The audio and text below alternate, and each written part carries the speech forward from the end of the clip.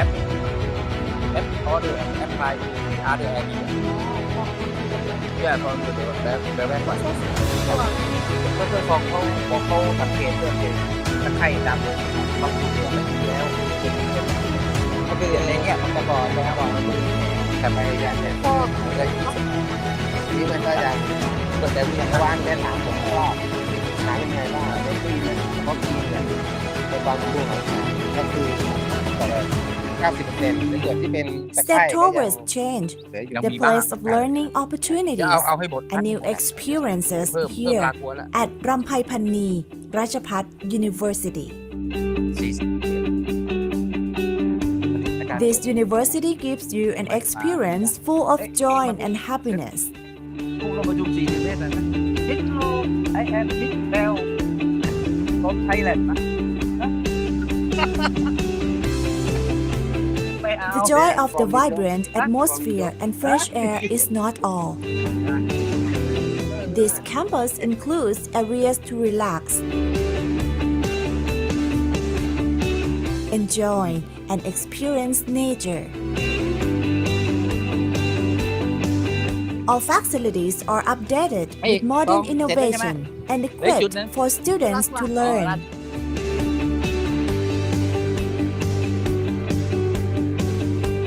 จับกุ้งวันไหน Go back to come back Thailand again about what day วะ next month about after 2 มัน weeks ยังตัวเล็กอยู่อาจารย์ โอ้ยังตัวเล็กอยู่เรื่องทันแล้วก็ส่งไปจีน2 อาทิตย์ อ๋อทัน you can go back to 2 weeks she allow come back to take flip เดี๋ยวให้มาจั โอบ เค can to eat เดี๋ยว him จับบ่อเหลือพา กุ้งก็ได้ มาแล้วอาจารย์ อาจารย์เกษมครับ ครับ ครับตอนนี้ผมออนไลน์แล้วฮะเดี๋ยวกันโปรแกรมจะเริ่มแต่ผมจะแนะนำนิดหน่อยแล้วก็ตามที่เราคุยกันไว้ครับแล้วเดี๋ยวผมก็จะให้อาจารย์เกษมพูดนิดหน่อยก่อนที่จะเปิดวิดีโอนะครับ Oh that's good I win yeah I win I didn't do so okay you hear me welcome back everyone Okay, now it seems like Professor Kasem with us today but actually yesterday he went back to Bangkok he drove the car by himself after the meeting and now he is now in Bangkok so I will show already will introduce you a little program on today and after that he will say something and today we will have like a video mp4 that the video will run continuously from the first video EP1 until EP4 it will be end about 3 p.m. so Professor Kasem he is now in the channel so please let Professor Kasem say something before starting the MP4 please welcome Professor Kasem okay good day everybody today you can see I am in the organic golf court see this is I will bring you here also because it's time I have to come to check the result and apply the bio product in the organic golf court and I already make MP4 to show you today about the AATSEA laboratory what we have done and also the RIMOA Introduction of modern organic agriculture laboratory also what we have done research and also I will show you about the detail about the how to make the bio product you can see by your eye how to make bio product step by step and also how to make natural product nano lister step by step you can see through and at the same time in afternoon our guest special guest will be presented like Dr. Jiu Song from China will be present about the natural product nano lister for plant immunity and also we have the special guest from Philippines two from Philippines they will present about insect fungi and about the carbon emission and others so I hope you will be happy you happy then tomorrow see me sure tomorrow we like in the field something like this tomorrow something like this we work in the field okay thank you good day everybody I will be all I will be in online all the time. Okay, thank you. Thank You you, can start Professor now. Kasem. Okay, yes. As he said, he will be with us like this, like online channel. If you have question, you can type, and I will collect the question as Yes. every day Yes. before. But by the way, but sometimes if he see the question, he will answer suddenly. We will see what will happen today. Okay, so I have to inform you that to make only one episode video for 1.5 hour is not that easy. He took the whole day and make really good MP4 within 1.5 hour for us to see, but he used the whole day. So please keep in touch with the episode of the video. Thank you very much. ทีมงานฝั่งนู้นครับเปิดวิดีโอได้เลยครับ Thank you very much.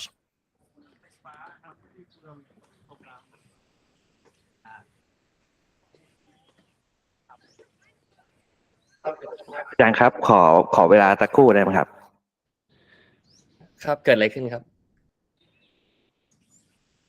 Okay, my staff told me that could you please give us a little while maybe like a technical issue.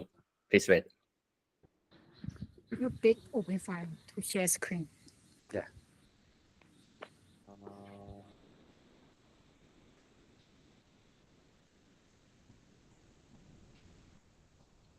Actually, on presentation we make like group every session, and also make MP4, and we will download we will upload into the website also. You can follow up later also like that. And tomorrow will be happy with me in the field like this. Tomorrow tomorrow I will do a lot. How to check the soil, how to like that, how to check the soil, how to use a quick test in the field, like that, and check nitrate, check everything by our quick test.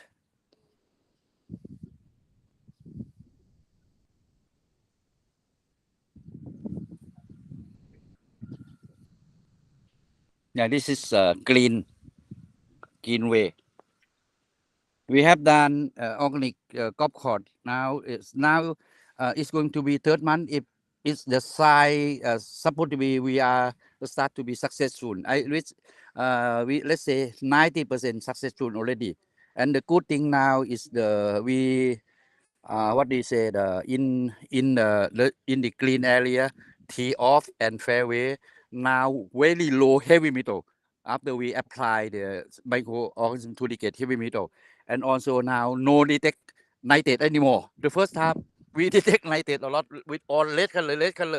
By the time like today we check no nitrate already. And pesticide residue also we check is no more already after 3 months. Yeah, like that. But we have control also. The control here, that means the area that they still use a chemical.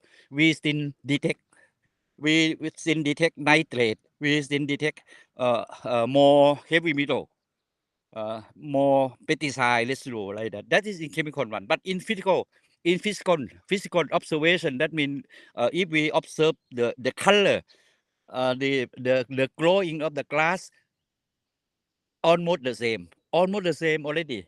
So that's why if we successful to do organic crop cord, why the people, the golfer will be love it and come to play golf cord with very healthy. Like for example, last week I came here, we are spraying. I hear the golfer said, "Oh, we have to go away because they are spraying pesticide."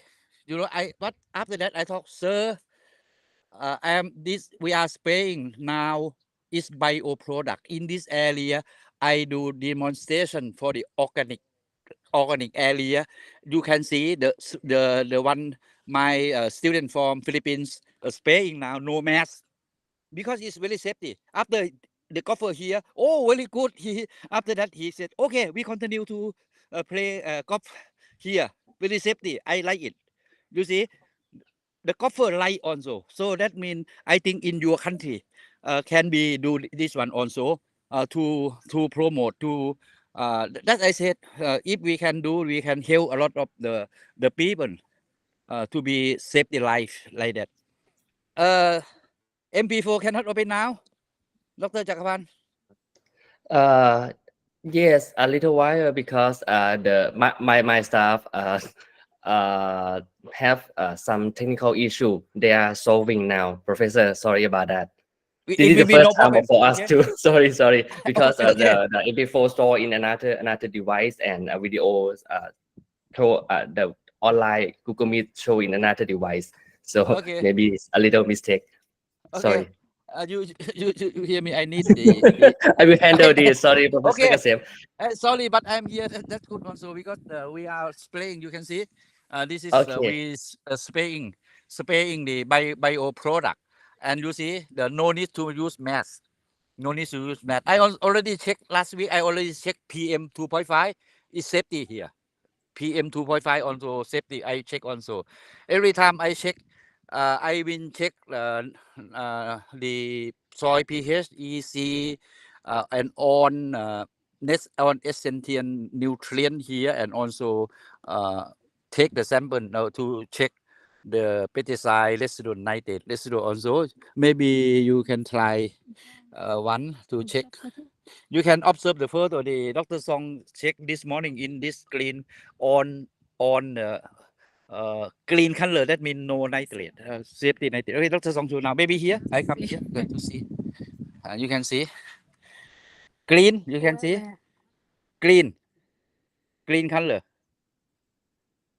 That mean in this area in the this is okay. Should be Okay, clean also. yes. Okay, yeah, thank you. So that mean in this demonstration area clean in the clean is no nitrate already. See, so I so happy also the result. It's control. You see in control. Oh, Dr. Song say the control. You see in the chemical area. You see, we see the red color.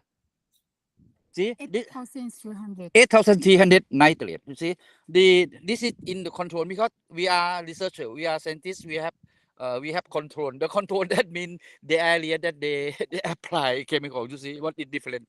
We can see immediately like that.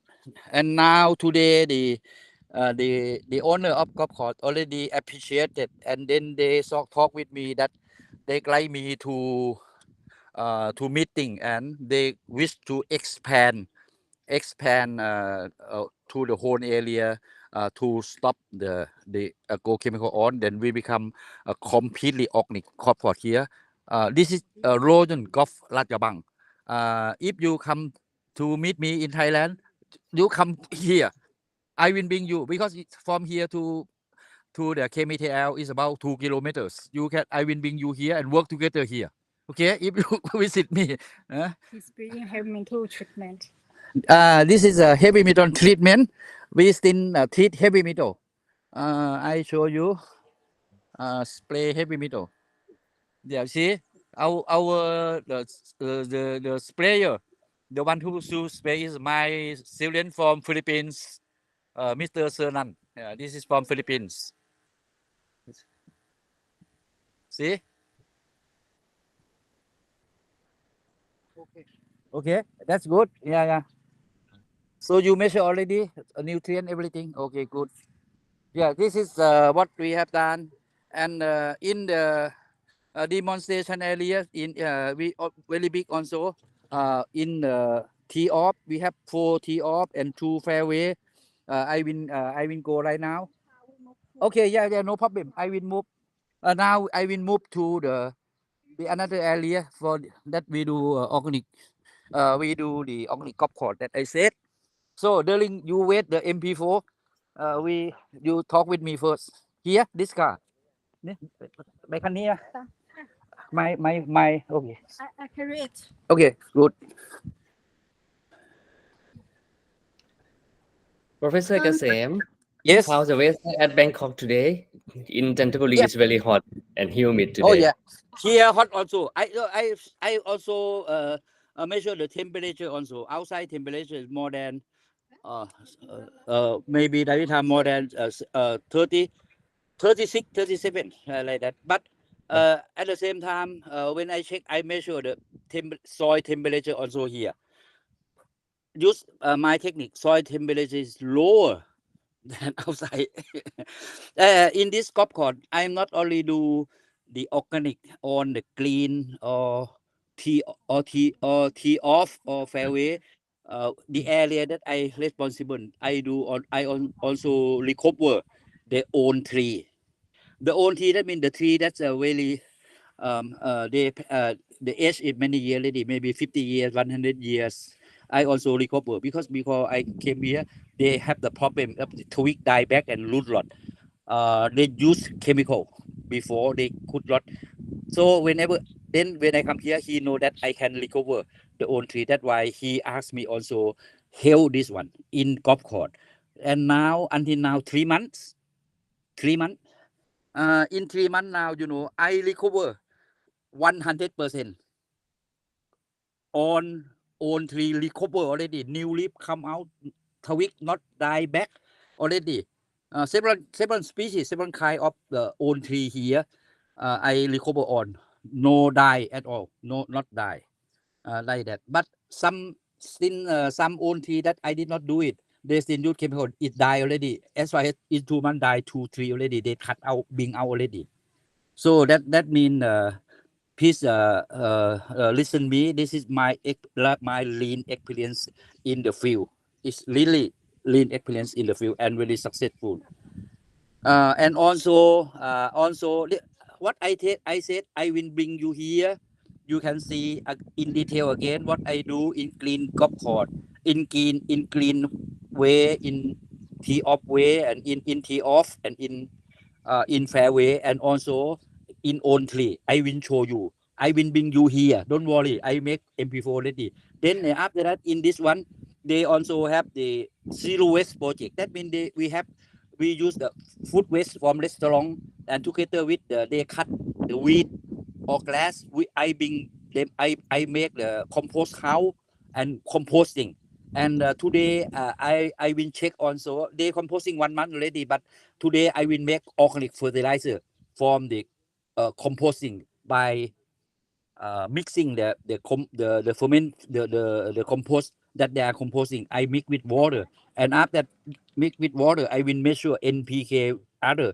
If nitrogen is over 500 ppm and other over 500, I mean measure element.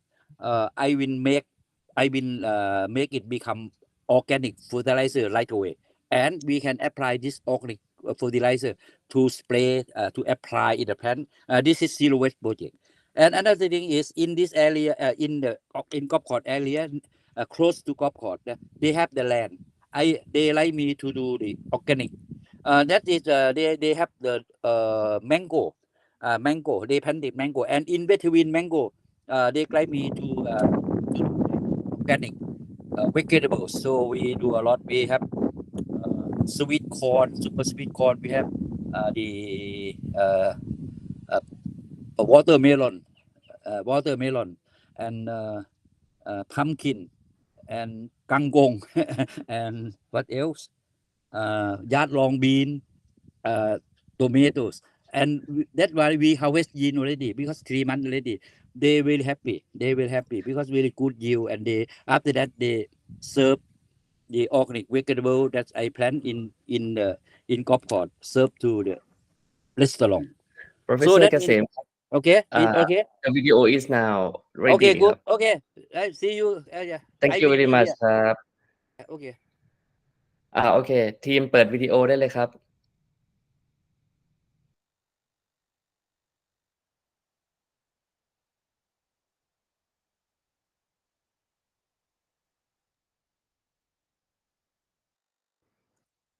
organizing team ครับเชิญเปิดวิดีโอได้เลยครับ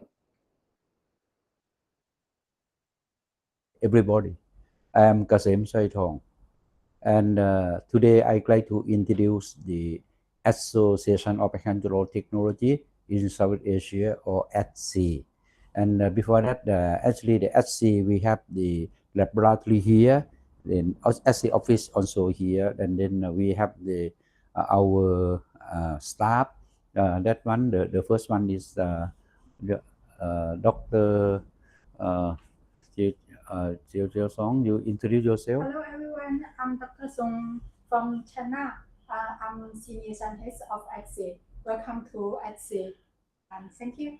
Yeah, this is our senior scientist. And second one, introduce yourself. Hi, my name is Ben Yapa. I'm researcher at AATSEA. Yeah, this researcher at AATSEA. We also have the Dr. Lung Lat, also the scientist in our laboratory, and also we have about the technician. No, about technician, we have about three technicians. They are working now. So I'd like to let everybody know that AATSEA or Association of Agricultural Technology in South Asia has been established from the year of 2011 until now is about 15 years ago, and AATSEA is non-profitable organizations, and we try to group the scientists in South Asia, and finally we have our scientists group from on almost over the world, that we have about now 18 countries from Russia, Finland, Egypt, Nigeria, Botswana, and also in Asia, from Japan, from Egypt, Iran, and South Asia on. This is in detail. And the scientists that we are trying to group together, share experiences together about research. And what we have done, that we concentrate the research for environmental protection. And that means we try to do the research that can be the protect our environment in the field of the agriculture, and especially about the how to stop the toxic agrochemical, because toxic agrochemical are now on over the world. The toxic agrochemical, they are listed in soil, in water, in environment, and also in agricultural input, in food also. Let the human being get the cancer and very short life. So what we have done is we just try to our best to promote to each other. And this is all scientists that together with us, we something like we are sacrifice work for the society by our knowledge, by our experiences. So what we have done is we have many activity. The main activity, we have after we group together, we like to promote the young scientists also, and that's why we established the International Journal of Agricultural Technology. I will talk later. We established the International Journal of Agricultural Technology, or IJAT. This time indexed by SJR Scopus Q3. And the second one is every year, 11 years ago until now, we organize the International Conference on Integration of Science and Technology for Sustainable Development, move country by country. We moved from Thailand to Laos, from Laos to Myanmar, from Myanmar to Philippines, from Philippines to Vietnam also, and Indonesia, and China, and India, and last year, and during the COVID, 2 years of COVID, we cannot move on. So after COVID, we organized we went back to organize in India. That the icon IKIST, International Conference on Integration of Science and Technology for Sustainable Development, or IKIST. So the IKIST 11 we organized in India last time, and this year we organized at Rajabhat Lamaiphani University, Thailand. This one will be the 12th IKIST that we organizes. The main key that we like to organize the international conference. That means we like or we wish to let the scientists in the same field in agriculture, especially for on in organic agriculture, ecology, environmental protection, come to join together, share experiences together, and especially the young scientists. The young scientists can have chance to present their work and improve their work by experiences, exchange experiences, and listen or communication with their senior scientists to meet each other. And this is our target. And the other is we are do research also. We are do research, especially me. I am doing research. Actually, until now is over 30 years. So my research I based on the after I finished Dr. Ligi from UP Los Angeles, University of the Philippines Los Angeles, in 1989. Until now, I have been doing research until now. So we have released of a lot of the bioproduct. My field of specialization is about plant pathology, microbiology, and after that I have been collaboration with many scientists from many countries to develop and doing research, try to search and develop the bioorganic products to be used instead of the chemical fertilizer. By this time, we have full set of that one. So this is what we have done. And the last one, we now we do organic certified. Her nickname is Tong. You know already. We do organic certified. I will talk later how AATSEA certified organic in Thailand and in some country. Until now is about 8 years already. So firstly, I'd like to present some of the my bioproduct that I released. Actually, the first one that I have been done is about this one, Chitomium.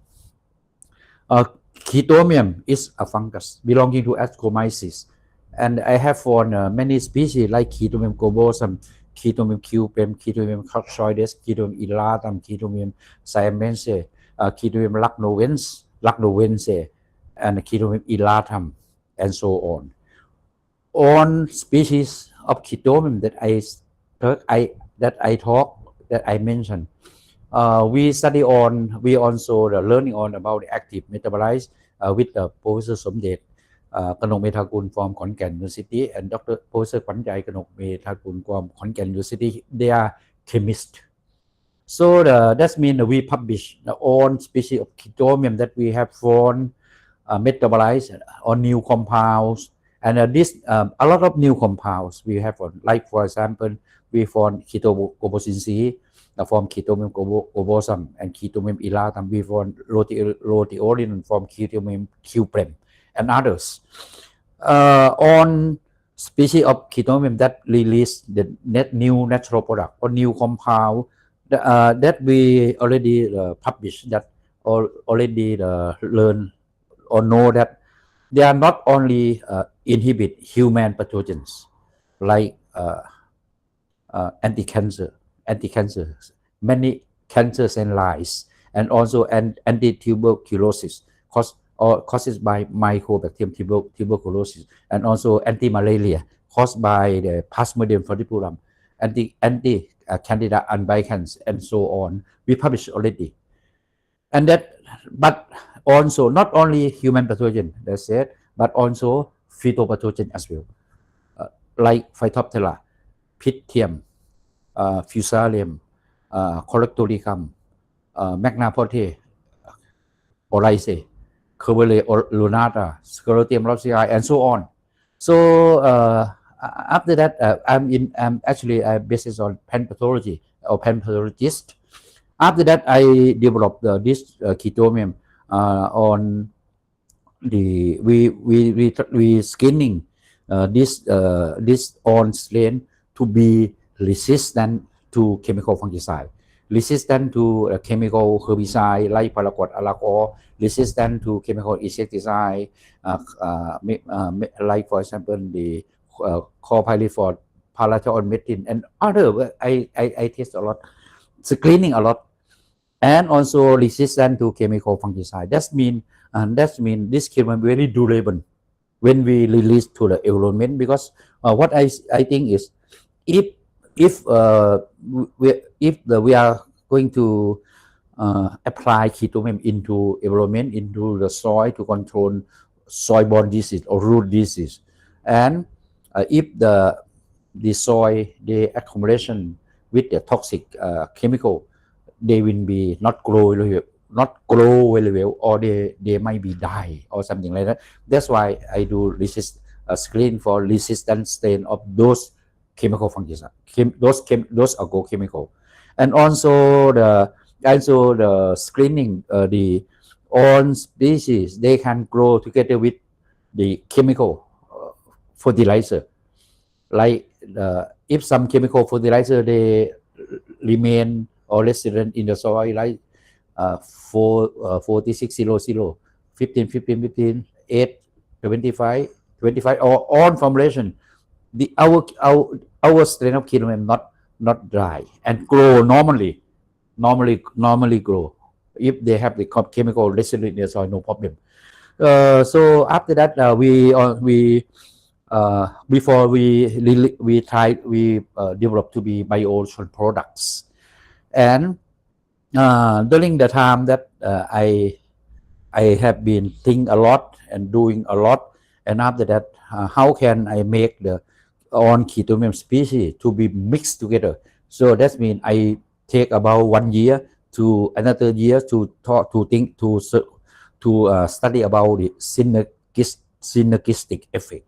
That means all species of ketonium they can live together in the same place, not antagonistic to each other.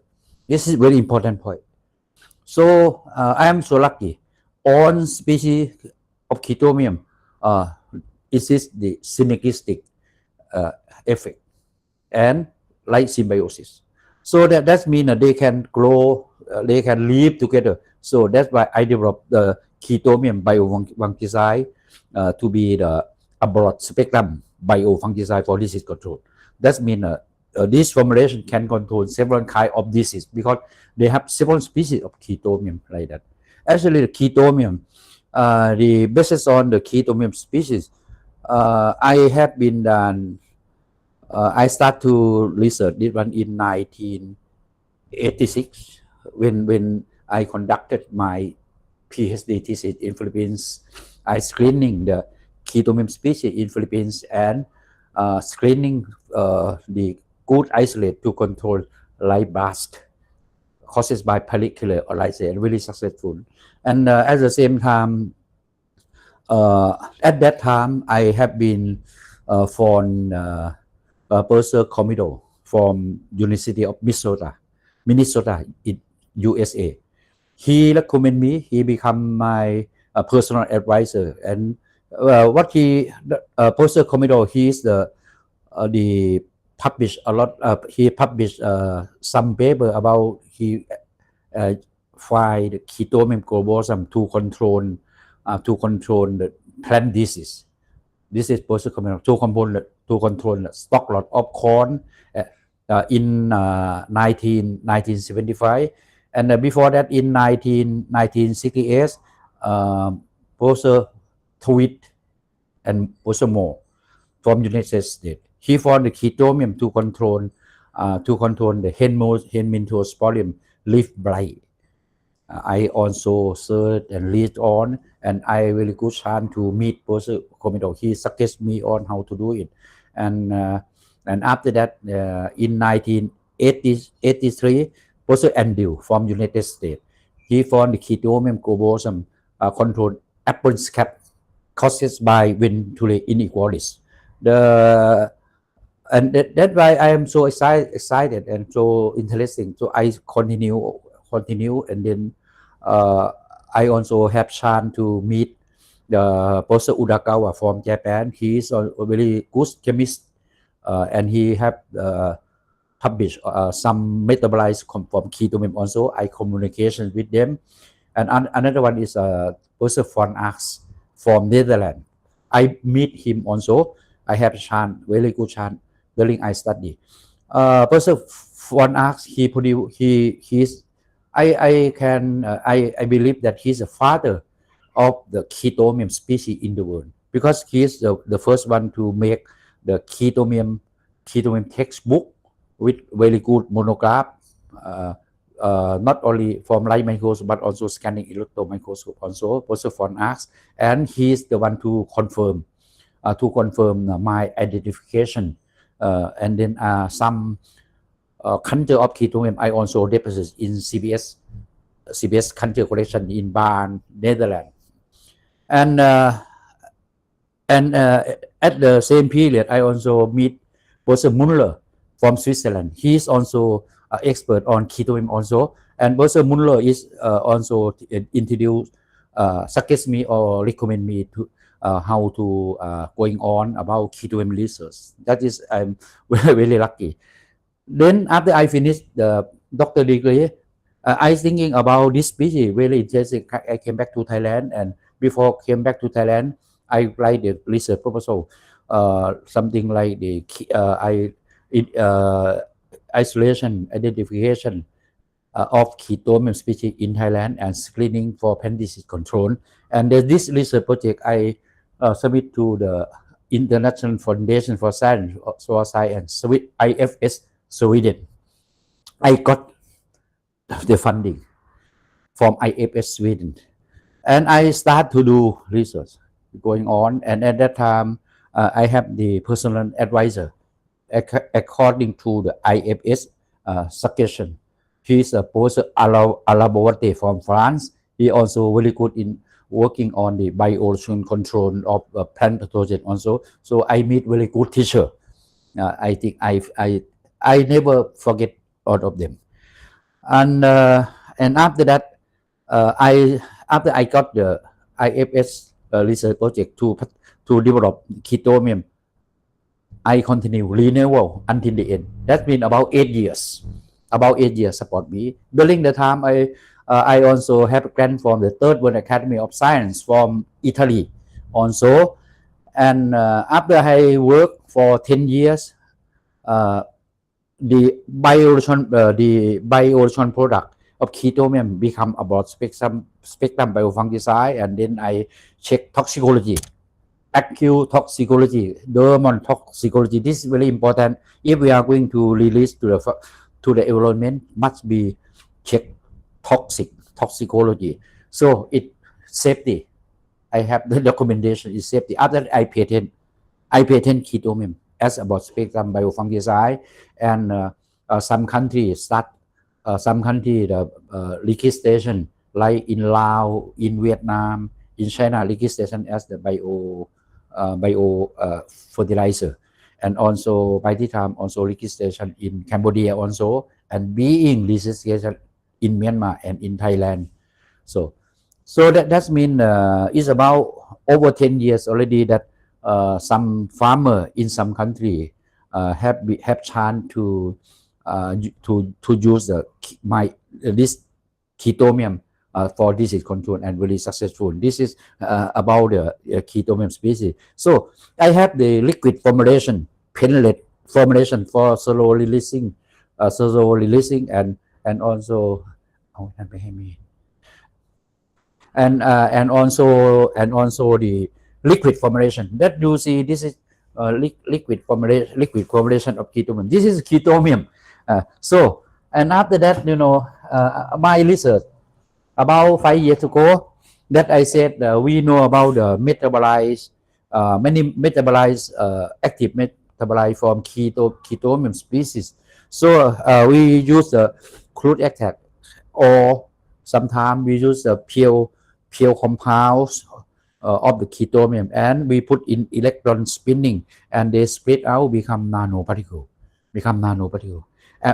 And this nanoparticle or nanofiber we formulation, after formulation, we apply this nano is I call nano elixir, or sometimes we call atomic elixir.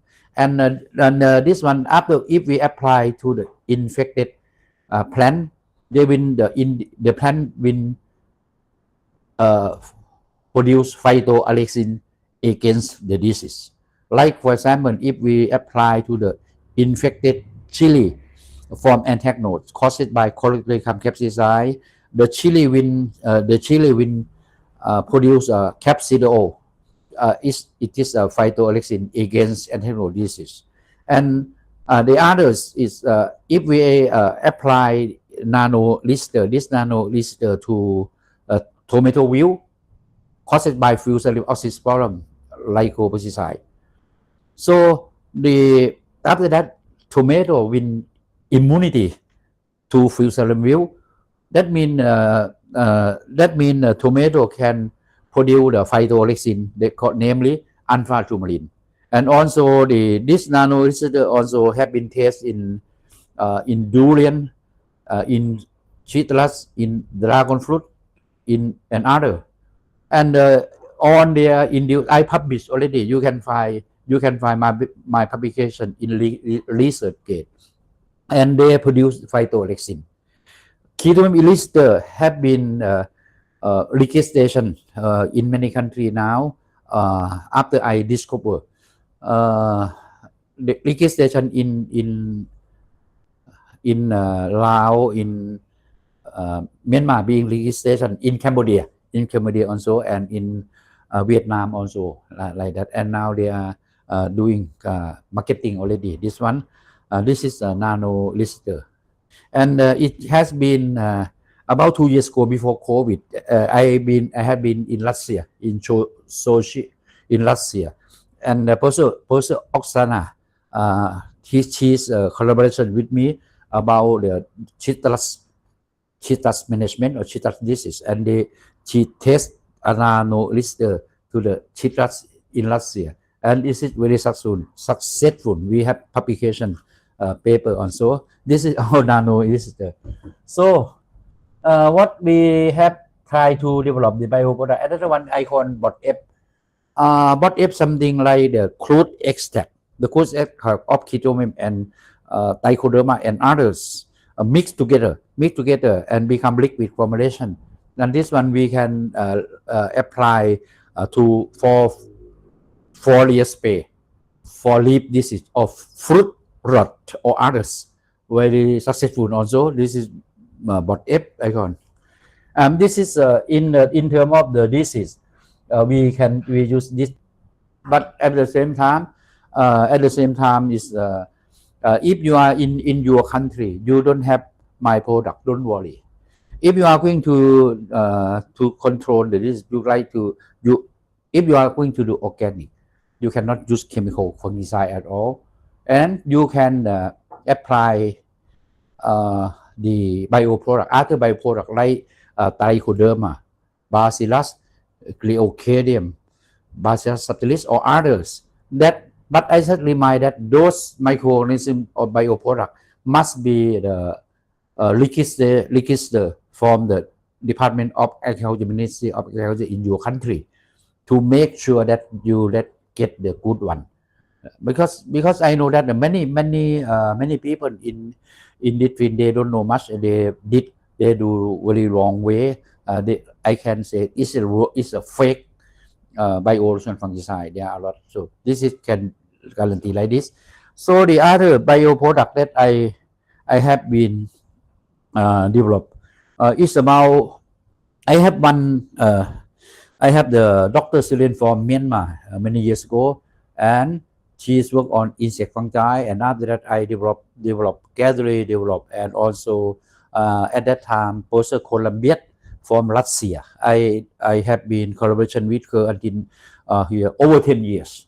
Professor Columbia also very good he's a microbiologist, and he also worked on BT, Bacillus thuringiensis. So that's why I wrote until now I have some effective species. We call first one we have icon too easy talk icon bio insect. Bio insect, this is mainly included with metallizium and Bewulia. Now this is my isolate, and we develop to control some insect and worm, farm insect and worm. In detail, I will inform you later. And another one is this is Bacillus thuringiensis. I call it Lacua. Lacua is a Bacillus thuringiensis. This is can give very good control of the worm, some worm and insect. I think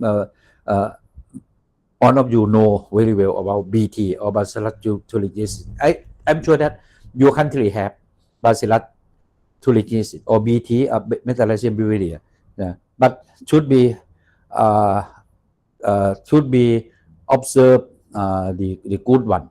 And if someone like to produce by yourself, I will introduce during we are going to lab my laboratory of microbial laboratory. I will introduce you about the microorganism, that how can you maintain your microorganism to be effective all the time. This is very important.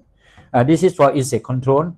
This is our product, and the our product is normally I also do research a lot. About 30 years ago, during the time that I work on chitomium, I always go to forestry to take the soil sample, and also at that time I work on mushroom production. Also I also go to forestry to collect mushroom and also to collect the soil, the rich soil high. That means the soil high organic matter, and then I bring the sample of the soil, come to isolation and finding chitomium. Also at the same time, I do a lot of things. Now I have a book of for example, I have a textbook of mushroom and macrofungi in Thailand also. then at that time, after I got the many strain of fungi and bacteria, then we screening for fungi and bacteria that they can produce some enzymes or enzymatic microorganisms. That means we find the fungi, like for example, we find the Aperas oryzae, they can produce cellulase, decay cellulose. Chitomium can produce ligninase, decay lignin, and we have mucus species, penicillium species, Sartoria species, Emericella loculosa, Emericella nidulans, and also the mucus cercinoloides, and others. Then in each species of microorganisms, they can produce different kind of enzyme, like enzyme cellulase, ligninase, protease, lipase, amylase, and this one after we have a group of the microorganisms that can produce many kind of enzyme. The purpose is I also screening as chitomium, screening for resistance to chemicals, screening for for synergistic effect. That means they can combine together. And also I also the screening for they can deliver from the pH very acid, pH 3 to pH 6, 8, they can grow, something like that. Even temperature, I screening from temperature 7, 8 and until temperature until 35, they can grow also, not die or something like that. Chitomium also screen like it. And after that, about I think 30 years, almost 30 years ago, I have biodecomposer. The first time this biodecomposer, the Thai government support me for 5 years to promote the farmer to make the compost or organic fertilizer to increase rice yield 5 year, 5 year. Northeast, I so successful. I so successful because at that time nobody believed that we start to learn, we start to know that about our environment, our environment is changing, and we have to do something to protect our environment. Otherwise, we are scientists. We have to do. Otherwise, our world will be a lot of disaster, a lot of the a lot of the environmental problem, something like that. So we try. So at that time, I developed biodecomposer for degrade to make compost or compost production, and I develop. I also help the farmer. Whenever the farmer like me to help, I will help like that until now. You see. Then this one we call biodecomposer. This is 1 liter can make the composting to be 1 ton, like that. So after that, I also finding the microorganism that can degrade phosphorus, like can degrade log phosphate, animal bone, yeah. And after we degrade available or soluble phosphorus will come out a lot. So that means we have microorganism, and also we also screening microorganism to degrade potassium, like potassium feldspar or ash. Those I mentioned, they have potassium, but not in available form. But if they have the microorganism to degrade, like Penicillium aspirinus species, after degrade they will release a lot of potassium. So that's it. And after that, I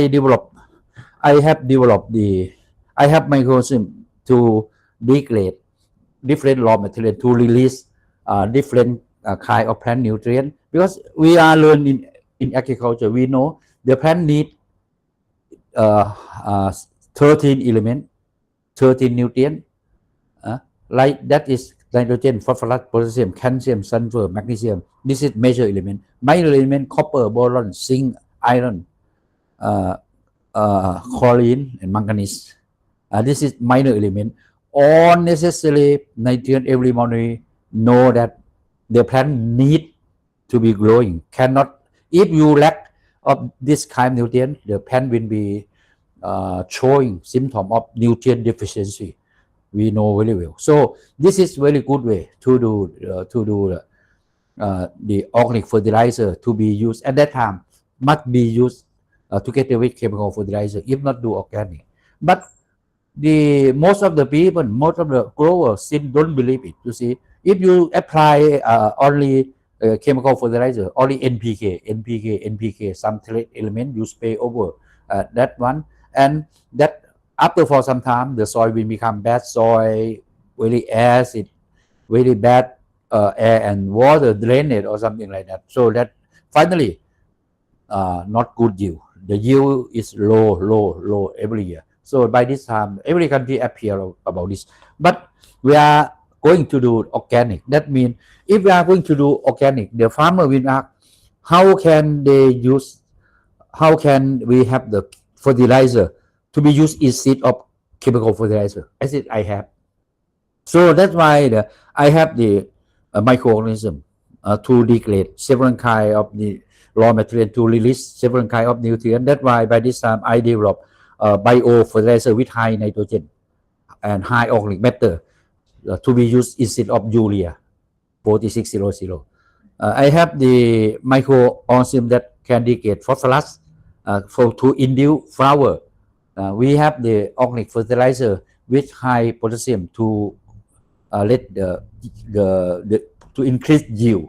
The fruit will be bigger or something like that. And we also develop or produce the bioorganic fertilizer with high natural NPK equal to chemical fertilizer. So you forget chemical fertilizer at all.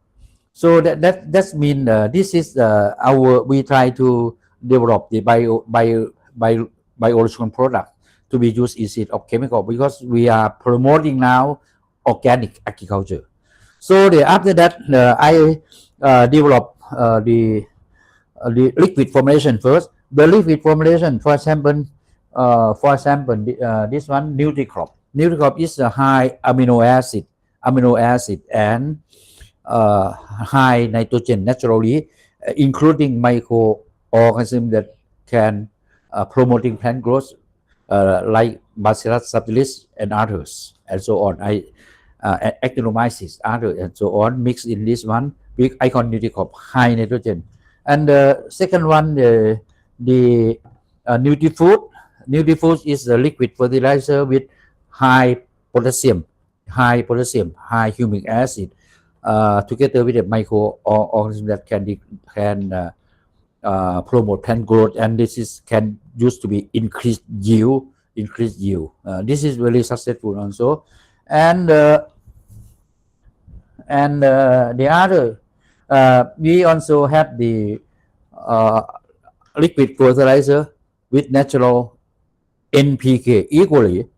So this is also include the microorganism that promoting plant growth. This can use to foliar spray or spray into the soil, into soil, can be, and very, very successful. Now this is a liquid fertilizer with different formulation. At the same time, we are doing the organic. So sometimes the farmer they try to stimulate the flower. They like to stimulate flowering, so with by organic way. So I develop bioflower. Bioflower is organic substance. If can be used, can be sprayed to stimulate flowering induction, and this is very successful also. So that means we no need chemical add on. And another one is sometimes we have to stimulate new root come out, new leaf flush come out, or even sometimes in fruit very easy to fall down, even durian, date palm, citrus, pomelo, lemon, the easy to fall down. So I use Keytech to stop the food drop like that. What is the Keytech is the derivative of chitosan. The derivative of chitosan, and we become nano chitosan, and mixed with some microorganisms like Bacillus subtilis mixed together, and this one can be used to stimulate root, stimulate flower, and also delay or stop food drop. Very good also. This one very successful. And we have the on full set, and what we have done is the recently, actually many years ago, I have been searching, looking for the soil revitalization or soil elimination. That means in the soil, in water, there are contamination with heavy metals, and heavy metal also they cause cancer. So that and then I collaboration with some scientists from India, like Dr. Lalitha, the others. By this time, we have the several strain of bacteria and fungi. They can degrade heavy metal, and in detail, I can do this. I will tell you. We have some publication also, and by this time we release our product, bio product, for to degrade heavy metal. We have soil remediation to degrade heavy metal in the soil, in water and environment. This is really effective also. That's it. And this is the bio product that developed by me, and by this time we have the AATSEA laboratory here. Actually, we have two laboratories. This is AATSEA laboratory, and then I already introduced RIMO. RIMO is Research Institute of Modern Agriculture, belonging to King Mongkut Institute of Technology, Latjabang, Thailand. This is a government. This is a government university. I'm still work in at the King Mongkut Institute of Technology, but Latbang. We have laboratory there also. So we have 2 laboratories. So what we developed the other thing is the organic fertilizer in, because the organic fertilizer in liquid formulation sometimes is the nutrient is not enough. But if we are going to do the organic fertilizer in powder form, in pellet form, you will have all nutrient necessary on the plant. Like for example, if you develop the organic fertilizer with high end, nitrogen is high. But not only nitrogen, they will have phosphorus, potassium, calcium, sulfur, magnesium, and others. We will have copper, boron, zinc, choline, iron, manganese. They have on necessary nutrient, but nitrogen is the highest one.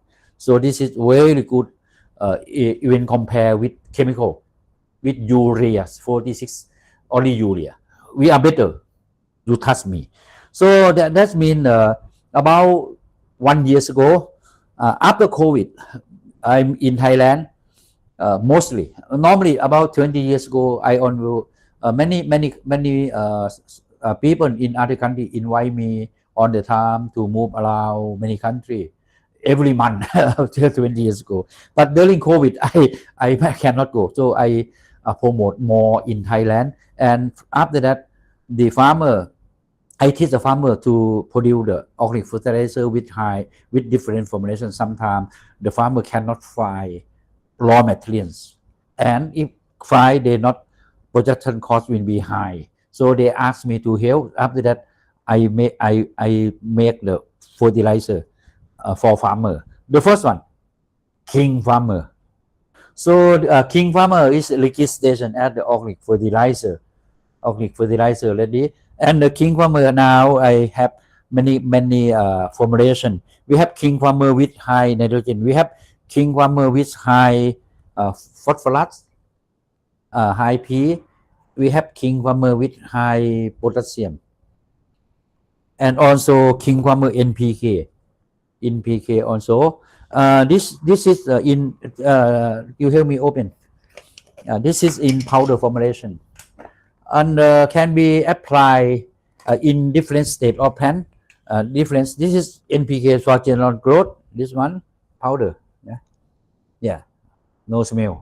No smell. And this one high P to induce flower. High phosphorus. And this is high K to increase yield. This is powder formation. That means King Farmer organic fertilizer also we produce in powder formulation to be used for organic production in vegetable, in fruit, in many kind of plant. But after we apply this one will have available nutrient for the plant growth. But about recently, actually about a few months ago, because I'm the teaching or working at the King Mongkut Institute of Technology. By this time, I also in charge of the director of the Research Institute of Modern Organic Agriculture, or RIMO, KMTL Thailand. And after that, I talked with the president of KMTL and staff. We try to help the farmer. And then finally, the university decided to open the company. They call K1 company, belonging to KMTL. This is a government one, to produce the organic fertilizer, another brand. Now you can see that one. We can see Four Kings organic fertilizer. The Four King organic fertilizer. Actually, I have many strain of microorganism. I use different strain of microorganism to different formulation when compared with the King Farmer, because I work over 30 years until now. So this is the but the King Farmer but forking, nah, as I said, forking we make pellet formulation, only pellet formulation. You can see pellet. This is pellet formulation. So forking also we have the forking organic fertilizer with high nitrogen formula, high phosphorus formula, high potassium formula, and also NPK formula also, but in pellet form. Just separate that king farmer is powder form, forking it pellet form. So this is a full set of the agricultural input that we can support to organic farmer. If organic farmer have the problem, we can support. Except for organic fertilizer, except for king farmer and forking, the product, biocon product that I point here, if in Thailand, if the Thai farmer they like to use, I will let they become the member, and I produce and I did not get the profit. That's only production cost, to help the farmer on this one. That's it. That's it. We are doing now. Yeah, you see, this is our research. Now I'm going on to do research. Also, I will show you later. So this is the actual input for organic production. Then when we talk about another activity about organic certified, for organic certified, I have been certified organic by AATSEA, by Association of Chemical Technology in South Asia. In the world now, they have the organic certified body, many also, like IFOM. IFOM is International Federation of Organic External Movement from Italy, Germany. They have IFOM Asia, IFOM Africa, or all over the world. They have the regulation. They also have the organic USDA, organic JAS, Japan, and in each country have organic regulation also. But those of the organic certified body is a bit different from AATSEA. That's why, for example, in general, if the farmer, the farmer or the organic grower, they like to certify organic, it seem to be difficult. You must have the plan to be the border area, or you have to good water. You have many things, many requirements, but but it is very difficult. But for AATSEA, we modify. Actually, in general, regulation the same, but we modify. What we modify? We modify, that means if whenever the farmer like to do organic, I like the farmer stop right away, to stop immediately, and after they stop, we will go to check soil, water, environment, surrounding environment, and after that, after we check, we have the quick test into the field. We have been checked. This is just for example. Just show you for example. Tong, send me one. This one we quick test. We check the for example core pyrifos, the insect, insecticide, literally in soil, in water, in crop, in plant, in fruit, like that. And we also check organochloride. This is quick test organochloride. When live, I will show you again when we live organochloride, and also this also insecticide, pyrethroid group also. This is a chemical insecticide. And this one another technique. This on quick hit pyrethroid group, and others. We also have the quick test to check the chemical herbicide, glyphosate, and another one paraquat also. This is herbicide. And others, we check chlorothalonil, just for example. And also this one, carbendazim for disease control. This is for antagonists, disease control. And others, we check, we have more than this. And also check this one, organophosphate and carbamide. We have we have this one, we have this one and this one. I will show when I live in the farm, in the organic farm. I will live and show you again. And we also have we also make something like video to let you learn also about this. And this is a quick test in the farm. And also we also, not only pesticide, AATSEA organic certified will check nitrate. Yeah, nitrite.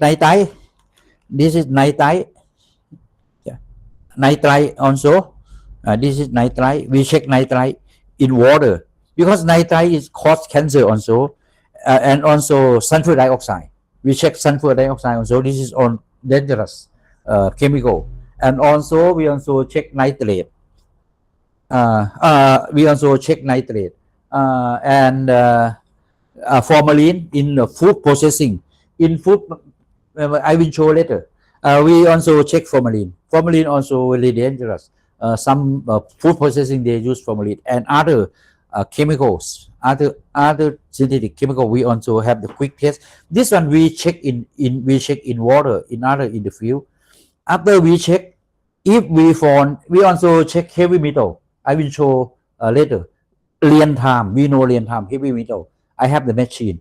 If they have heavy metal, for example, we have we will introduce microorganisms that can degrade heavy metal. And the other also, we will recommendation suggestion how to reduce or decrease or get rid of those toxic chemical that contamination in soil, in water. We have knowledge. That means our organic inspectors. Our organic inspector will work as organic expert as well. That means if they said you must stop to use the chemical, you must stop to use chemical fertilizer, we have to recommend them to do which organic fertilizer can be to be used instead of chemical fertilizer. That means our organic inspector will work as the organic expert as well. We work with the farmer. We work, yeah. By this time, about I think 3 years ago. By this time, about 3 years ago, I training the organic inspector, international organic inspector, about at least 10 countries, at least 10 countries already. So after we check first one, you can see the result, something you see like it. Yeah, we check from soil, from water, and from vegetable, from fruit, durian fruit, citrus fruit, grapefruit, like that. But this is in general the result will show. This is a quick test. So after we see, we gradually go to help the farmer until we not found, not detected. This is I have done until not detected. On what I said, after not detected, I will look output. The output is durian fruit or grape or citrus or banana or papaya fruit. This is our output. We will take the sample and send to chemical analysis laboratory, ISO standard. And if chemical laboratory ISO standard, by the time we use AMAT. And if they check, after they check on chemical that I mentioned, after they check they not found, I will certify. Sorry, I should AMAT. I will find AMAT. Yeah, this one. Yeah, for example, this one, AMAT is the Asian Medical and Agricultural Laboratory and Research Center. So this is the report from Cocoa. This one, that's the lean time. We check on, you see, carbamate group, on and so on. Like that. We check on group. Then see The others also organophosphate. We check on in detail, many detail. No, sorry, I passed fast. And pyrethroid group, we check again. And also in SC laboratory, we check nitrate, nitrite, and heavy metal. This is we check. And you see, we also check human pathogen, Salmonella and E. coli. Also, this is human pathogen. Actually, we have quick test for Salmonella and E. coli also. You can bring. We have also. And what I have been this is we have conclusion already. AMAT, what we check, you see in detail, and we have the instruction of quick test instruction how to do it like that, and yeah, okay, that's okay. This is we check from Salmonella and E. coli by quick test also. See, so this is quick test.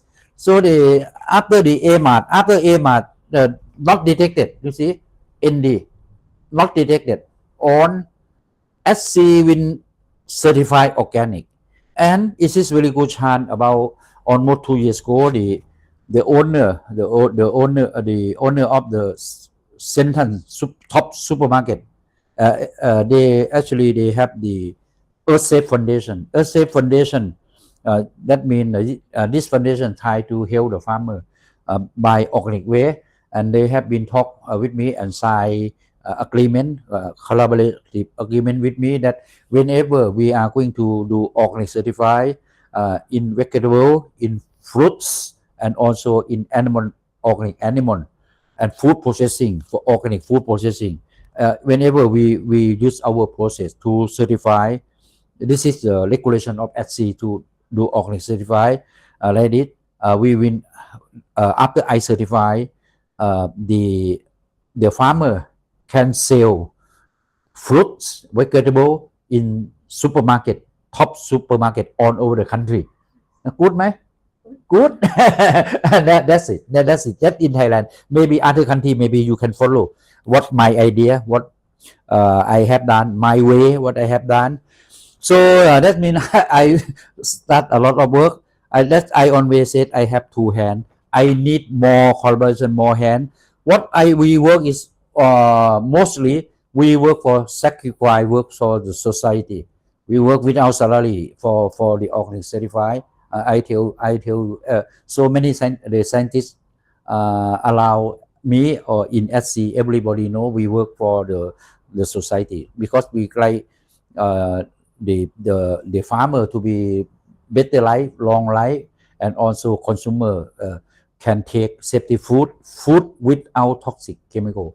So by this time, if I certify, I will certify by SC or certified by AATSEA, powered by SC organic certification, and also some I certify like RIMO SC organic certified. RIMO is Research Institute of Modern Organic Agriculture KMTL. This is a government. Also with collaboration. This is what we have done. So after that I will show you in my microbial laboratory, like that. So I'm sorry, before going to microbial laboratory, I have actually I have the release the textbook of the ketone. This is really thin, but I work for 30 years. I read only this. This is a scientist. Yeah, you see in the book that we can show what we have done. We see a lot of the chemical compound, and then a ketonium also, many species. This is my textbook. And also I have a chapter writing together with some scientists. This is organic farming for sustainable development, also organic farming for sustainable development, and also the basic and applied aspect of biopesticide. This one also. And now I am writing a chapter of book, at least three chapters will be released soon. So I like you to see what I mentioned already, that the AATSEA already doing the internet in IJAT or International Journal of Economic Technology or IJAT, and this is actually this journal is going to be 18 years already, and now it's indexed by SJR Scopus Q3. So this is I like to promote the young scientists to be published their research, because if we are going you are going to do research, you must be published some of your result to let the world, to let the society know what you have done is true, because scientific way, that means we can prove it's true or not, like that. This is very, very important.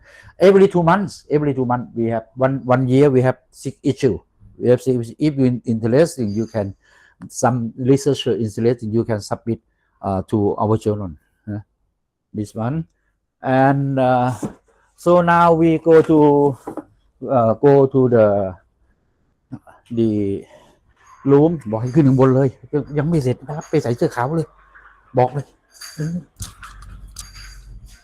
เร็วโอเคดู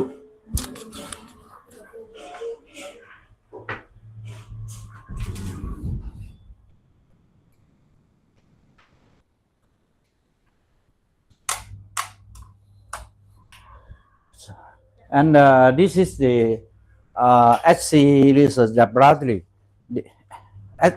AATSEA Research Laboratory, and the AATSEA Research Laboratory mostly we concentrate on the microbial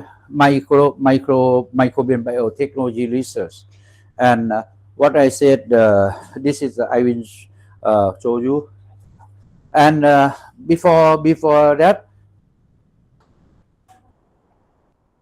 Before this, I like to show you about the nano illustrator product. You can see this is a nano particle or nano fiber, different with the different metabolites, and this is we make to be nano illustrator for plant immunity. This is we call nano fiber. I already mentioned. I just let you see this is the nano particle or nano fiber, how it look like. After that, this one I formulation to be, and then I call the nano elicitor for plant immunity. This one I will discuss in detail again about the nano elicitor. But in our laboratory we also have some equipment. This is we check organic matter in laboratory, just for quick test also.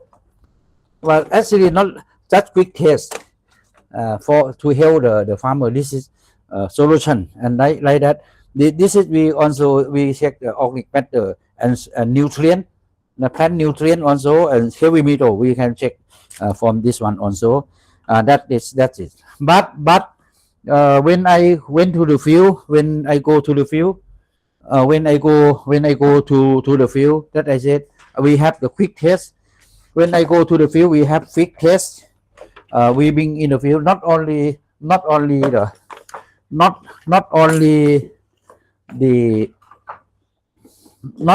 pesticide detection quick test, but also we measure the soil. We also measure the soil, the pH, measure pH of water. We check pH of soil, not only surface, also deep in the soil, and also we measure the soil temperature from the surface or deep into the soil. We measure the temperature, soil temperature also, and the equipment that we check. This is we check nitrogen, phosphorus, potassium, calcium, sulfur, magnesium. This is the lean time, and also pH. We know the lean time. This is can be checked.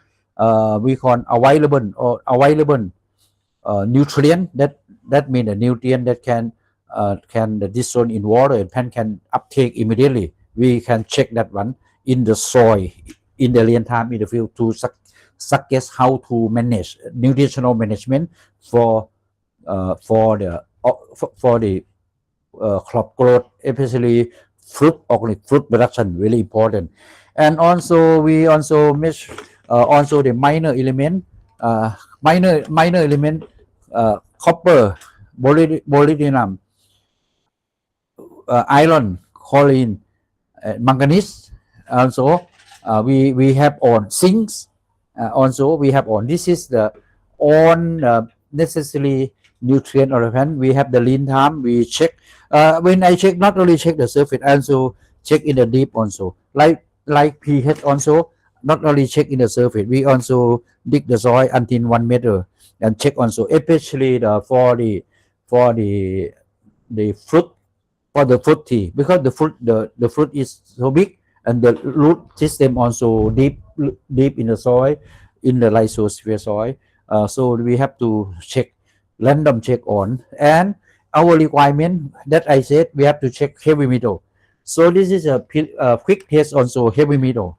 We also check heavy metal and we can know the length time from arsenic, As, chromium, Pb, lead, cadmium, and Hg, mercury. So we check the heavy metal also. That I said, if we find heavy metal is a lot over in soil, in water, we will recommend to apply the microorganism that can decay heavy metal. This is the sample. And also I have shown you already, we check the nitrite in water also, and we also check nitrate.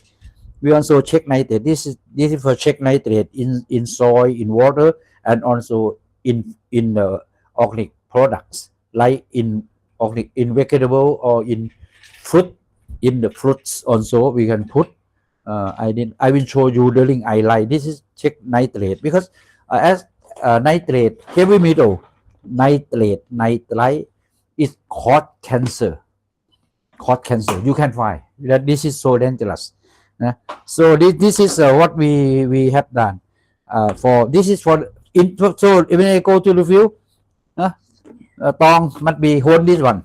Go to the field. Many people think, and Dr. Song from China also, Dr. Lung also, and I have another staff from Philippines also, and from Cambodia also. Dr. Pierre from Philippines, from Cambodia also come to help us. So now I like to explain a bit more about our laboratory that I said. This is you can see, this is the area that we culture microorganism. This is the beneficial microorganism on, and we have our technician.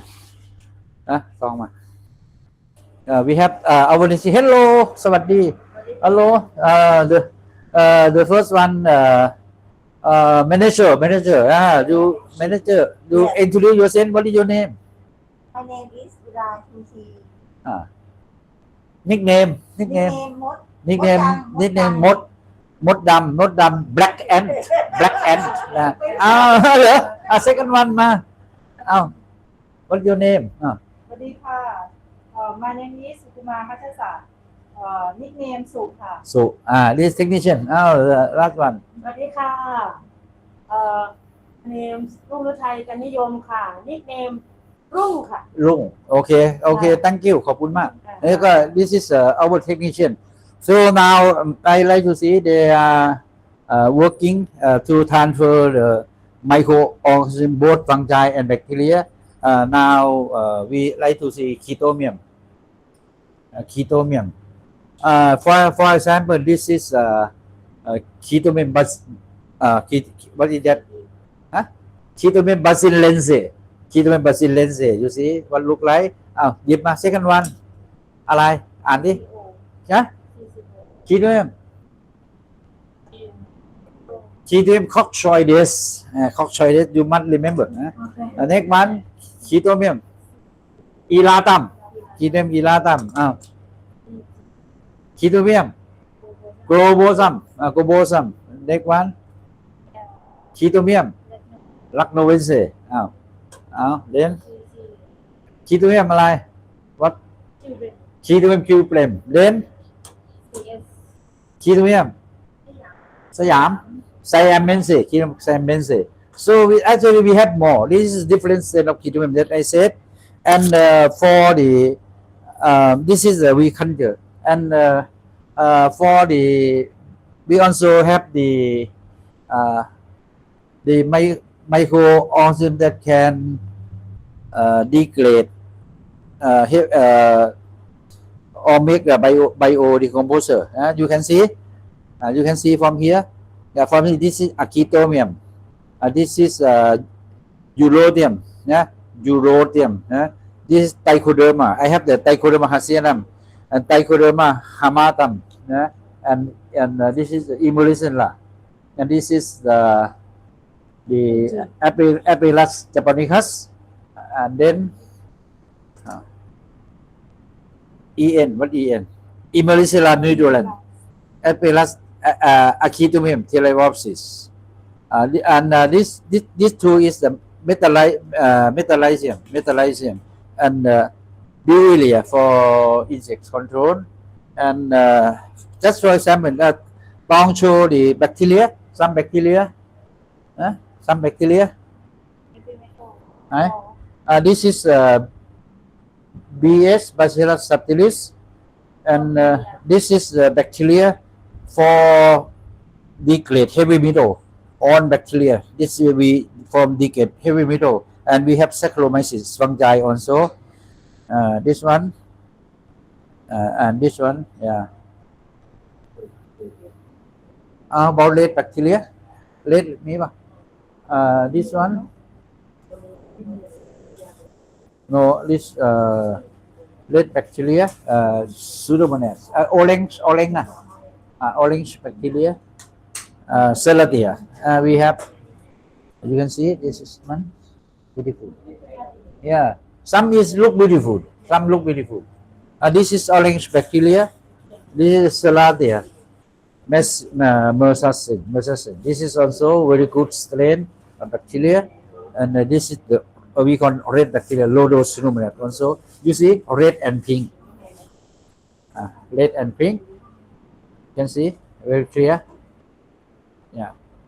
So this is we conjure that on our technician expert.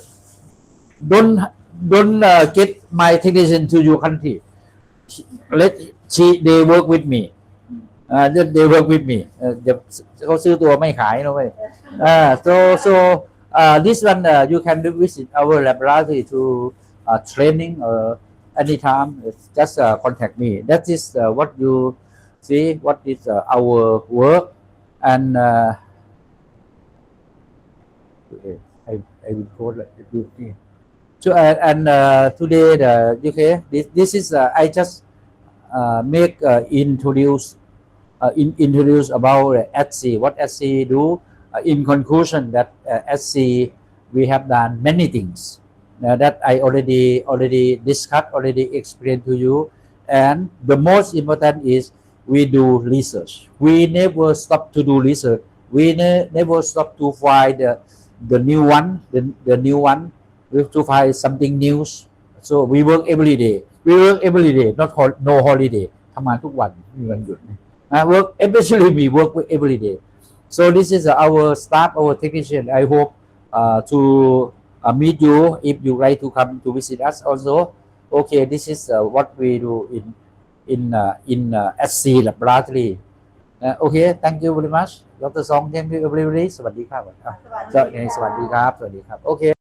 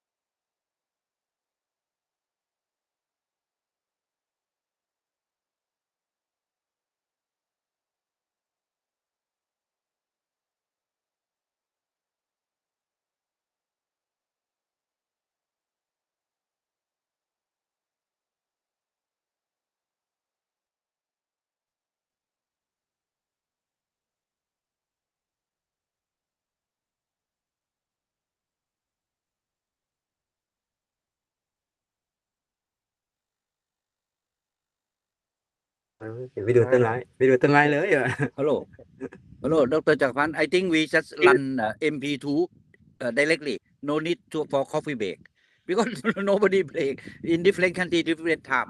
Just run MP2. Okay, just go on, go on. Okay, thank you. Okay, good day, everybody. Good day. So I would like to introduce our research institute of modern organic agriculture, King Mongkut Institute of Technology, Bangkok, Thailand, and this is I like on the participant for the online training on the organic fruit production. Know what we have done. So our research institute, we have many staff. We have visiting professor and we have the foreigner student, Thai student all together. So just today I like to introduce our staff. The first one is Professor Pakapong. You introduce yourself. Yeah. I'm Professor Dr. Pakapong Pongsuk from King Mongkut Institute of Technology, Lakabang, Thailand. Yeah. So Professor Pakapong, he is expert on extension, education, and also marketing for the organic products like that. Yeah, and that is we work together. So the second one is Mr. My name is Solvit Mansumat. Mr. Solvit is he's also work here about let's say manager of our research institute, and after that we have the Dr. Koi. You introduce yourself. Yeah. Hello, my name is Lungrat Waliket. I'm researcher in RIMOA. Okay. Yeah, and Dr. Lungrat also expert on the microorganism for agriculture also. So the next one is Dr. Priya. You introduce yourself. Hello, my name is Priya. I'm a staff here in RIMOA from Cambodia. Dr. Priya is graduated already, and now he is going to do the postdoctor about organic crop cord. This is Dr. Priya, postdoctor. So the next one is our research scholar. Yeah. Here, you introduce yourself. Good morning, I'm Sernan Fortus from the Philippines, and currently I'm studying master here in. Yeah. What about your research title? Yeah. I'm doing the organic hydroponics. Yeah. He tried to do the organic hydroponic. I hope you will be successful. Okay. So the next one is our other research scholar. Yeah. Introduce yourself.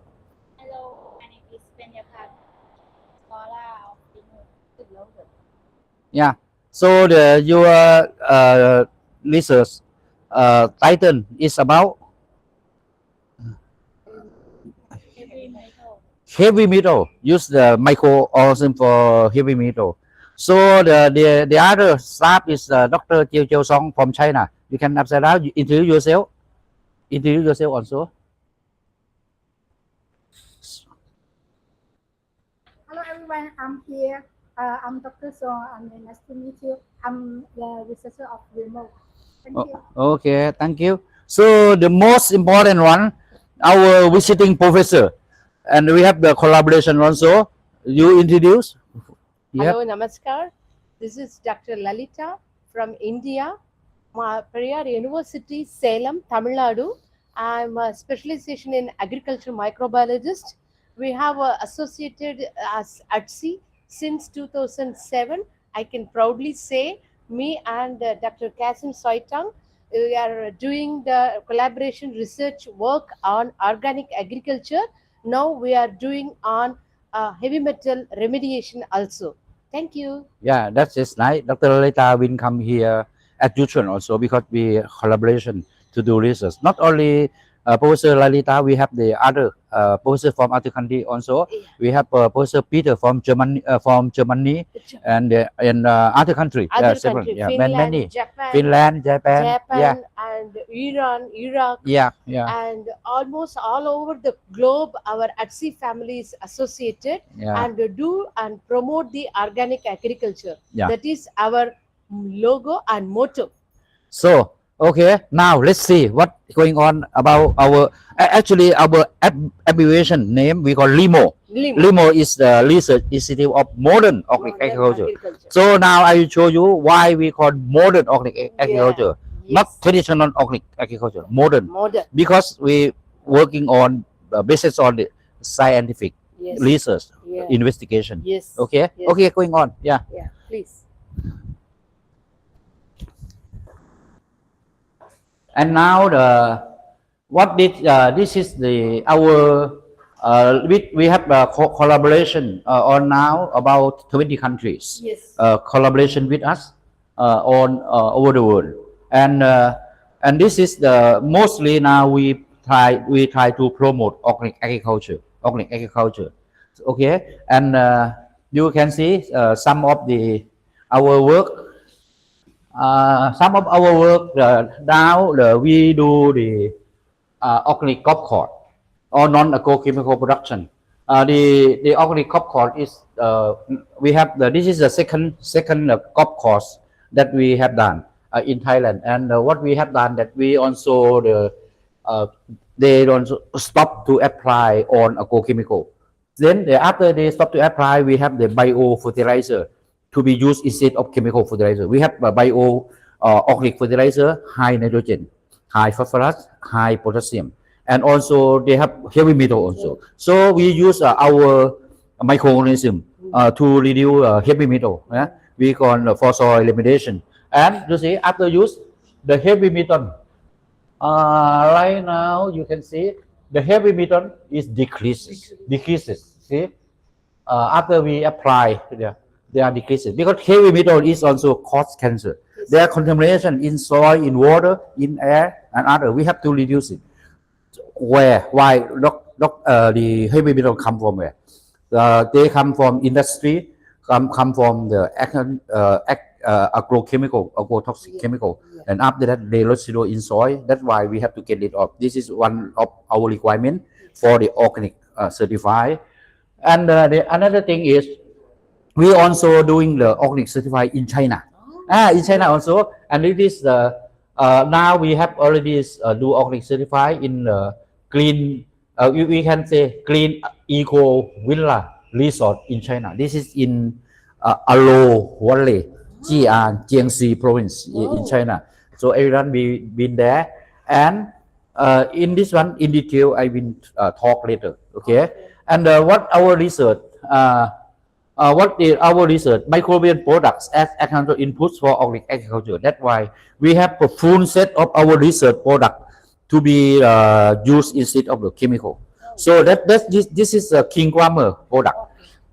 This is a high organic fertilizer, high end, and organic matter is 40-50%. And this is the organic fertilizer, high phosphorus for induced flower. And this organic fertilizer with high potassium to increase yield, and this is organic fertilizer with high natural NPK. So you have the different kind of the organic fertilizer, like chemical fertilizer also. Look like, see. So that means the farmer they forget chemical fertilizer at all.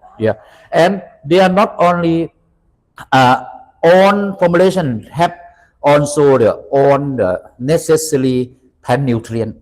That means they have on nitrogen, phosphorus, potassium, calcium, sulfur, magnesium, major element, and minor element also they have on, like copper, boron, molybdenum, choline, iron, manganese. They have on. See, then this is I think is better than chemical fertilizer. See, and another thing is we also have the product like with this one we have the NutriFood. This is a liquid organic fertilizer with high natural potassium with the microorganism promoting plant growth. For example, Bacillus subtilis also here, and this is the bio insect, including metallization and Bewillia for insect control. This is Lacua this is BT, Bacillus thuringiensis, Kerstaki, and the next one is this is the Bot F. Bot F is a crude extract of whose metabolite extract from chitomium. Used to disease control also, and this one chitomium. Chitomium is a group of the fungi that I do research or almost 30 years. I have different strain of chitomium, and now we develop to be the biofungicide for this, for about broad spectrum biofungicide. This is very good.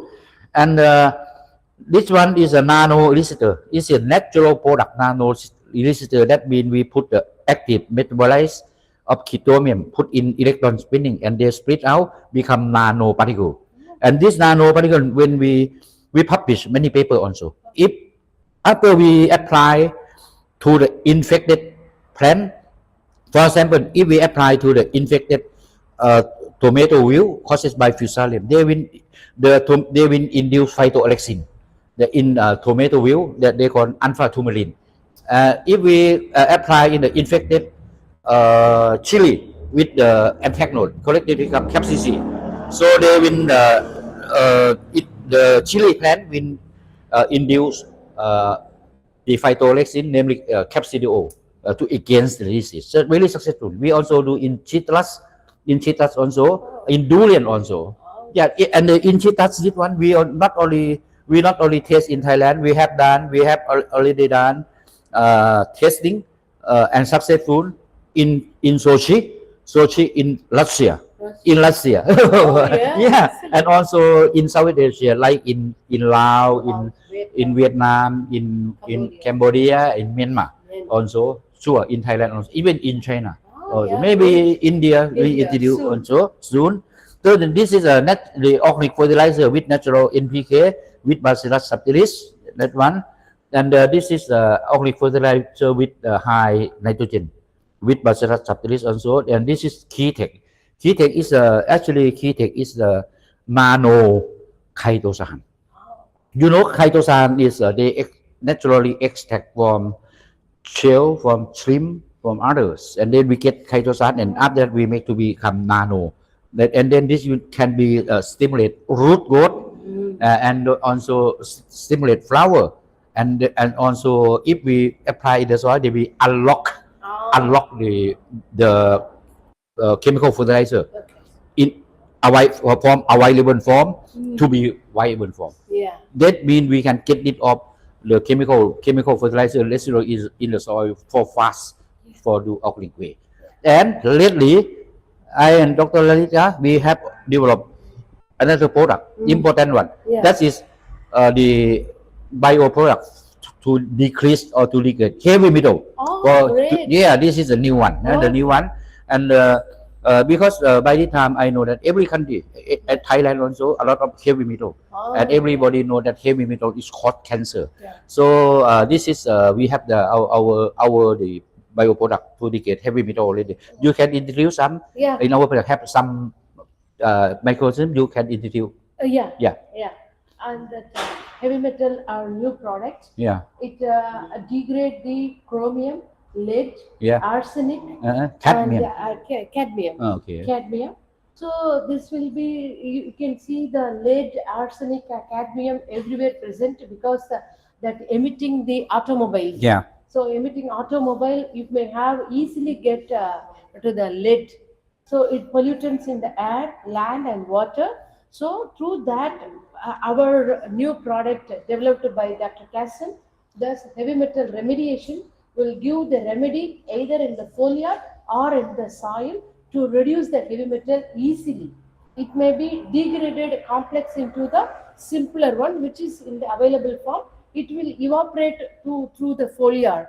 So that is the aim of that new product. I think this product will be may become the most important if you are going to do the organic, because I'm sure that in water, in soil, they have the heavy metals accumulation in soil and water. We have to apply this product, this bioproduct, to decrease or get rid of the heavy metal, and then they will very fast. Very fast. Only 2 weeks.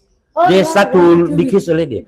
So, and you know, they not only in organic, for the organic fruit production in soil, others, but also in some industrial manufacturer. So they release some waste water waste Yeah. out to the environment, Yeah, surrounding yeah, environment. yeah, A lot of industrial heavy waste. metal. Yeah, Now everywhere industrial pollution yeah. may contain heavy metal. now the chairman of the industrial association in Ratchaburi, Thailand, he already contact me.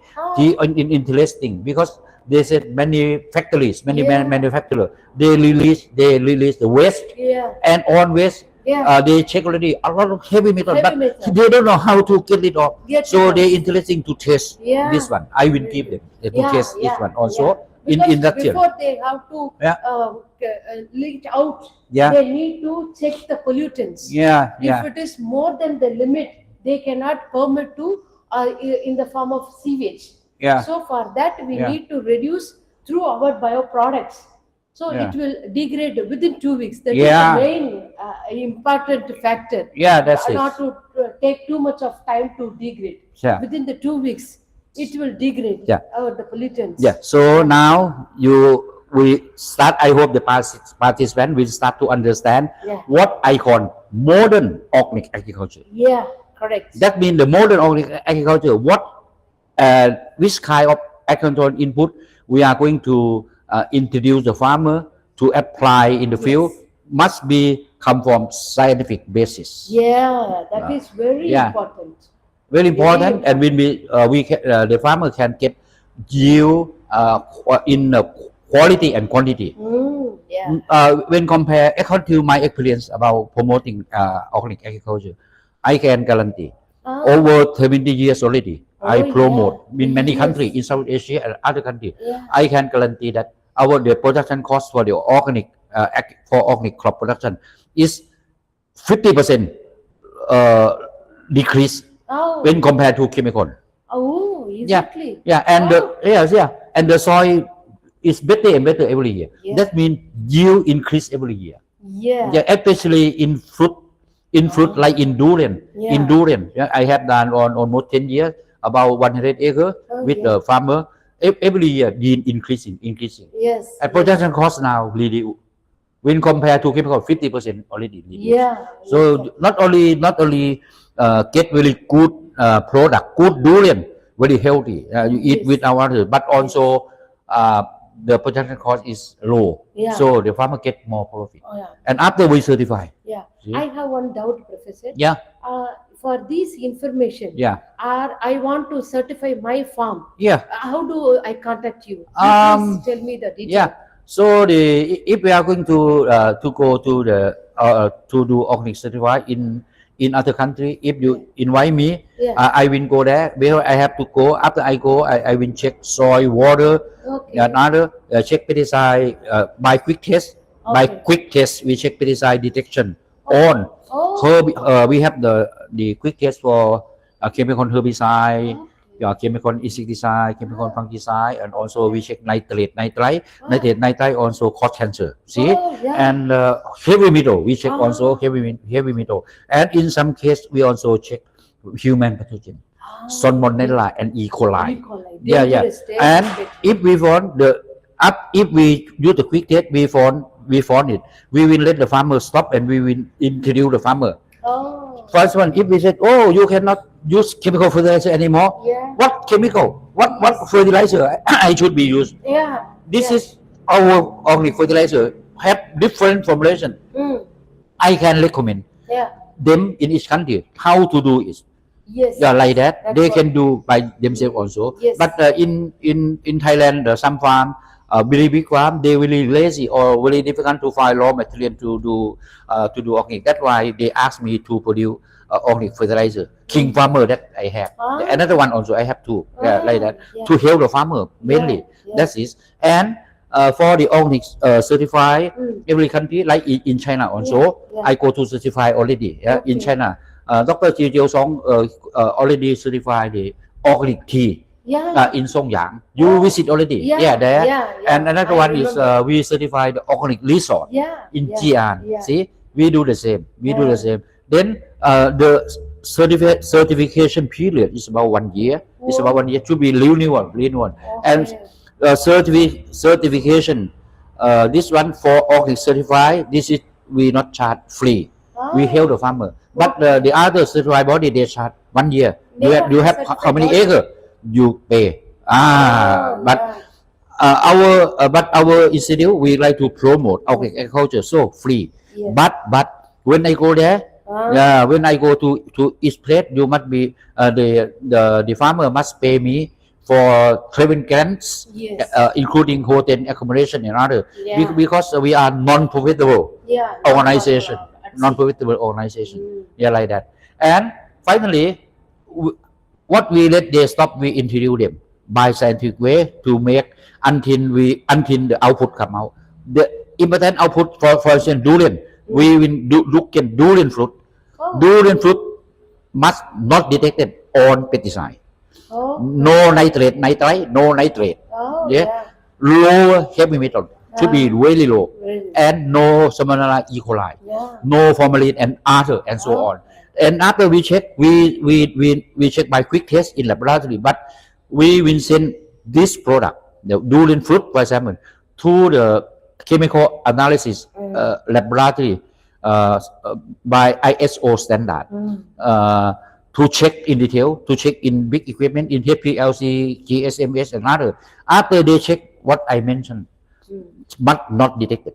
If not detected, so we will sign, we will do organic certified. That's it. To make sure. To make sure. You understand now? Okay, that's good. Okay, and you can see. This is again. You can see. Organic popcorn. Now we have done. And Dr. Lalitha, very clear. See. Only this one month they decrease. Yes. A lot. 2 months almost gone. Okay. Already. So this is our scientific research for the organic popcorn. Then this one again, eco village resort in China that I said. Like I said, we also have the make the compost house. This one, because this is we make zero waste. Zero waste, that means the remaining food waste in restaurant in there inside the village, we bring to make compost together with the wheat and plant debris, make the compost, and that after that we use the organic compost apply to the organic field.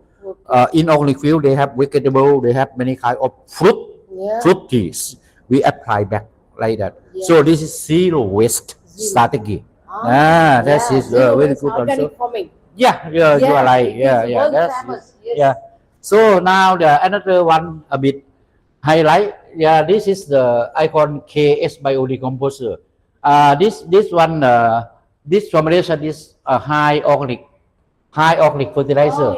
High organic fertilizer, that means organic matter will be almost 50%. So, and this is high nitrogen, because organic matter can be transformed to be nitrate, to pen absorb. And in this method, if the chemical one, they use the chemical, maybe after they apply, they did not cover other. The synthetic nitrogen can be gone, but like gas become ammonia, NH3 gone. But in this form, no. Because nitrogen is inside amino acid. Amino acid, CHON is a protein, amino acid, and they will gradually release nitrogen for the plant. Will be very good. This is so that is we have the formulation of this is, let's say, organic fertilizer with high nitrogen. So that's for example we have actinomyces. We have actinomyces many strain C48, actinomyces T1V, actinomyces T24, actinomyces T210, actinomyces T2, trichoderma hasianum, trichoderma hamatum, and so on. I have more. And this is how to produce that is.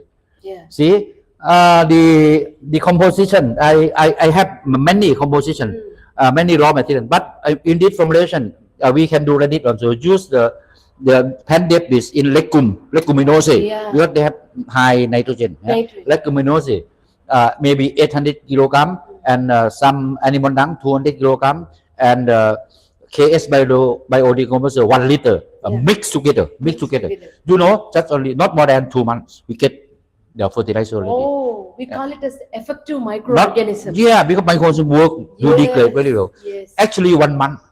It Ah, depends. Yeah, it's very fast. Very Yeah, good. I can Very show. good. I can show in factory also. Yeah, Now after yeah. this, and the next one is organic fertilizer with high P, high phosphorus. Potassium. What the phosphorus that is we have microorganism that can degrade rock phosphate. Oh, And after degrade rock phosphate, they will more available rock phosphate, available phosphorus.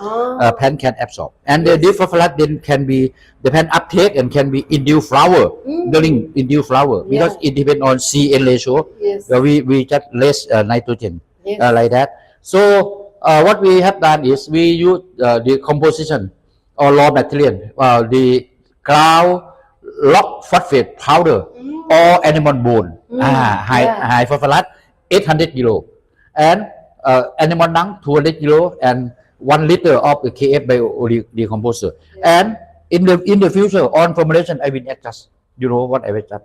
I will recommend the farmer use the bio product for reduce heavy metal. Because they still have heavy metal. Heavy metal. Yeah, we have to add heavy metal during the farmer make the compost by themselves. Yeah, put this one also to reduce heavy metal. Then doing have very good organic fertilizer that very low heavy metal, and when applied to the soil will be really good also. So this is a second formulation. So the other formulation is the organic fertilizer with high potassium. Oh, Yeah, and sorry, phosphorus. sorry. Potassium. Okay, potassium. Yes. So before I going to the high potassium, I like to talk a bit in detail. I'm sorry about the high P organic fertilizer. We have microorganisms, for example. We have the microorganism that can degrade rock phosphate, Apelus niger, Penicillium species, Chitomium lacnovens, Actinomyces C48, Actinomyces T1V, Actinomyces T24, Actinomyces T210, Actinomyces T2, and so on, and other. This can degrade, become more available. You see, as I said, this is just only 1 week they release available phosphorus a lot. Only 1 week they release available phosphorus in average about over 120 ppm, like that. Yeah, like that. So now come back again to the organic fertilizer with high potassium, and this is we have this formulation. We have the microorganism or potassium solubilizing microorganism. So we have Actinomyces, and actually I have the Penicillium and Apelus also. I did not put here. Okay. Yeah, we have more. And this is will be like that, Penicillium and Chitomium lacnovens, Apelus niger, and Penicillium here. And this one, the composition is I use potassium feldspar powder, rock, stone, ground, and after ground, you know, they have potassium but not available, not dissolved in water. So after we use the microorganism to degrade, available K come out a lot, 200%. Increase, and we have use the potassium feldspar. If we don't have, if the farmer cannot find, we use ash. Some ash can be, because ash also high potassium, but mostly not available. Yeah, like that. So, and we took this is we use the potassium powder or ash about 800 kilo, and animal dung 200 kilo, and also the KS bio decomposer. By this time must be add the microorganism that can degrade heavy metal also. And then after that the fermentation mix together like that. So after this is 30 days, 1 month. Oh, 1 month. Yeah, Great. 1 month you can make sure the available potassium 1,500 ppm or 1,500 milligram per kilo. Yeah. They can increase the yield. This is on our formulation, and this one can be used instead of the chemical one. See, so this is what we do research here. And now this one also in detail about the many microorganisms, that can. This is we can research and development of phosphorus and potassium biofertilizer. This one. Because some formulation we mix together, like we have organic fertilizer with high nitrogen, high phosphorus, high potassium. That means NPK almost equal. So we put more organic fertilizer, like that to do. And this is English one. There you can see. So anyway, today we just introduce to participants. In the future, if they like, they can contact us. For example, if they like to know about heavy metal, can contact me or can contact you in India also.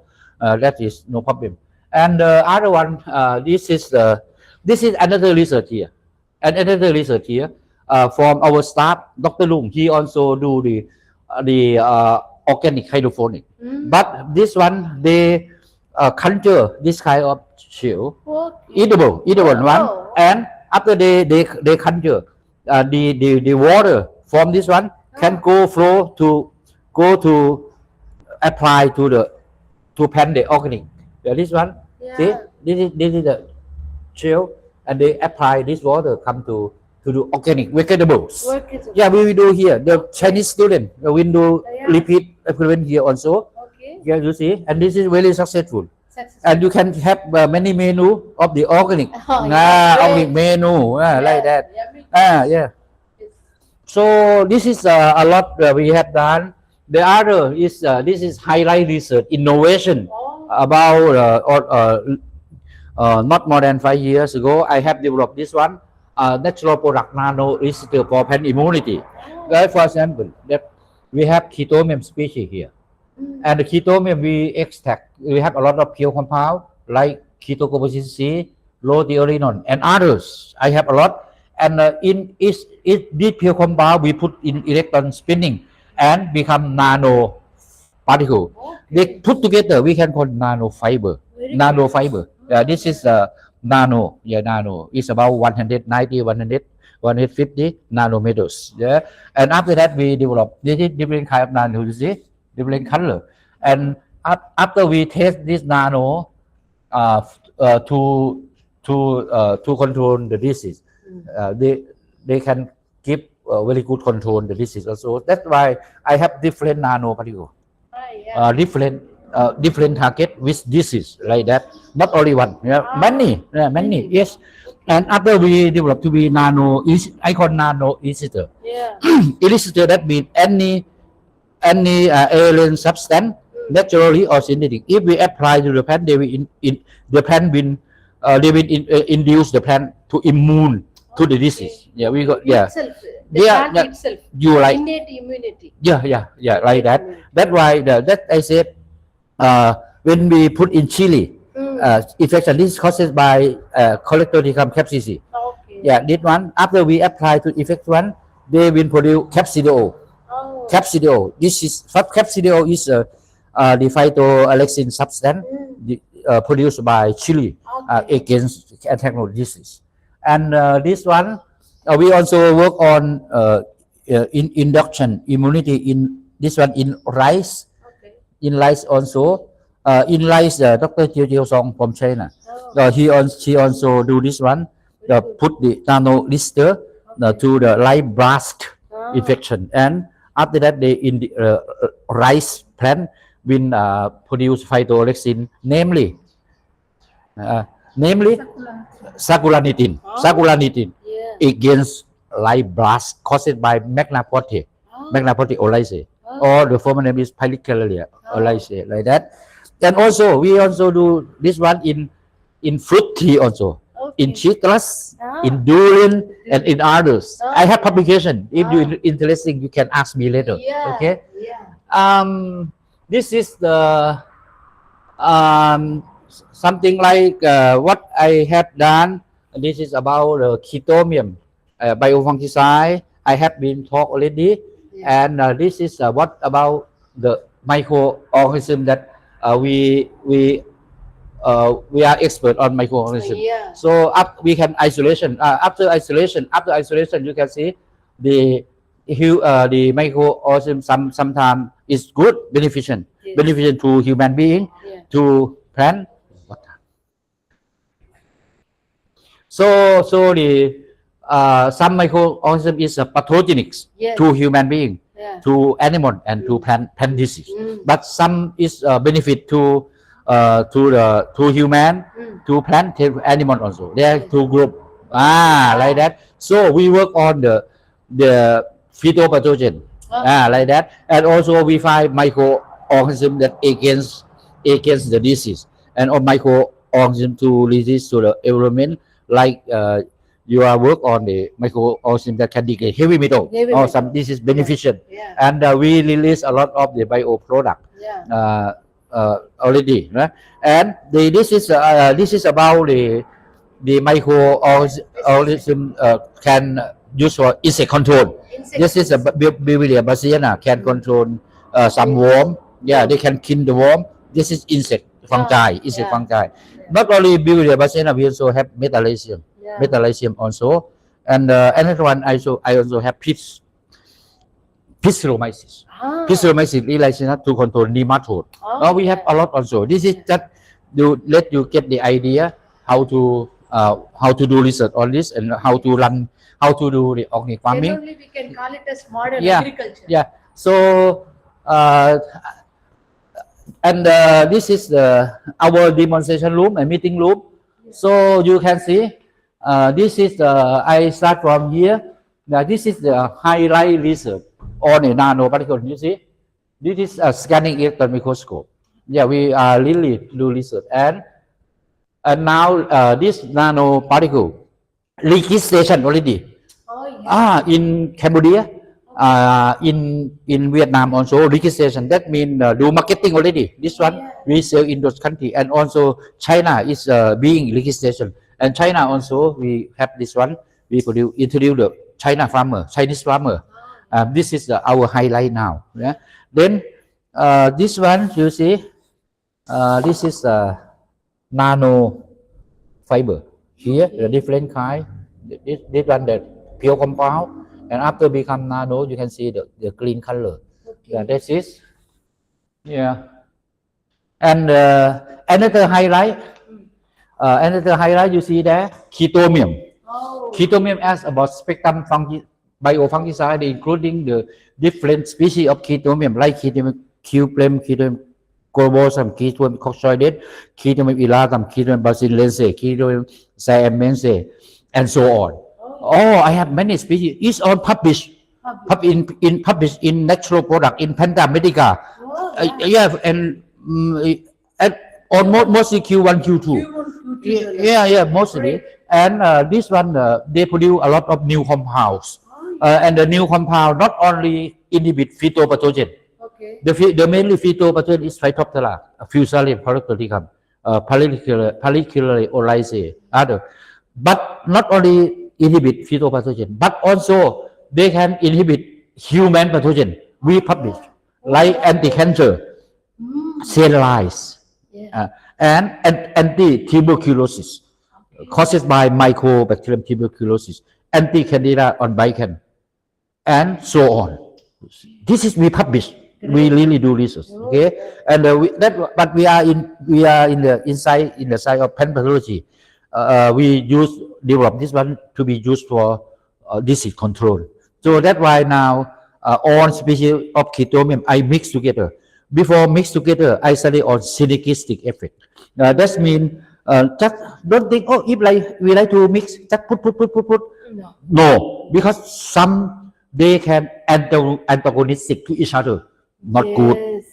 I check first. Compatibility missing. They coalesce together, antagonistic together. You put, they fighting together. This is not good. So that means I study on synergistic effect of all species. They are friends. They are in the same room, no quarreling together, eat together, share food together. They are friends. You are right. And after that, we develop to be broad spectrum biofungicide. See, and this is I can show that this is unique in the world. The chitomium is biofungicide unique in the world.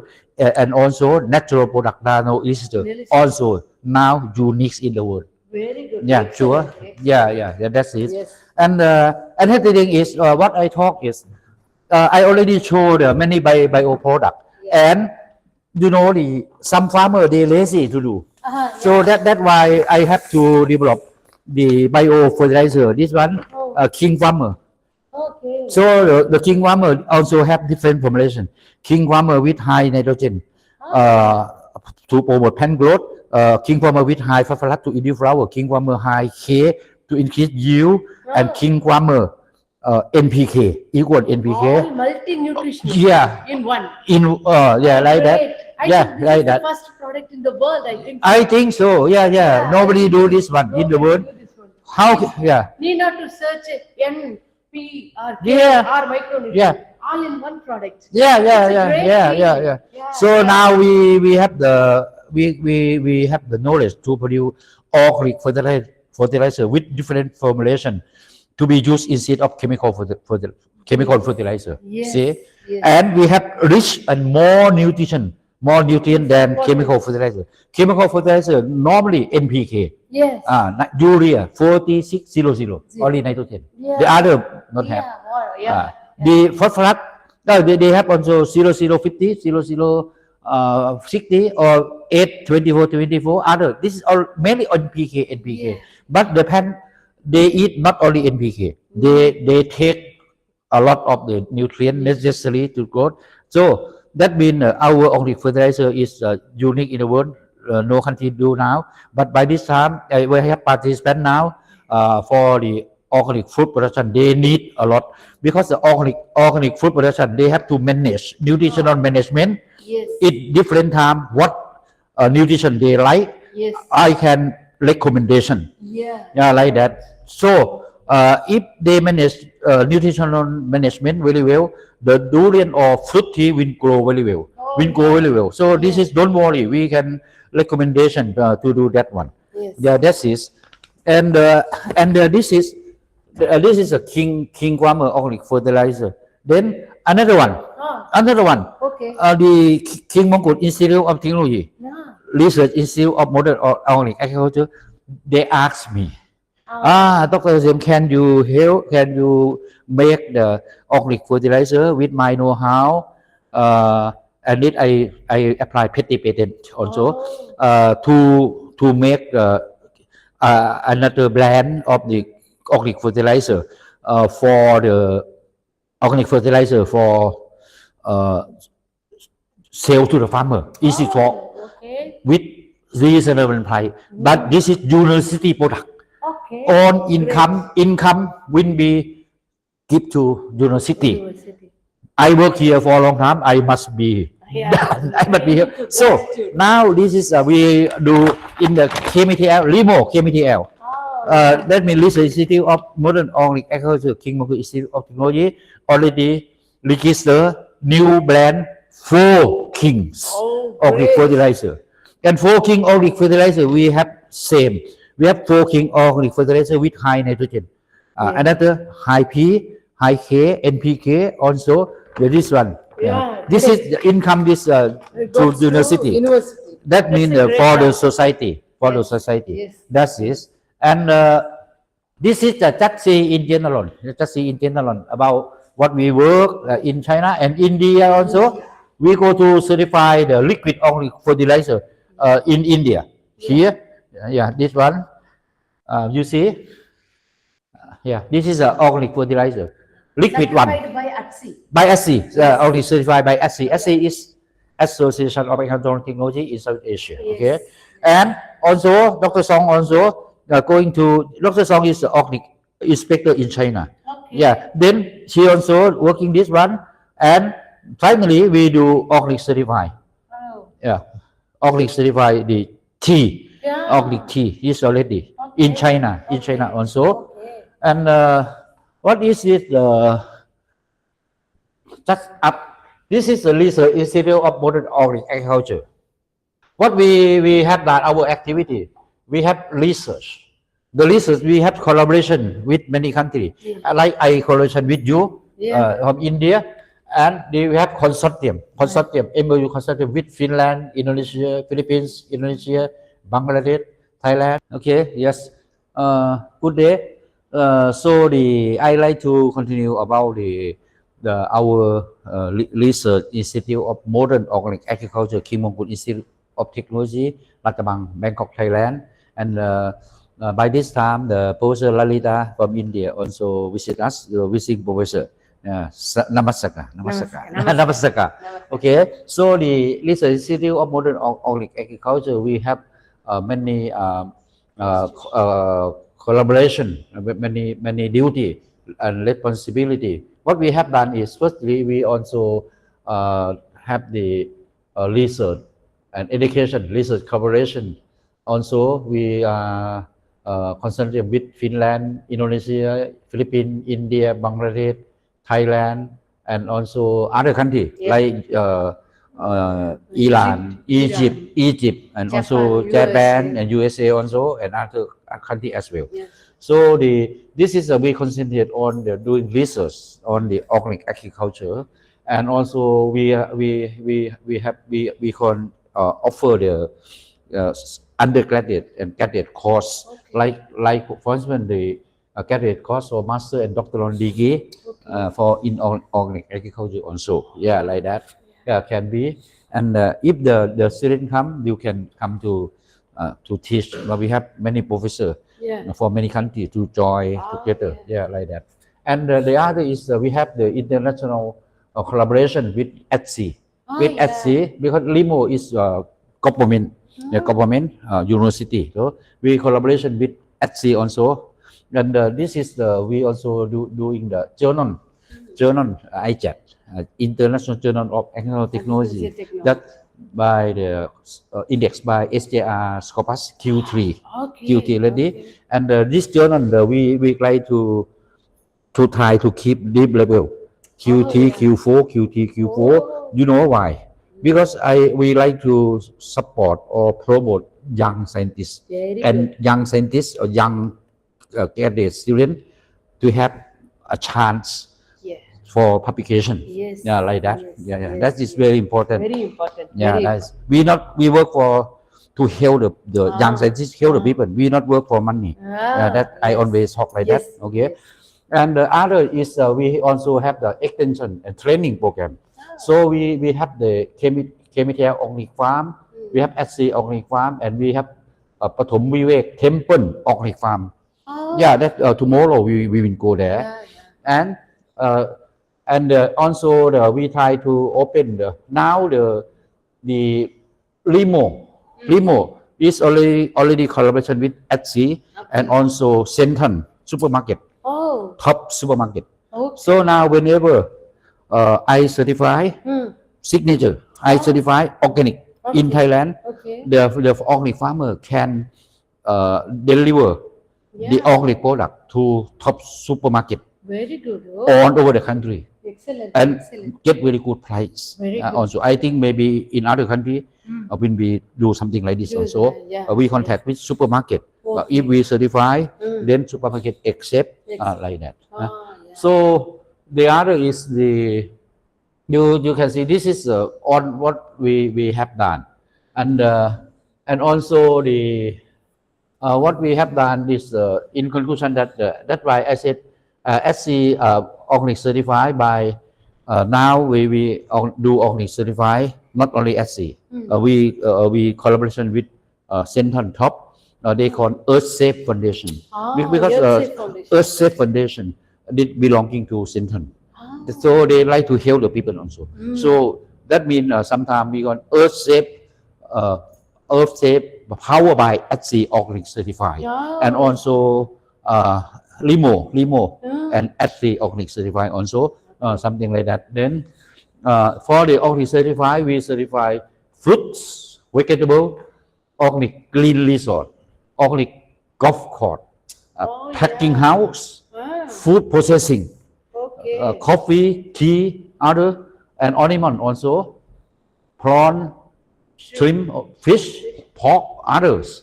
We have certified organic animal aquatic also, and chicken, organic duck, organic eggs or others. So that means we have full set of the organic regulation to certify.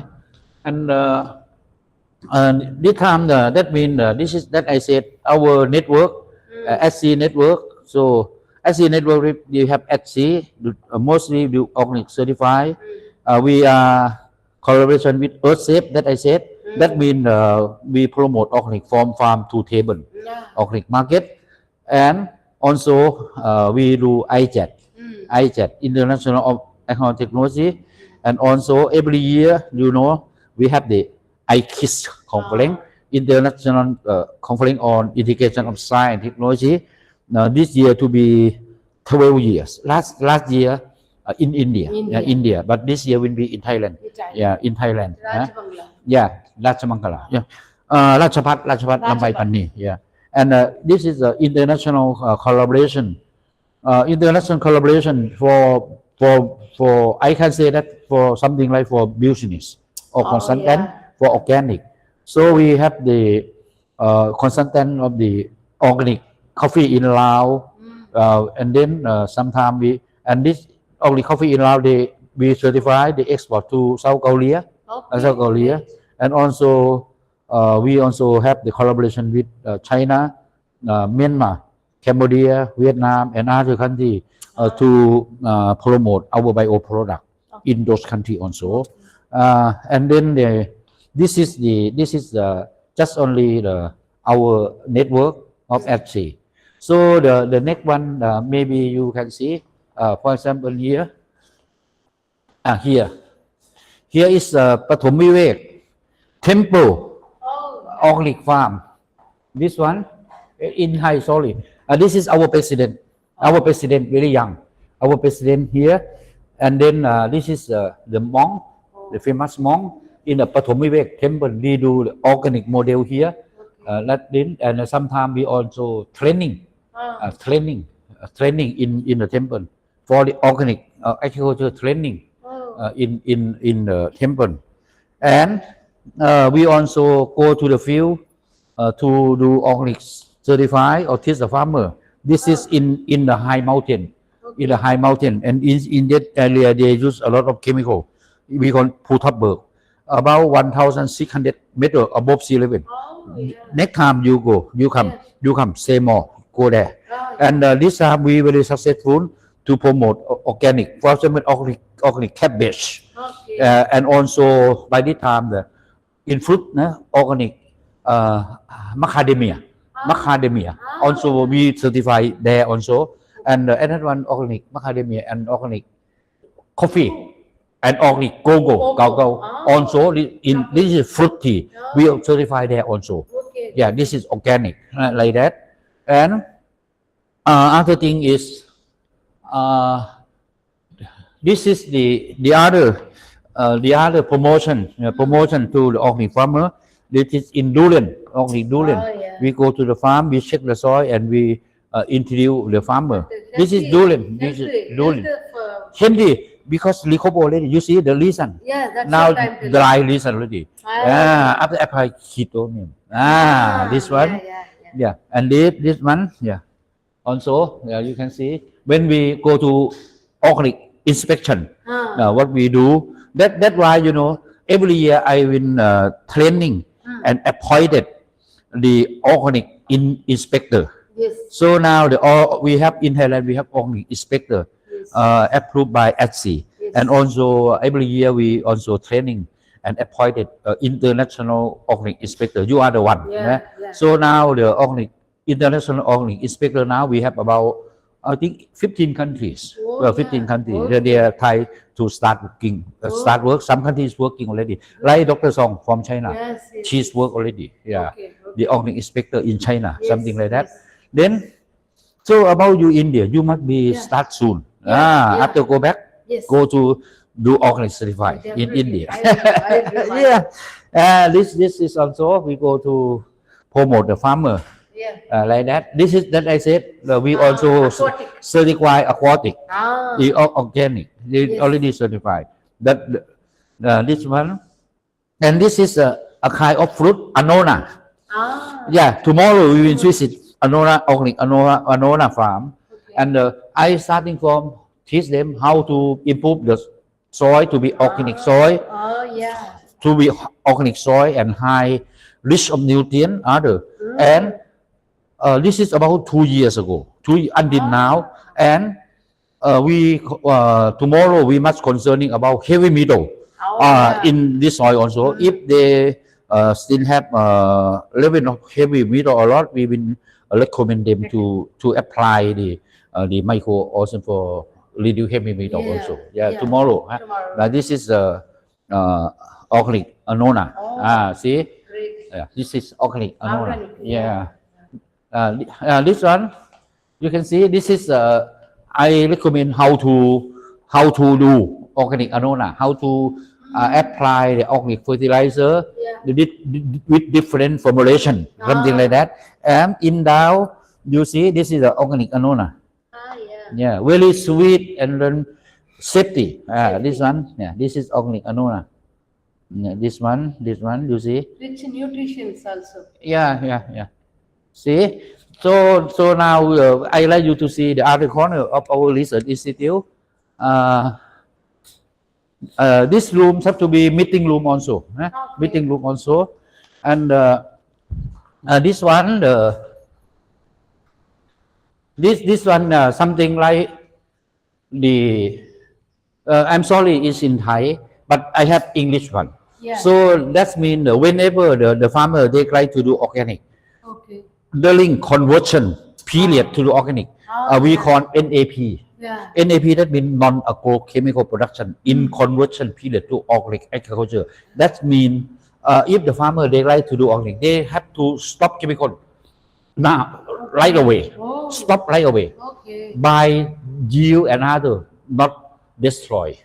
Now that means we have knowledge to that I said we have the we can introduce them to make by themselves, or we have the organic fertilizer that I said high nitrogen, high phosphorus, high potassium or NPK to be used instead of chemical fertilizer. Let them improve the soil and use how to protection the disease and insect. We can immediately, and after that we check everything. We check pesticide, nitrate, nitrite, heavy metal, and others. If not detected, we will certify.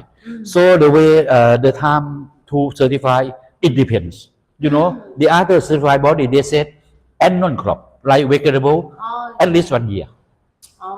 They come many times.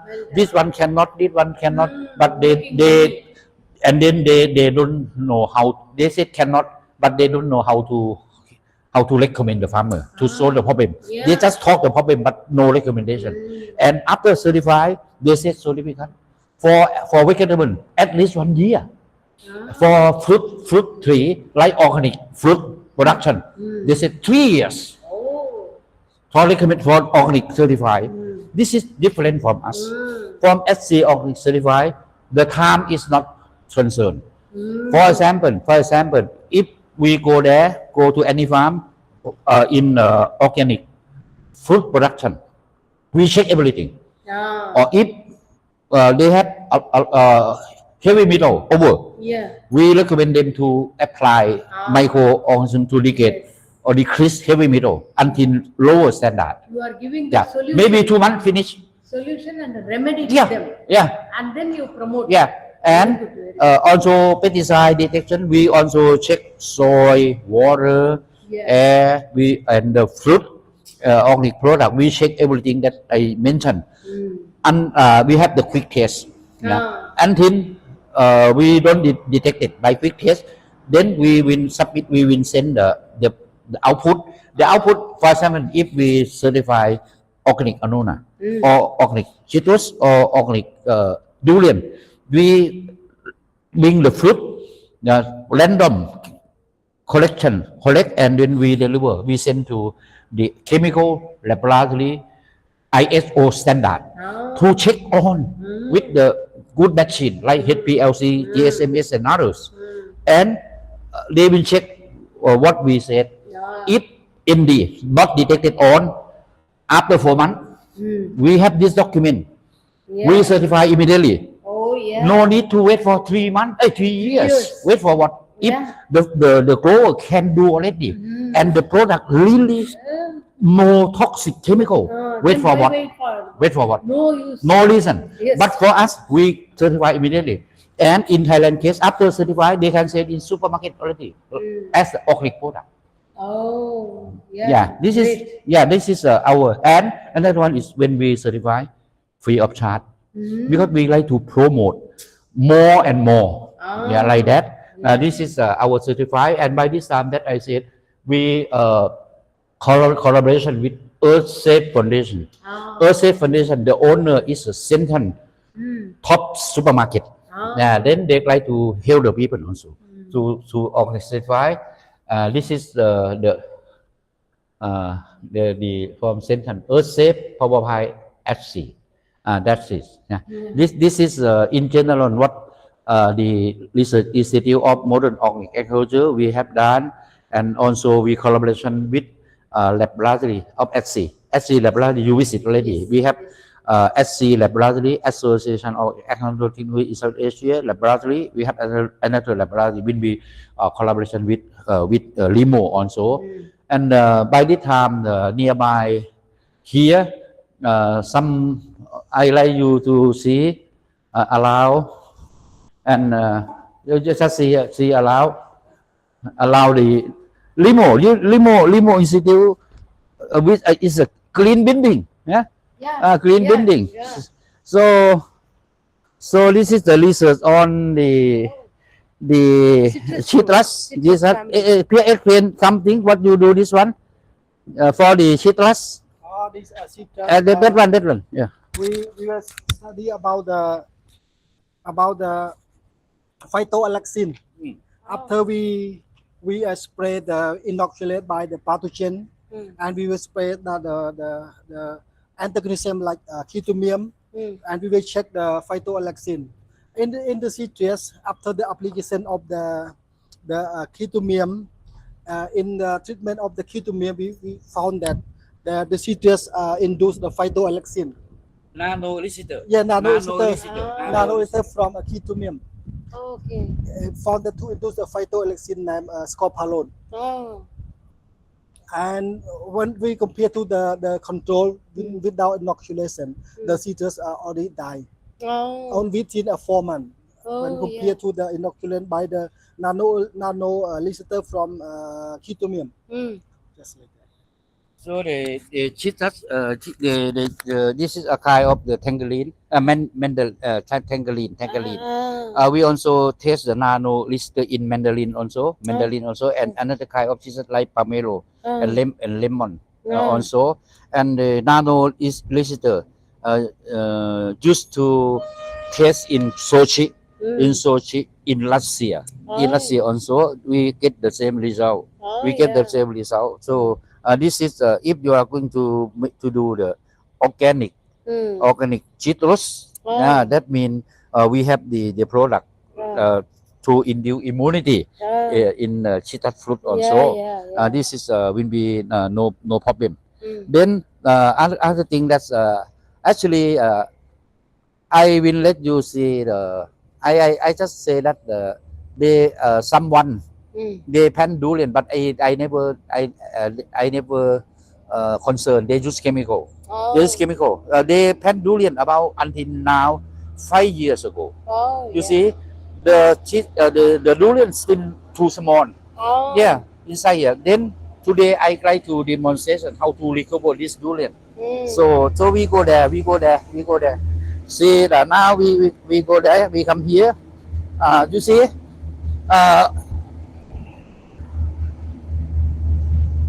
Okay. See, Dr. Lalitha. This durian tree, you see, 1, 2, 3, 4, 5, 6, 7, and so on.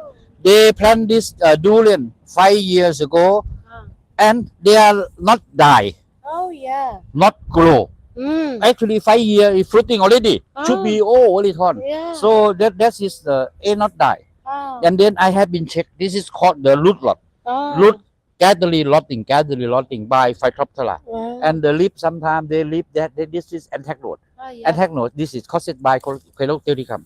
You see the leaf and technode, you can see the concentric ring, the concentric ring like this, and the small back support. This is the pycnidia of the conidia and spore of Collectoricum cosporoides. This is anthraconodes. And this one actually we can use our research bio fungicide, chitomium bio fungicide to control this one. And for durian also, our student, our doctor student, Dr. Tang, yeah, he do this one. We can use a nano elicitor. Nano elicitor can be induce immunity for durian also. And then today I will demonstration how to solve the problem. This may be the serious one. The serious, but not die yet. This one, the second one, the serious one. This one, you see, the twig die back 50%. Yeah. In my experience, if twig die back like this, that means this part is root lot. This part is root lot, rotting more than this part. So we start from remove weed. We did come here. This is this is Dr. Plia from Cambodia. Sir Nan, come here first. Before that, this is Sir Nan from Philippines. So now we will demonstration how to solve the problem of the durian. 5 years, why like this? Not die, not growth. It got the disease. Yes. Yeah, like that. So now we remove the weed. Okay. We remove it. Yeah, like that. Yeah. We just a demonstration. No problem. Huh? Okay, little by little. You remove the weed. Actually, we can use the other, but he used by hand.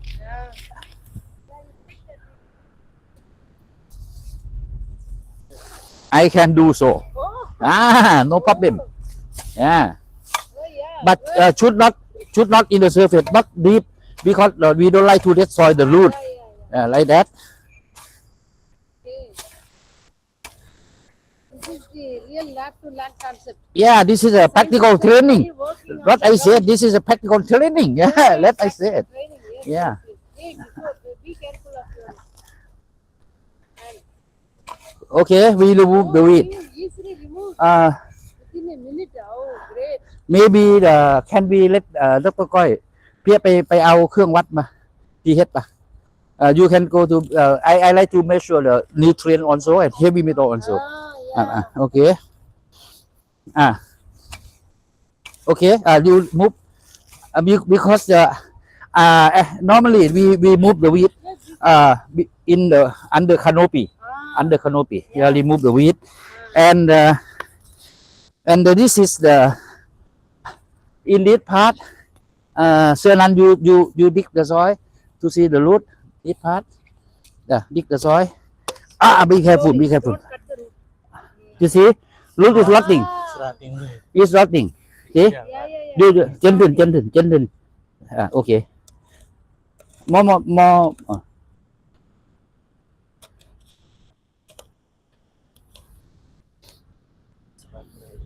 Yeah, you see, this is the root lot. It's rotting because of the Phytophthora root lot. And that I said, this part is twig die back 50%. That means in this part root lot. And this part, there are some good root in this side. Then now, after we know what the problem. The most important thing I said biotechnique. Biotechnique, that means we improve the soil by the not only put chitomium biofungicide, or if in your country you have biofungicide, trichoderma, geocadium, basacillus, you can put also. But sometimes you put alone maybe not successful because the durian they have Phytophthora lot. The leaf they have anthracnose leaf. We call this is complex.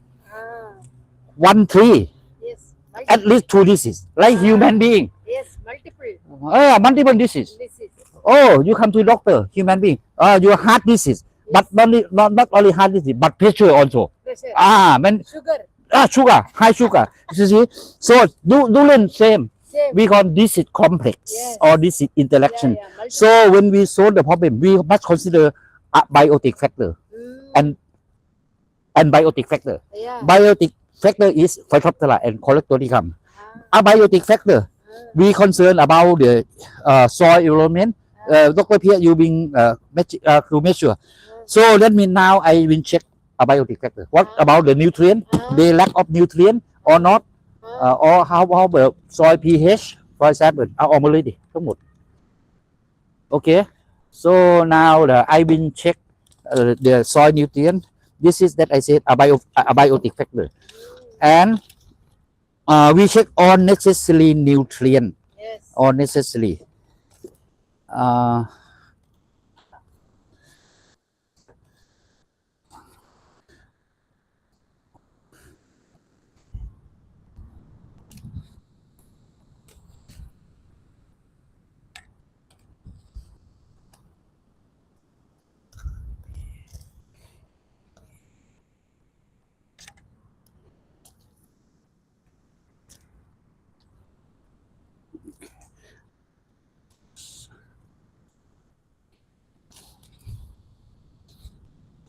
See what we check.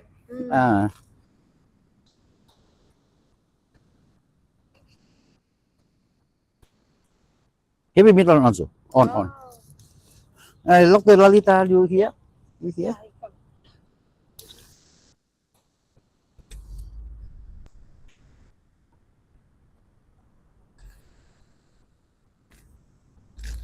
Yes, here. Yeah.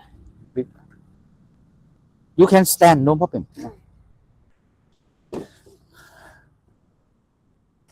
So we have to check what happened in this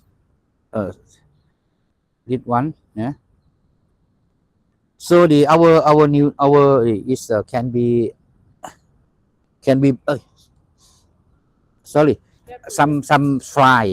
some fly. So right now you can see the soil in the soil of this durian. They have nitrogen 15 ppm or 15 milligram per kilo, phosphorus 106, potassium 262, calcium 1600, then a bit more. Okay, sulfur 17, magnesium is 465, and EC 1.2, and the pH is I say again, pH is over 7, okay, and this is the major element, and the minor element you see copper 1.0, boron 6.0, zinc 7.0, iron 17, and manganese 76.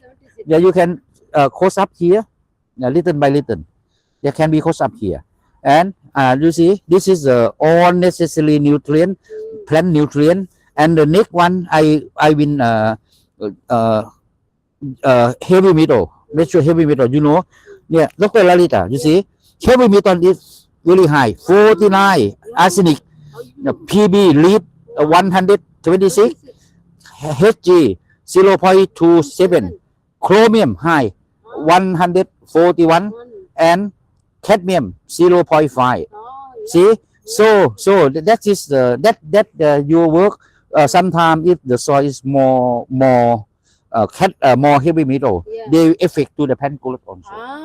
They affect also. Yeah, not only dangerous to human being, dangerous to plant also. So that means by this time I will solve the problem. Firstly, I will improve the soil by adding the organic fertilizer, and with high N, because this is low N, and after that we will apply the Ubing. We will apply chitomium. Dr. Pierre being here, give me one by one. Bio forward, no need. Chitomium. Chitomium is a biofungicide. We will apply 50 cc per 20 liters of water. And then this one, this is elicitor, nano elicitor, and this is nano elicitor also. This is a pen vaccine. We call easy. This one will spray to let the durian immunity to the phytophthora and anthracoid disease. 50 cc per 20 liter of water. And the next one will be, but F is a crude extract. Crude extract for disease control, especially anthracnose, leaf blight. And this one, I because this is we like to, I like to protect the new leaf also by the Bacillus thuringiensis. This one we call lagua. Maybe your country have like that.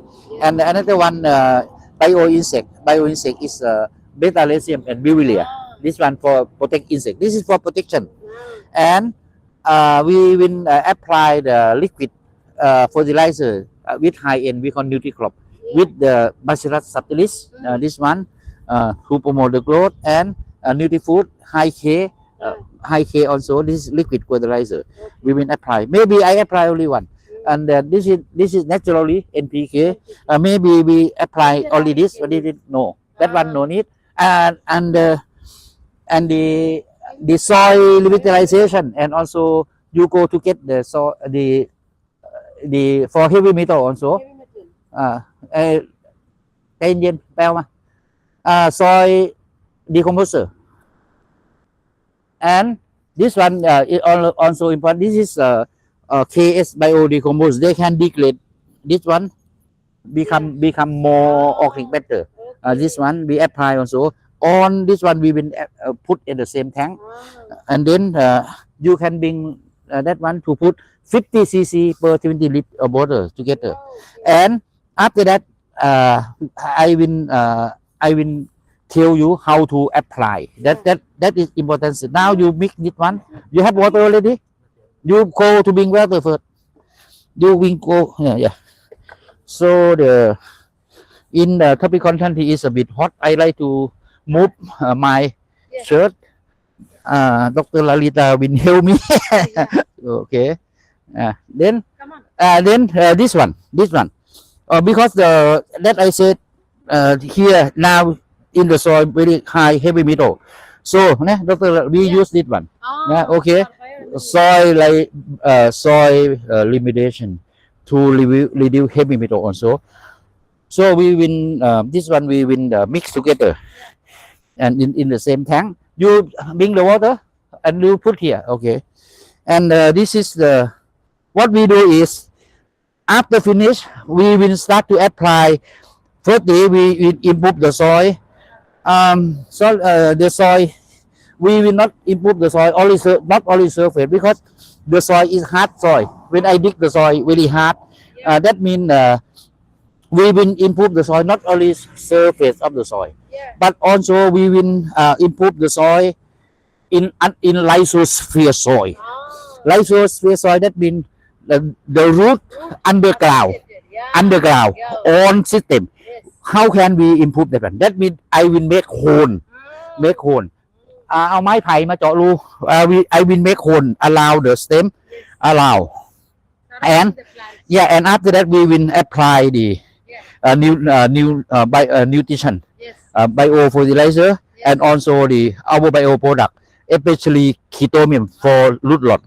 Send them immediately into the deep, maybe 1 meter to 1 meter, allow, make hole and put that one. And very serious like this must be do every 3 days. If because of serious, if they apply every 3 days, the plant will be recover within 2 months. According to my experience, this one 2 months will be recover. You come back to see. เพียมาเจาะรู show the doctor here will show how to make the hole. Easy.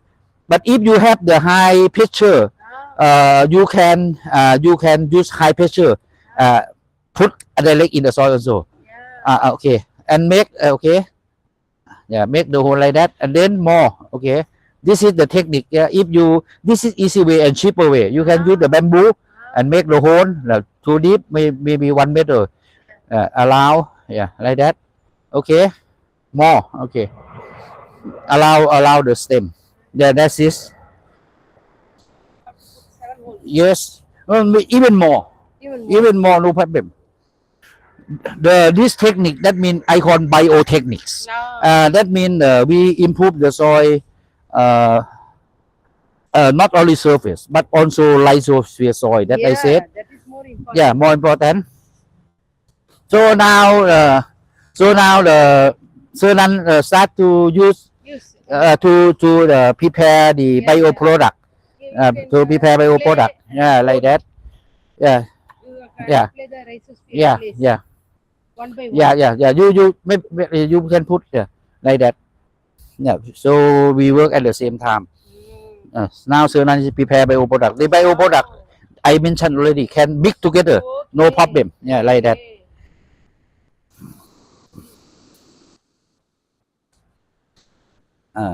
Okay. Any when right?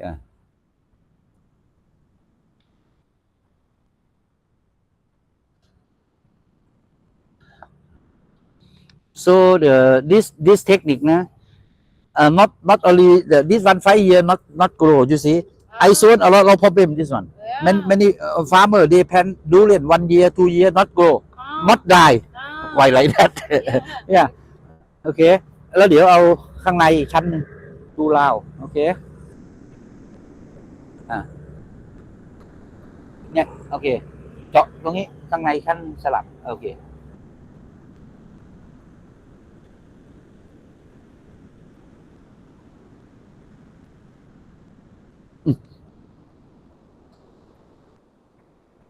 นะด้านใน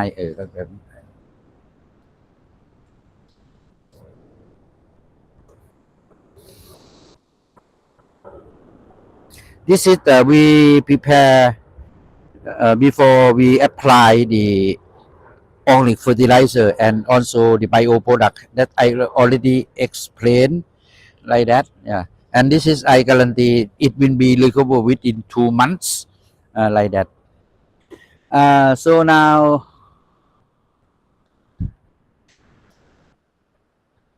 เสร็จแล้วพี่เอามาไว้ใกล้ๆ and next one I will this one actually I have this is the here show here put here this is the this is King Farmer organic fertilizer. This King Farmer organic fertilizer is my know-how. I make this one for the university, King Mongkut Institute of Technology or KMTL to promote because some farmer they very lazy to find raw material like that. They cannot find raw material, so they like us to do. So that's why the university do it. This is my know-how. So we have the organic fertilizer King Farmer, different formulation. The organic fertilizer with high nitrogen, organic fertilizer with high phosphorus in the flower, organic fertilizer with high potassium for increased yield, and this one the organic fertilizer NPK. That means equal natural NPK. This is equal King Farmer organic fertilizer belong to university. Yeah, and the profit will be give to university like that. So Dr. Pierre, you open. So this one we will demonstration. We will use the 4 Kings organic fertilizer formulation NPK. Okay. Open. And this one I make in pellet formulation. Yeah, pellet formulation. This product also made by you? Yes, sure. My know-how. Yeah.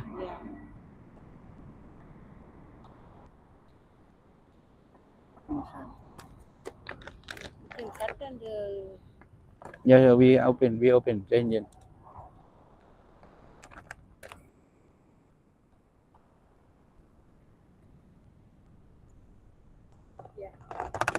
ได้โอเค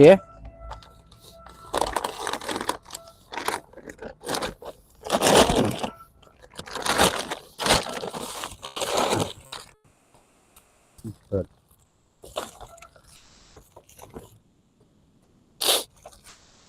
This is you can see what the physical property of our 4 King organic fertilizer look like. Dr. Pierre, help.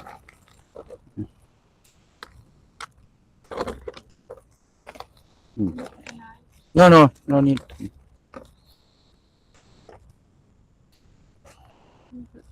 It won't open like that. There is a technique. เอามาอีกสิอย่าเพิ่งรูดมันยิ่งรูด RO ออกดิ Maybe like it. Okay. Okay. Okay. No problem. No problem. Yeah. Enough. No. I will show. So you can come to see. This is our organic fertilizer. This one. Yeah, in pellet formation. And this one, I like to apply about only 2 kilogram. 2 kilogram. Oh, okay, doctor, here. You take it. About 2 kilogram. Okay, put in.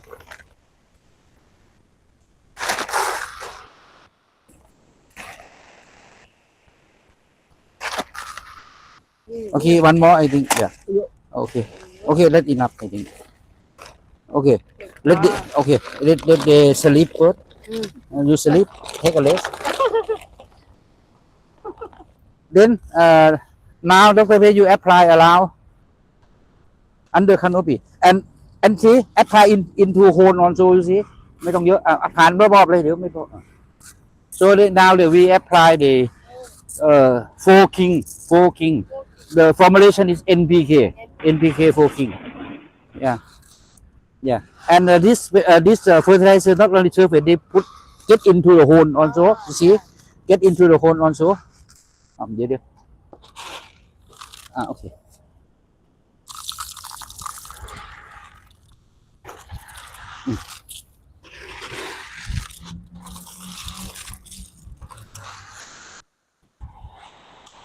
so then you prepare water to put here.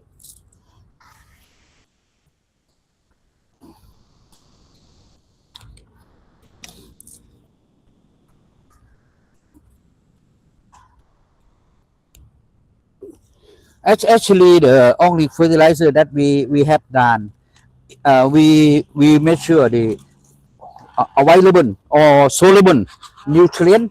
So that means the after we apply, we will put more water, and after put more water, we can measure. We can measure the nutrition already. They are increased or not. This is only available. Dr. Lan, you put water here to this zone. This zone the fertilizer. This area more. Okay, and then after that, I will make sure the available nutrient is increasing or not. How many increasing? And this is, we can check. You know what we can check? We can check. Is this very good organic fertilizer or not? We can check also. So now nitrogen, phosphorus, yeah, NPK. I check on, boron, yes.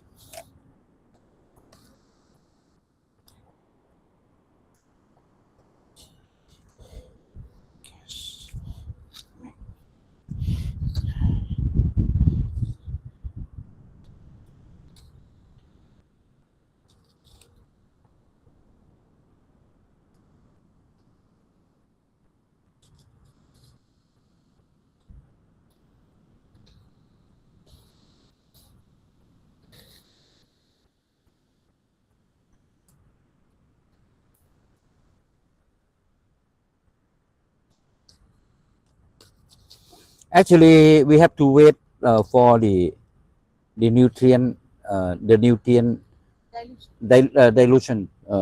released from the pellets of the organic fertilizer. Yeah, like that. But I do maybe faster because they are gathered released from the pellet, like that.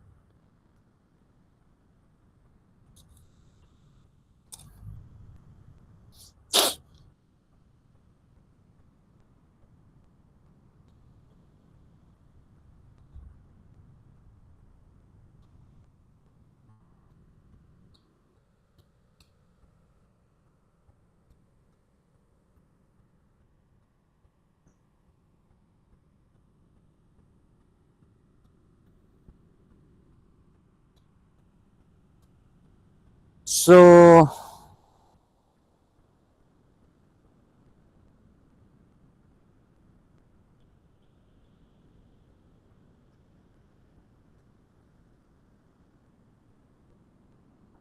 You keep more water. Put. Oh. Be careful. Not over here.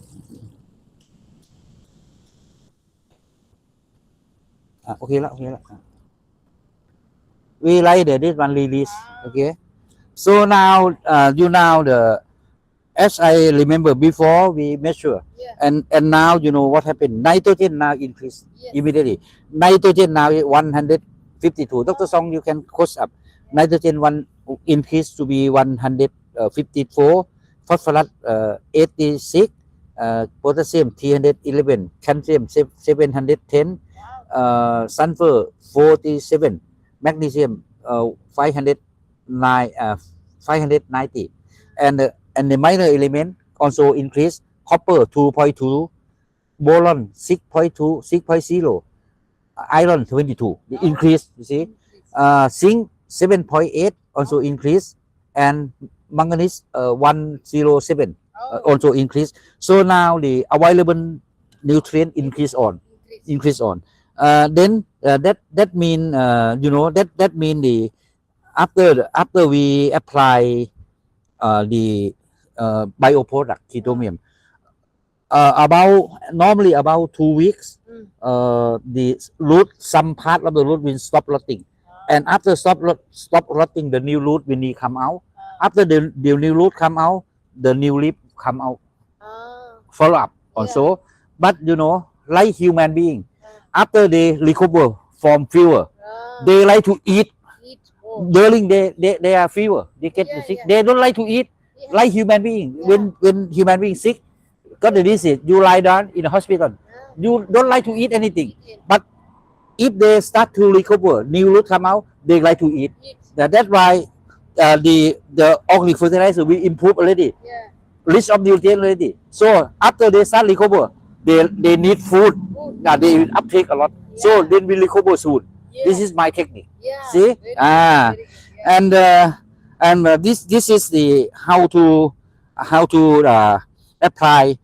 So this is we apply the 4 king organic fertilizer already, just only one time. This and from this after this we will apply the bio product that I already mentioned.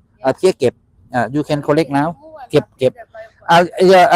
you apply into sphere soil and put bio product into the hole, and after that spray on over the tree. Do it every 3 times, 3 days, 40 times, and observe.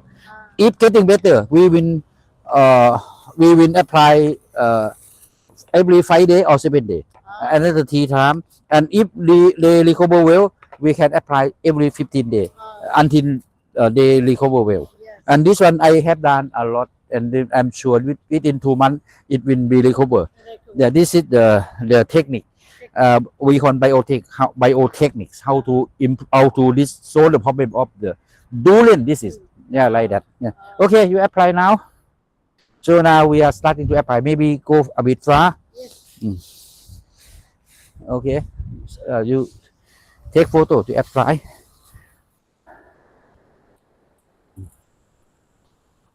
Into the hole also. Close up.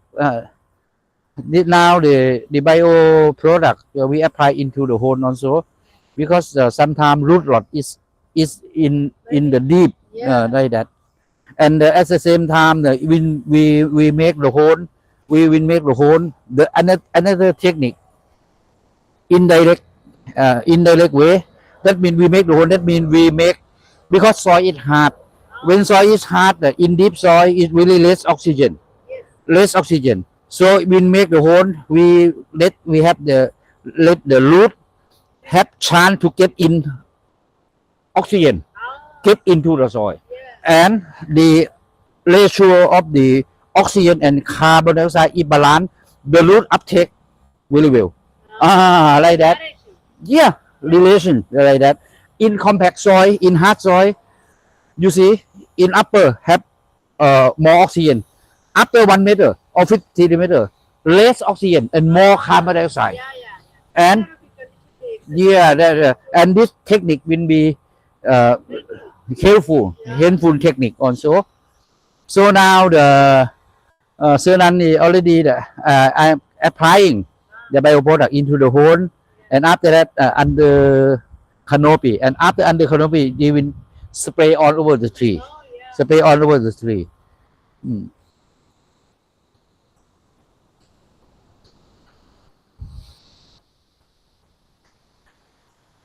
So this is the sample. I will live for the this training. I will live in durian, organic farm, mangosteen, rambutan, and other fruit, organic fruit that I go to promote. We will live also like that. I hope our participant looking my technique will be understand. What do you think?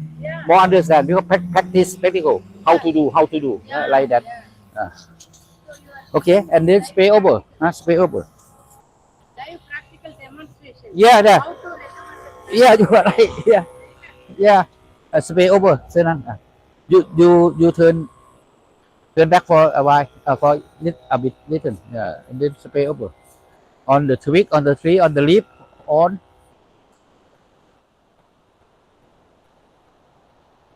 leaf also.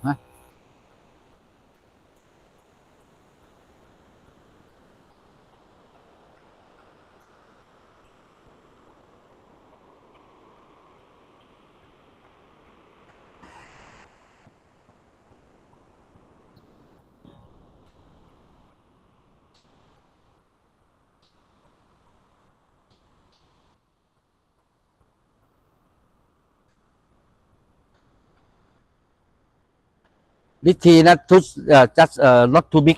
5 year but not big. I think 10 liter is enough already. Okay, sir, enough already. I think enough already. Stop. About 10 liter enough already. Now we cover munching. Because by this time is in Thailand it's very hot. Daytime temperature sometimes over 37. So now munching, we cover like straw or the cut the grass that we cut like this. Yeah, we can cover. Whenever we cover, they will keep the soil moisture. Yeah, and don't let the soil surface dry like that.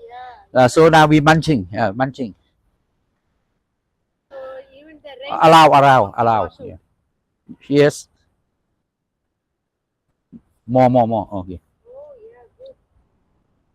So this one I suggest sir and you spray every 3 days. Okay.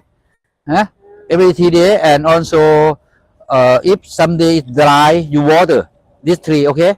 Yeah, and then it will be recovered within 2 months, as I said. But it depends, if they not follow my instruction, no water, no spray, didn't be so. See, it depends. It depends. that is your scholar responsible too. Yeah, must be responsible. Yeah, like that. Yeah. Okay, that is. That's on. This technique so easy. That is on. That is on how to use the biotechnique to solve the problem of the durian. Even you do the organic durian production, you may have, I'm sure you have the problem of the disease also. But how to solve the problem without chemical? Yeah, that's it. Yeah. So don't worry, we will be successful. Don't worry. So now, yeah, I think it's okay, and we will see each other in lifetime. Okay. Come here. We just say bye bye. Sir, come here. Thank you. Thank you. Yeah, Bye. bye bye. I hope this Practical session practical will session be useful to will the- useful. Okay. Thank you so much, Thank you. Dr. Song. Thank you.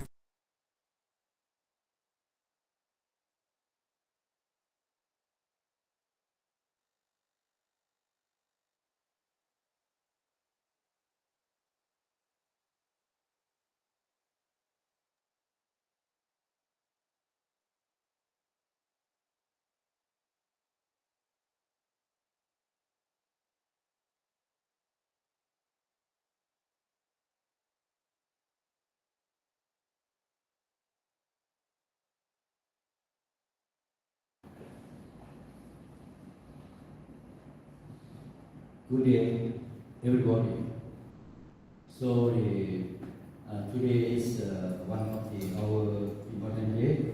That is the Professor Lalitha from India. Yeah. So you introduce yourself first. Good day to everyone.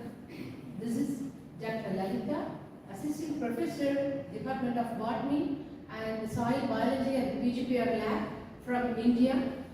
And my specialization is Agriculture Microbiology. Thank you. So Dr. Lalitha is visiting professor and also chief research with us. So here we are at the Research Institute of Modern Organic Agriculture, or RIMO. Belong to King Mongkut Institute of Technology, Ladabang, Thailand. The topic that Dr. Lalitha will give presentation today to all participants is about microorganisms that can degrade heavy metal, because this is one of requirement to do organic agriculture. So right now, today, not only Thailand, I think every country all over the world, we concerned about the organic product, organic agriculture. That means we have to stop to apply all agrochemical. So after we stop to apply one agrochemical, some country or someone, they try to do it, but they not really success because of they do something like traditional organic agriculture. So the technical organic agriculture sometimes they cannot get the yield, both of quality and quantity. Maybe cannot enough for yield or for survival. But what we do is the modern organic agriculture. That means we will introduce, we will recommend all the farmers they are do organic by scientific research, investigation. To do, so that means this is we call modern organic agriculture. So that means we are a group of the scientists working in this area, not only from RIMO, KPL, but also we have consortium or collaboration with many countries, like India, Egypt, Philippines, Laos, Cambodia, Myanmar, Turkey, China, Iran, and USA, also USA, Germany, yeah, so many we are working together. So today is a very good chance for all participants to register for the online international training for organic fruit production in tropical climate, and also integrated organic farm for organic food production. This is an important point that I like all participants to learn, to know about this. So before we are going to let Dr. Lalitha give presentation, I would like to invite our Vice President of the King Mongkut Institute of Technology to give a talk and also opening our meeting. Yeah, please. Thank you, Dr. Kasem, for introduction. Yes, and good day, everyone, and welcome to the international training on organic food production. So this session topic is related to the reduction of the heavy metal, right? Yes. Which is one of the key parts. Yeah. I and Dr. Kasem actually share the same goal. We would like to reduce the cancer in the world. Yes. And heavy metal is one of the main factors. Yes. So it would be a lot of impact. If this kind of knowledge can be spread around and be utilized in every part of the world. Yes. And today he introduced me, Dr. Lalitha. Yes. He said, "Oh, this is very interesting." Yeah. And when he said interesting, I believe in my heart that it should be very interesting. So I would like to welcome Dr. Lalitha and thank you for giving us a special lecture today. And then for everyone watching this, I would like I think you will have a good time and good content and good practice from this lecture. So I would like to open the special lecture now. Okay, thank you everyone. Thank you. Thank you very much. Please stand by here. So the Dr. Lalitha is do collaboration with us over 10 years, almost, and he did a very excellent. Now today, Association of Electronic Technology in South Asia or AATSEA win award to him. Dr. Song, you can give award to him. Then the Vice President give award. This is an excellent award to Dr. Lalitha. Come here, we give you Vice President. Okay. So Yeah. Okay. Yeah.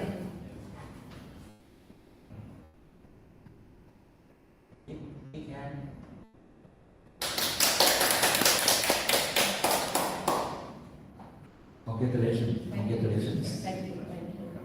Thank you.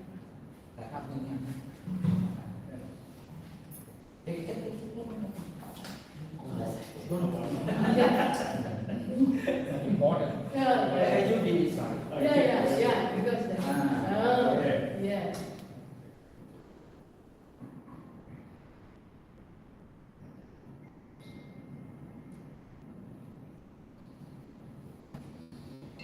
Okay. Okay, congratulations. Congratulations. Okay. Thank you. Thank you, my president. Thank you.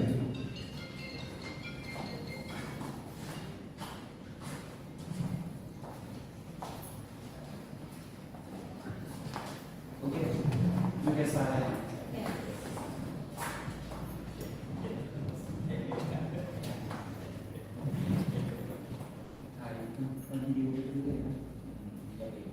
Good day to everyone once again.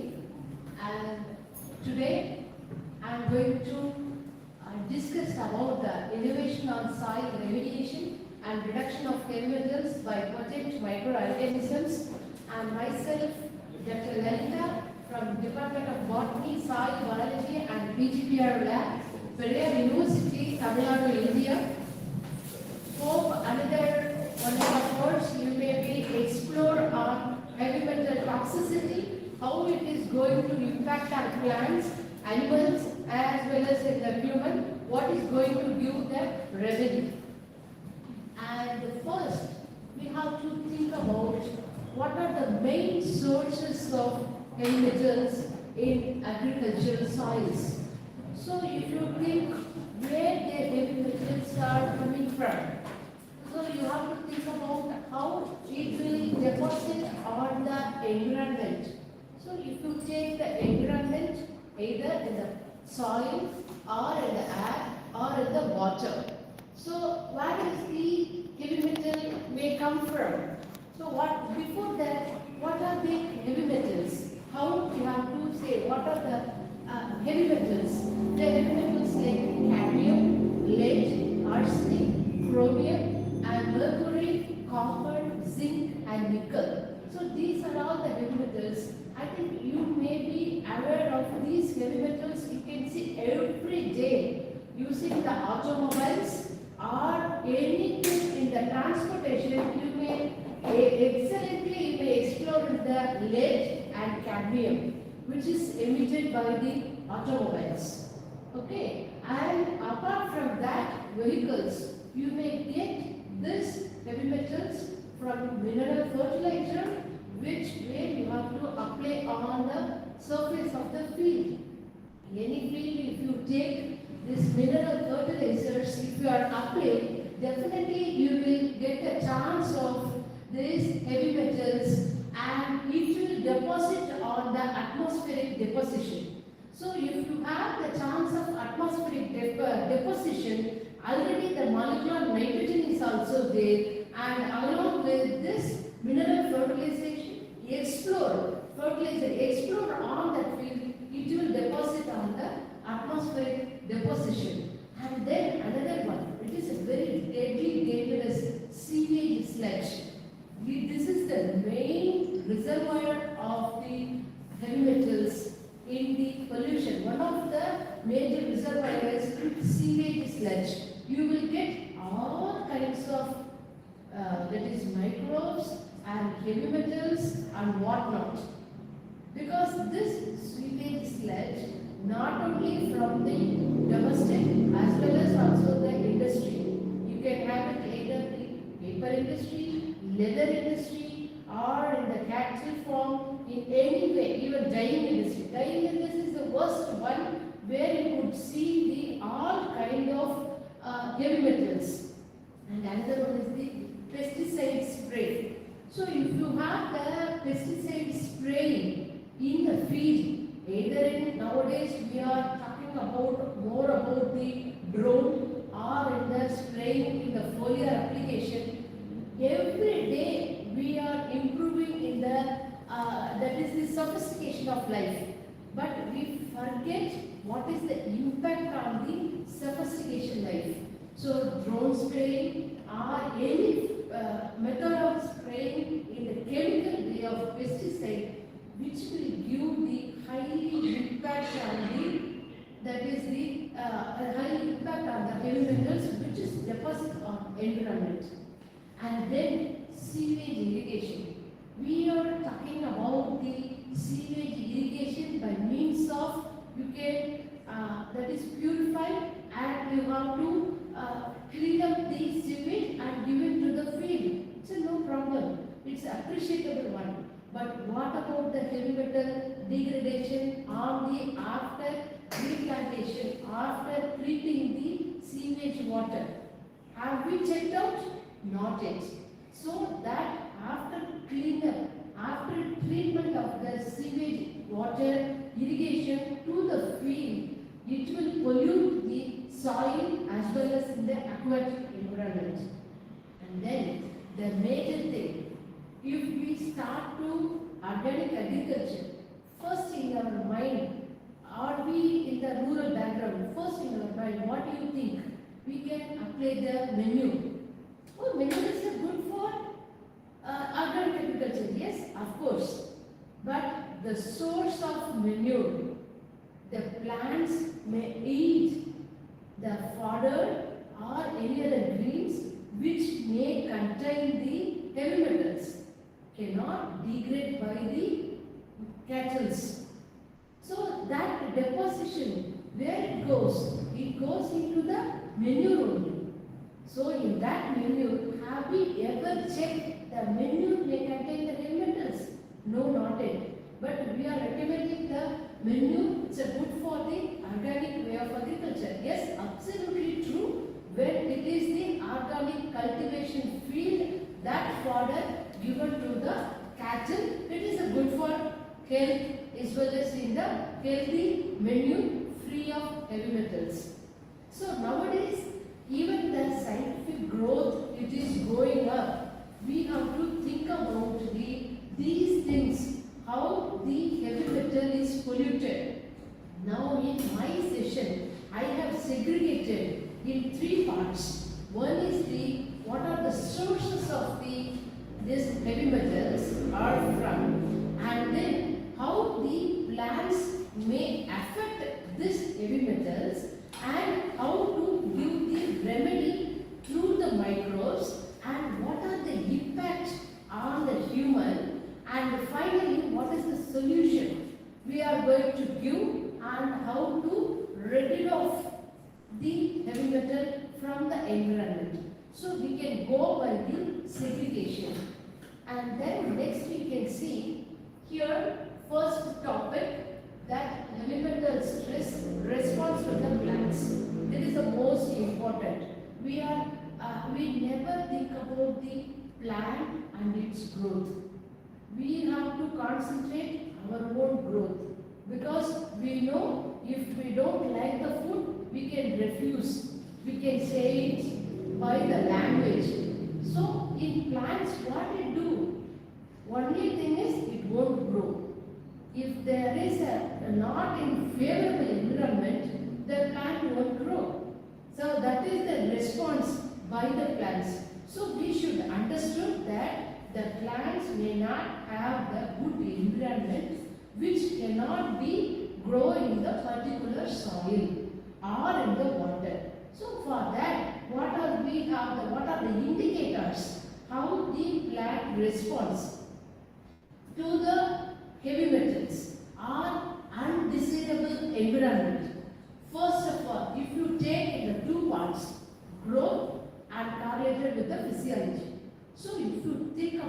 growth, what is the first sign? Germination, inhibition. It won't grow. The plant won't grow if you have the plant soil with the heavy metals, right? And second one is the growth reduction. It will germinate, it will grow up to 5 to 10 centimeter. After that, it won't grow. And then second is premature senescence. So what is premature senescence? The same thing. It will grow and die. It will grow and it will become a senescence. Green, yellow leaf, and it will fall down. And then reduction in productivity. So even though after this tree, it won't come to grow, it won't give the production or it won't give the yield. So how this physiology, superficial growth will correlate to the physiology. We can see to that. Reduction in water uptake. So automatically, either all the living organisms, those who cannot uptake of water, will become shrink. The plants also cannot afford the uptake of water, become shrink, become old. That is we call as the senescence, right? And then alter the transpiration and the respiration rate.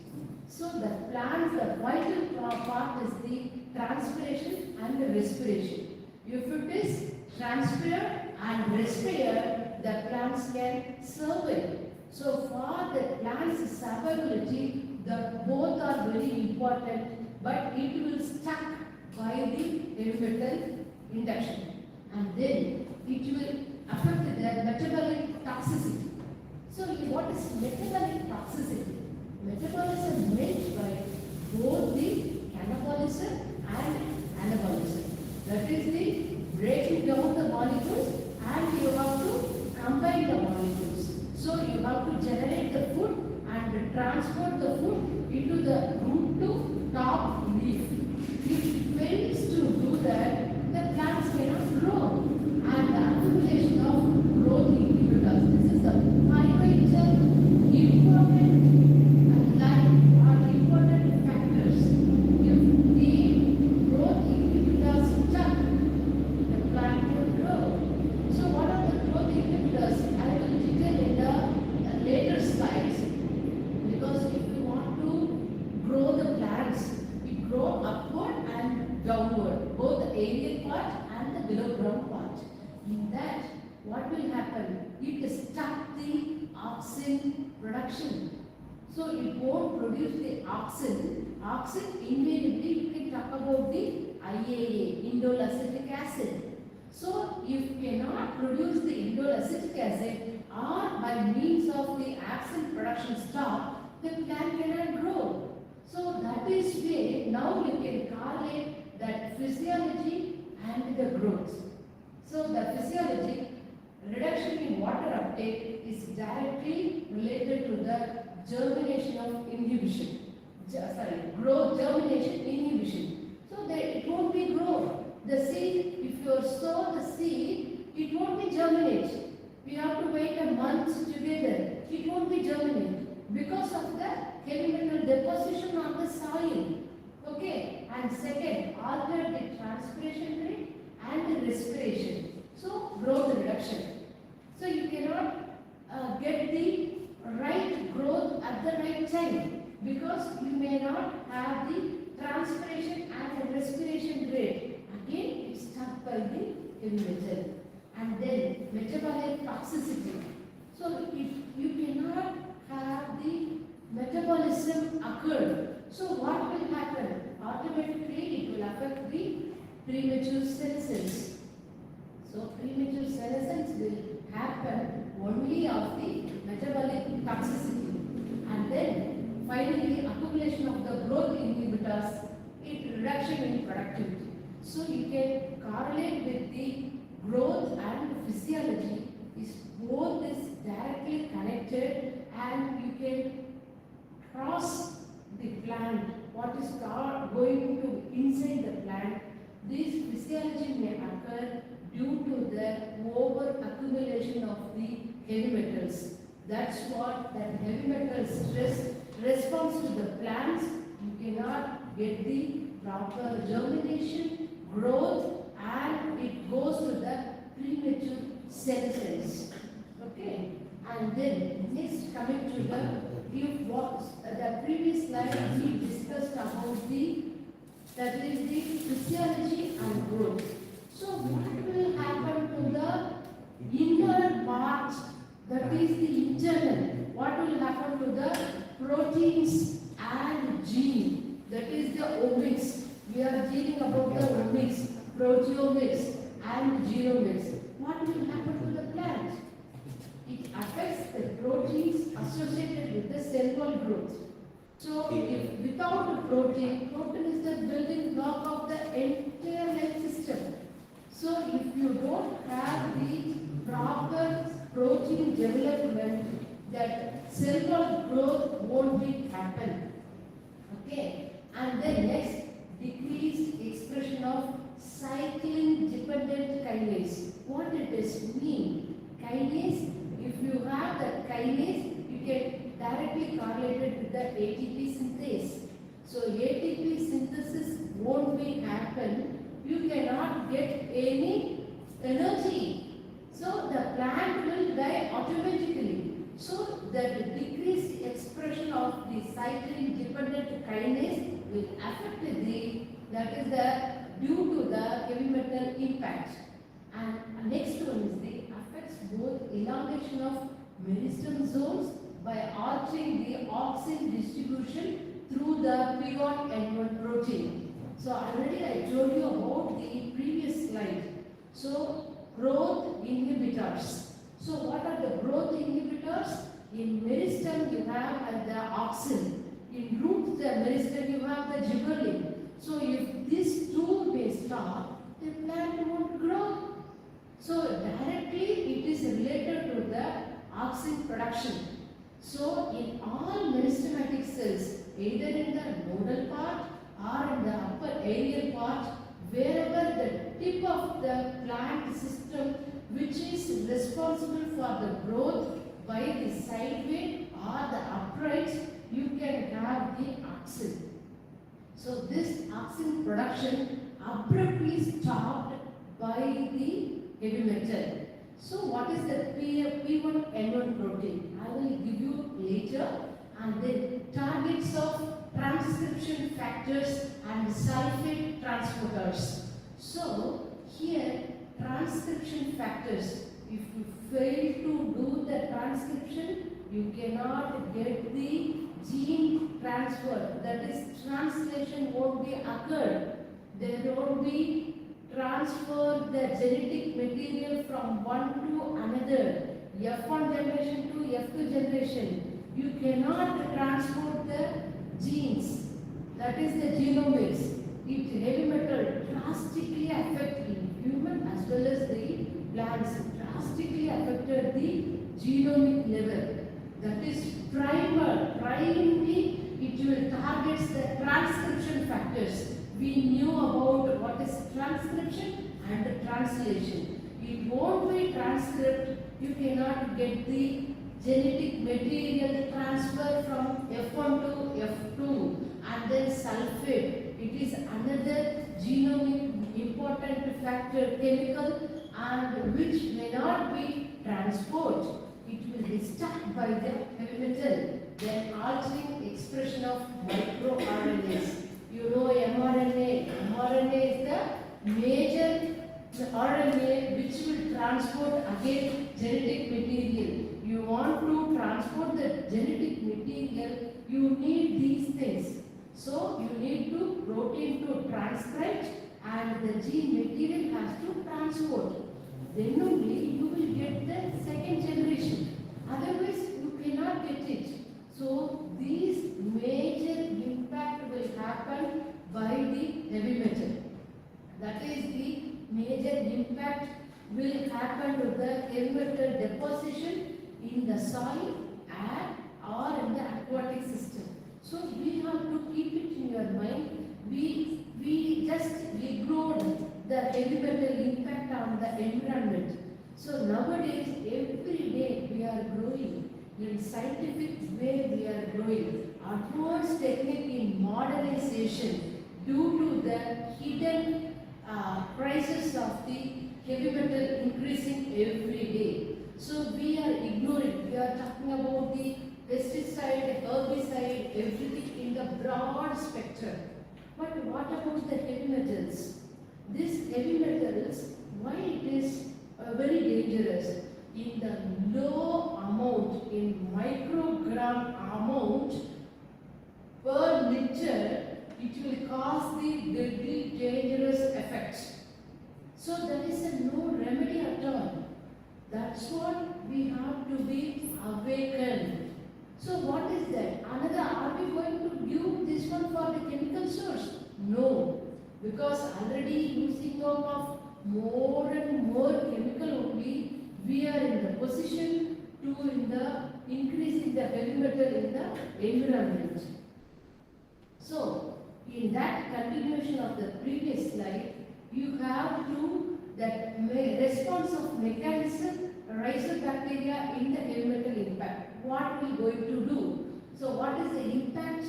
It increases the action of stress related proteins and signaling molecules like calcium ions and ROS in various hormones and MAPK, that is nucleogen aggregated protein kinase, signaling cascade, transcription factors, that is basic leucine, zipper, WRKY and ethylene responsive protein, heat stop proteins.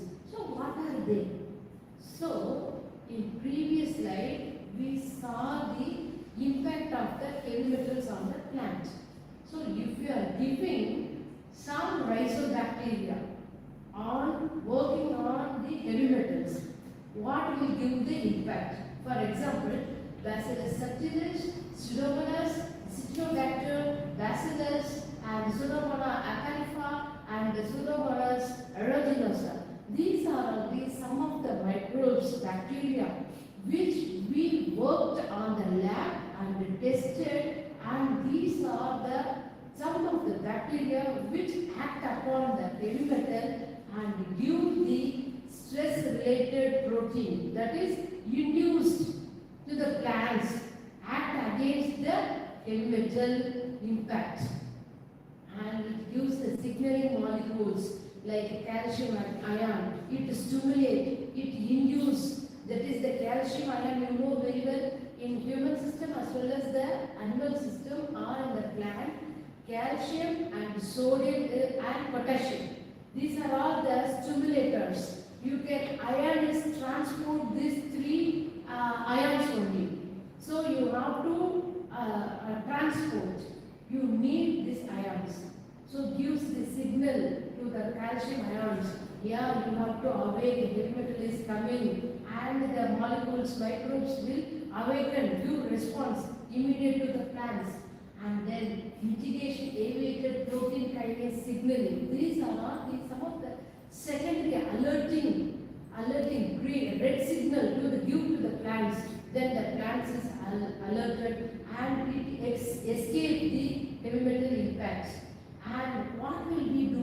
What is the action? These microbes onto the plant.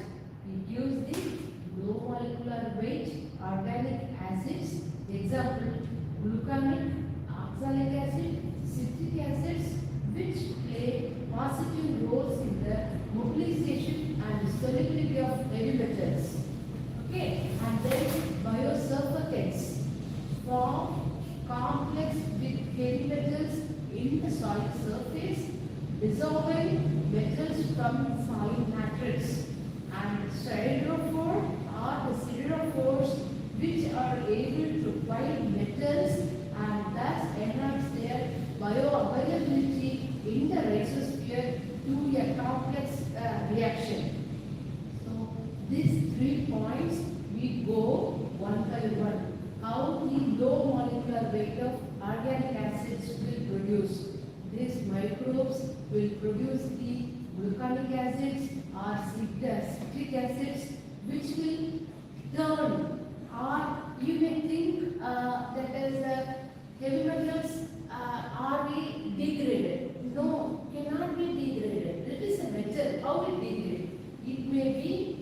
down into the complex to the simple ionic form, which may easily dissolve in the air or in the water. So if it is the complex one, it will be harmful to the health. So you have to slowly reduce their action or reduce their negativity. And biosurfactants. What is the biosurfactants?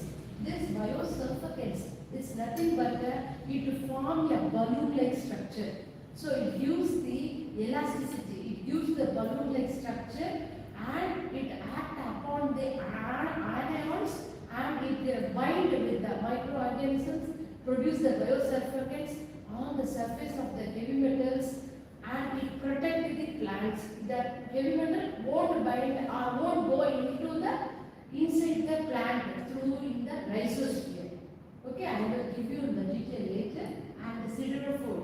This is the very good siderophore is the very good product which will be produced by the microorganism, especially plant growth promoting rhizobacteria. All these things may produce siderophore. So this siderophore is nothing but iron chelating compound. So this is the iron chelators. So these iron chelating compound, it's a protein. Okay. So these iron chelators not only chelating means breakdown. So not only break down the iron which is non-available form in the surface of the soil, also it will chelate the other heavy metals which may not degrade by the plants as well as in the soil. These microorganisms produce the siderophore which may break down the heavy metals. So that's what we have to encourage in the plant growth rhizobacteria. Here you have to notice biofertilizer versus the PGPR. Here the biofertilizer which will give the that is the growth of the plant, whereas the PGPR not only gives the growth of the plant, also protectors. It is the savior of plants from the heavy metal as well as the pathogens. That is the difference of the biofertilizer and PGPR. So in previous slide, we saw the P1N1 protein. Right? Yeah. Here we can, it both affects both elongation and meristem zones by altering the auxin distribution through the P1N1 protein. So now we come to that P1N1 protein where it is located. So this P1N1 protein is located basal end of the vascular cells, which is responsible directly apopetal auxin flow in the root stem, or auxin transport has been proposed to play a role in stress-induced changes. For example, A1 inhibits root length by affecting axin redistribution via modulation of AUX and P and N2. So you have to think about the growth where it is the meristematic growth. How this P1N1 is localized. You can see in the B picture there is the nodal growth as well as in the aerial part. So for that portion, this P1N1 is present, which will induce the growth of the plant. And then now we are coming to the heavy metal deposition in the plants. Where it is deposited, how it is deposited, and what we are going to do according to the deposition. So you are taking the hyper and non-hyper accumulator. You can divide the heavy metal deposition in plants in two types. One is the hyper tolerant non-hyper accumulator, and the second one is the hyper tolerant hyper accumulator. So this is the general. The heavy metals present in the soil in two types. That is the below ground part we have to talk about. One is the hyper tolerant non-hyper accumulator. Another one is the hypertolerant hyperaccumulator. So it will, these metals taken up by the plants in the rhizosphere. We know about rhizosphere. Rhizo is the root, sphere is the surrounding. So the surrounding soil in the root system, we call it as the rhizosphere soil. So in that rhizosphere soil, there are 5 stages accumulate the heavy metals on the root system. So the root taken up this heavy metal by the 2-way and it goes up to the aerial part. So in ground part over, now going to the aerial part. That metals movement from soil to above ground tissue. Where it is stored, either maybe the stem or maybe the leaf. Okay, so if leaf, less metals uptake by above ground tissue. Less metals. The leaf may not accept the heavy metal deposition in the leaf. So that is we called the non-hyper accumulator. Okay, in other hand, metals, more metals uptake by above ground tissue. Okay, so after the harvesting, you may have the chance of deposition of the heavy metals on the plant. So if you are consuming leaf, you may have the chance of the heavy metals on the leaf, leafy vegetables. So think about the heavy metals. So that is more metals uptake by the above ground tissue. We can call it as the hyper accumulator. So it may be remain in the leaf system. So for that, what we are going to do, this kind of system, that is the accumulation in the foliar region, again it will impact the plants as well as those who are consuming. That will have the impact. That is the heavy metal deposition on the foliar. So in that case, what we do? Translocation of heavy metals. First we have to saw the slide. You may have the chance of on leaf deposition, no. So what will we do? What is going to do inside?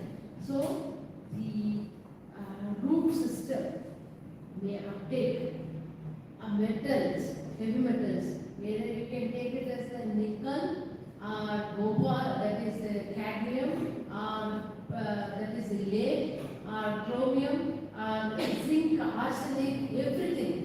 It leads to the above level. We call it as the heavy metal. So it is uptake by the plants. What it goes to the stem. So you know very well about the anatomy of the plants. In anatomy, you can go for the stem. You will have the xylem transport. So in xylem transport, there is a heavy metal through the vessels and tracheids. This heavy metal will pass on to the each cell of the stem in the plant. And what will we do? In that, in your left hand side, you get detoxification. How these detoxification may occur? So transporters will take up the heavy metals and go into the cells. In that, inside the cells, you know very well if the HM means heavy metals. This heavy metals goes inside the cell. Each plant cell, you may have the different parts, cell organelles, right? You may have the endoplasmic reticulum, vacuoles, and mitochondria, so on. Okay? And these organic acids, inside the organic acids, which will produced by the endophytes, which you can see. Yeah, thank you. You can see these vacuoles, this iron filaments, here HM goes inside through the transporters. You may have the cell organelles here. So if you have the endophyte, good bacteria in your cell, that is in the soil, it protect, it chelates. I told you, pseudophores are also called the chelators. Also it chelates the heavy metals. So chelation will take place here by producing the amino acids, organic acids, organic acid, siderophores. So it produces the organic acid, amino acids, and it gives the chelating HM complex. So what it means? Heavy metal may be chelated by your microorganisms, positive microorganisms. So you will get the chelated, which will deposit on the leaf. Now your leaf is safe. Whatever you have to consume the leaf, it may be having the deposition of heavy metals, it won't be affected. In previous slide, I told you the red alert. Now you can freely, happily enjoy the leafy vegetables because of our heavy metal microorganisms.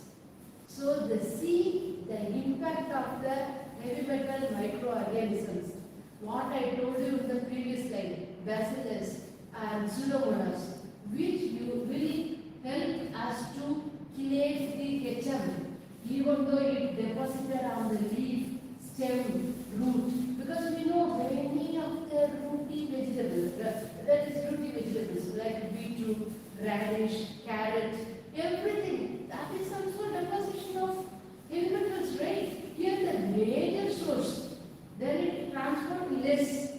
So that below ground part, even red potato, yeah. So we can have everything, sweet potato, everything, what I consumed yesterday. So we have to afraid to consume. So here we have to think wisely. What is happening? So we are the safer zone because of our microorganisms. Heavy metal microbes will save us eco-friendly manner. Only in this world, microbes only save us. Either in the human gut, it starts from the mouth saliva to the end of. Okay, so the microbes play a vital role rather than anything else. That's what we have to treat the soil through microbes, not by the chemicals. That is the important, that is the main agenda by our AATSEA. That is the main aim. 20 years ago, Prof. Kasem Soytong from King Mongkut University. I am not anything extra exaggeration. This is his own research because we are associating since 2007 onwards.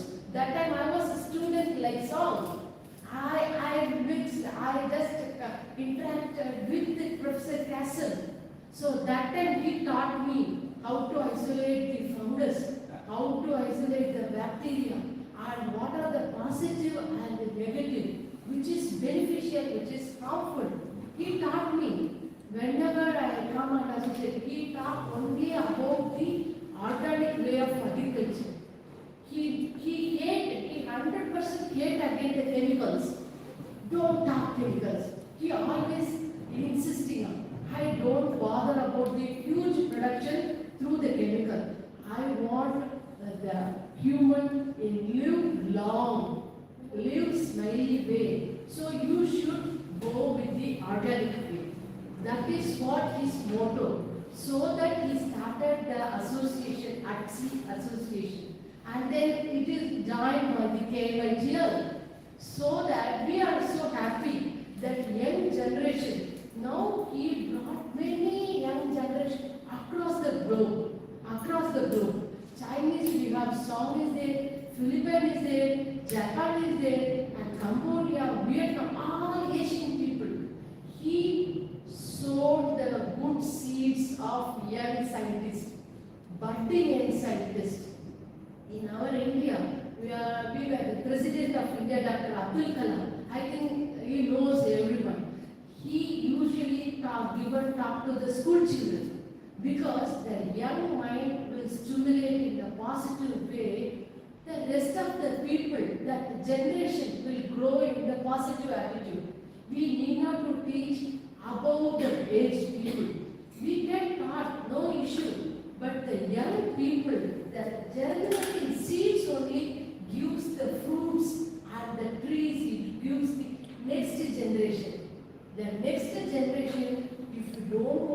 pollute by applying the chemical, you should follow the organic way. That's what I inspired by Kasem talk as well as his practical way. Yesterday we visited many organic farms. I personally, now I want to explore myself. I thought, is he doing any chemical, small amount of chemical mixing and that? He doesn't do it. He thoroughly mixing. I started from his lab to land. I visited. He preparing the organic way of microorganisms and mixing the organic product and bulk mixing in the blue color big tank. And one of the students, scholar, here they call it as the researcher from Cambodia and another from Philippines. He is spraying that organic product to the entire field. That you feel the air, you feel the smell in that ground. I won't get any bad smell. It's that grass smell only I felt. That's what I realized. Yeah, this is the purely organic way.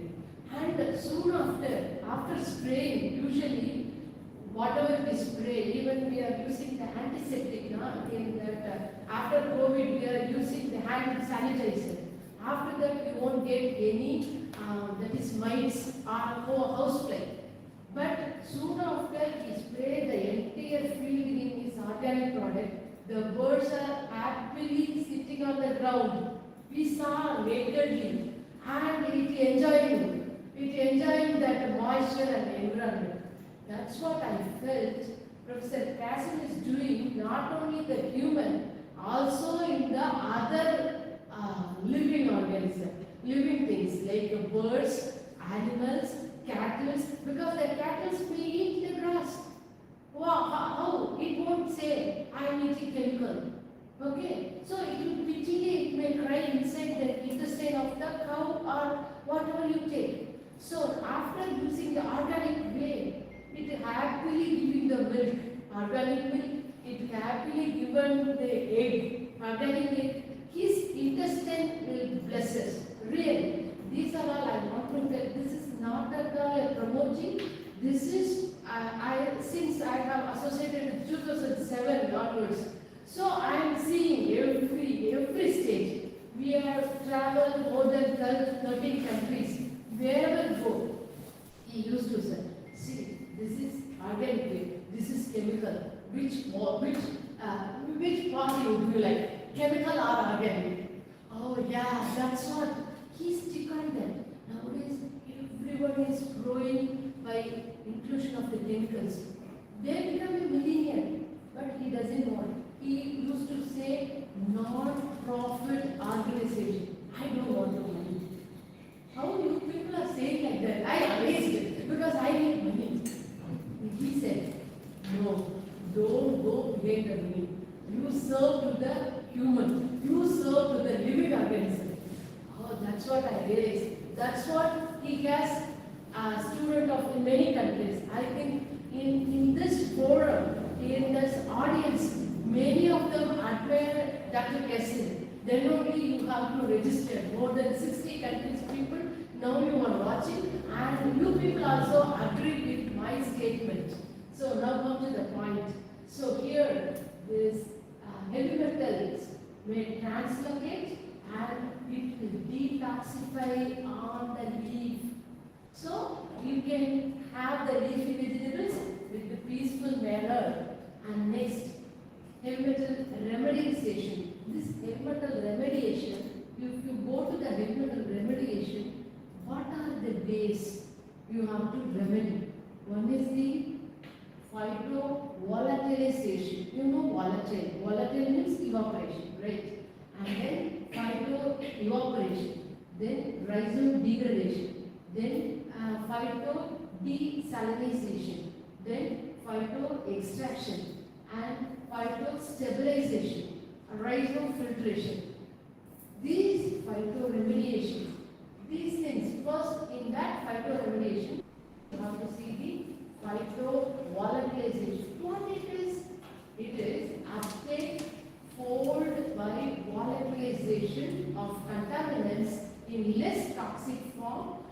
result of metabolic modification through plant leaves.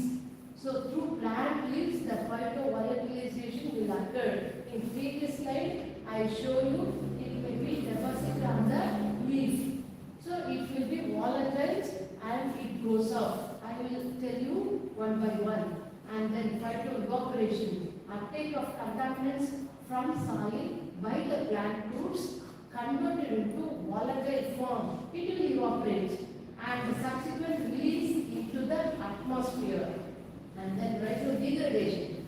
This degradation again and purification through plant root itself. In plant root itself, the degradation will occur. And then phytodesalinization. So this is the removal of excess saline soil by the plants. So salinity is another stress to the plants. Either there be any means, that is a different big ocean of study. So next is the phytoextraction. So uptake of contaminants from soil through the roots, translocation and accumulation above ground biomass. Above the ground. Previous slide, you can see here it will uptake, it goes in the above ground level. So above ground level, it will deposit.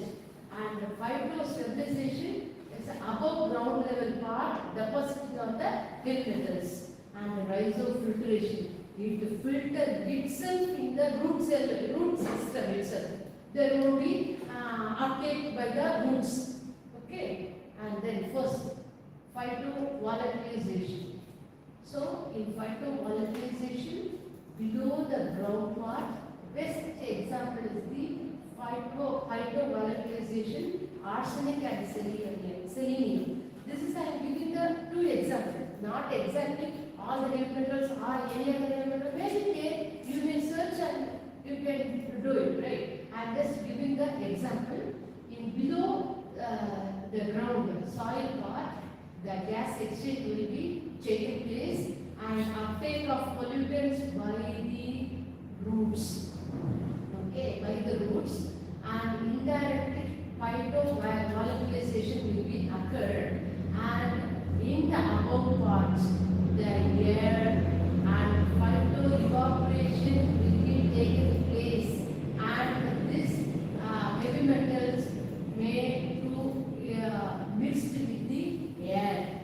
How we to do it? By the sun.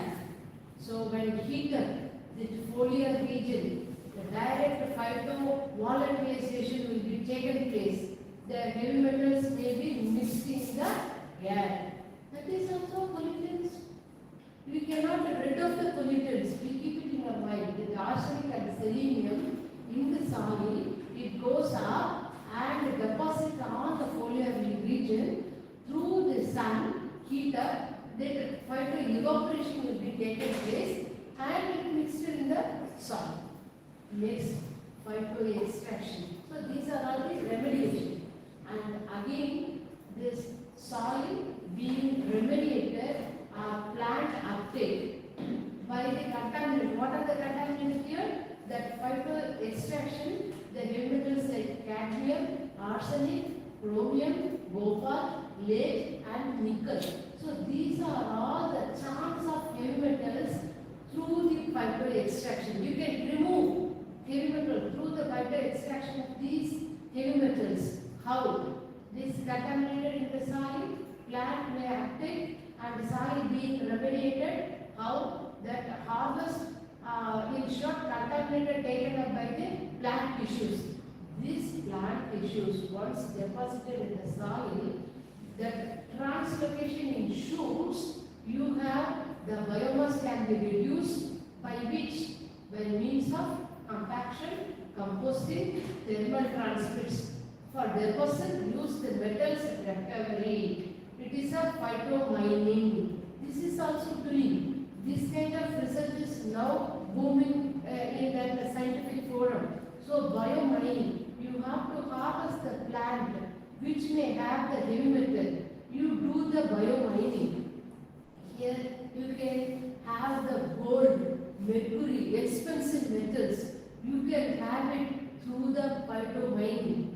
but it is a tedious process because micrograph very less amount, but you have to do with the biomining. This is also one of the process. And then next one is the phytofiltration. How it goes.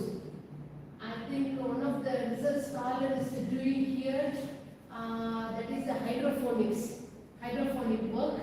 So it can be developed hydrophonically, developed the filtration, and the phytofiltration contaminants from the water in aquatic environment, that iron, nickel, zinc, copper, lead. These are all some of the heavy metals which may be in the aquatic, and the contaminants are absorbed by the roots. Then you have to remove the roots. This is one kind of phytofiltration. The plants may be filtered, the heavy metals in the aquatic system. You keep it in your mind. So the plant absorbs the heavy metals in that aquatic environment, they free from the heavy metals. So in the aquatic environment, the animals know snails or fish, it may free. So this kind of work is encouraging now. Those who are doing the hydrophonical, you may think about this work. You can incorporate it in your table, one of the research work through this. And next one is the rhizodegradation. So rhizodegradation, you can see the phenancy herbicides, plant secondary metabolites and metabolites, bulk soil bacteria, rhizobacteria, endobacteria. Here, what will happen? Here you can have the heavy metal like lead, chromium. So lead, chromium may be deposited in the soil, in the rhizosphere, and taken up the plants, translocated in the aerial part. How it translocated? In the cells. So here our hero, who is the hero? Endophytic bacteria. What endophytic? Not only a bacteria, endophytic microbes, because arbuscular mycorrhizal fungi. I think many of them may knew this. This is again one of the plant growth promoting fungi, which is sporulated. So it having the spores only. This AM mycorrhiza, arbuscular mycorrhizal fungi, shortly we call it as the AM fungi. This AM fungi is an endophytic, and another our endophytic bacteria hero is the rhizobium. So rhizobium, which is endophytes, and form one house or dwelling place. We call it as the root nodule. So in that root nodule, inside the plant cell, may enhance or may do the phytoremedial process, where in root itself. So in root itself, it will rid of all the heavy metals by the endophytic bacteria and fungi. It rid of all the endophytes. So it cleans and it goes to the in aerial part. It may be nullified 90%. Okay, so that is called the rhizodegradation. In rhizo itself, roots itself, the degradation will be takes place by the endophytes. It may be the fungi or may be the bacteria. Then representation of salinization mechanism in plants. So what are the salinization? Salinization, you know very well, sodium and potassium. So in salt exclusion here and the sodium accumulation, you know the plant structure inside. You have the vacuole, cytoplasm, extraction, that is everything inside. Though the ions may be salt excretion, excess of salt may be deposition on the foliar, on the upside of the leaf itself. Sometimes you may observe there will be a chance of salt deposition on the leaf surface. So that kind of excretion may happen the over limit of the salt on the ground part itself. Because in ground part the root cannot do with the help of the microorganism, maybe the filtration or anything will happen. If it may be absorbed and it directly goes to the aerial part. So the aerial pad will be the salt excretion on the deposition of the leafy area. And then next, evaporation. So phyto-evaporation. Here again you can see the nickel, lead, copper, cadmium, zinc. Here again the root system absorb all the heavy metals. There is no point that plant doesn't know this is a heavy metal, this is the thing. It recognizes. When if it is the organic soil, it recognizes. Or else it is taken up everything. So what we do here, these heavy metals may be chelated, increasing metal solubility in microorganisms present in the ground level soil. Uptake of metal chelatic complex by the roots, AATSEA, and the translocation of complex in the shoots and converting into volatiles, releasing into the atmosphere. So now we may have the question, if it is releasing into the atmosphere may be polluted. No. How? Already we have the chelating microorganism in the ground level itself. It chelated. What is chelated? Breakdown. So complex heavy metal breakdown through the AATSEA production, and these nickel, lead, copper, cadmium, zinc, all will be broken down. Okay. So after broken down, it broke and it will take up by the plants. So after it may converted into volatile, simplest form, it may be released to the environment. The environment won't be harmful by the heavy metals, because already here itself nullified. So that is called the phyto-evaporation. Next, so far we have seen the heavy metal, how it will be degraded. Now what will be doing the plant growth promoting rhizobacteria or rhizofungi? So it will give the sustainable agriculture. How it gives the sustainable agriculture? What is the sustainable agriculture? Long-lasting agriculture. I saw while coming down to the airport to the city, I saw the quote, "Live long, king." So the same proverb I used to hear, that is the long-lasting agriculture. You go for the modulating phytohormones level and facilitating resource acquisition and crop production improvement, biocontrol of phytopathogens, and triggering induced systematic resistance. ISR. Professor Kasem often discussed with me about the ISR. You have to concentrate on the ISR, because this ISR have the triplet compound, triplet way to protect the plant, okay, and the healthy soil. So if you are doing all those things, you will have the healthy soil and you can achieve the sustainable agriculture. And then micro heavy metal interaction. So we saw the heavy metal and the types and how to promote the sustainable agriculture. Now, what will be doing this micro and the heavy metal? We are often talking microbes, you have to enumerate the microbes. Then what it will be do? What is the function? What is the action?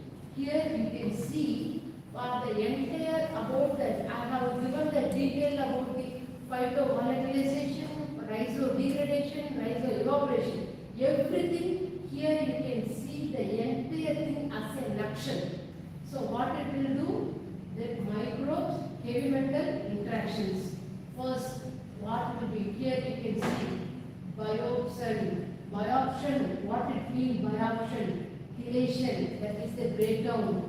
Coordination, complexation. Complexation means what it is? Electrostatic overlap with the EPS, exopolysaccharide. I will give you detail about the exopolysaccharide later. Then precipitation, reduction, cation anion exchange.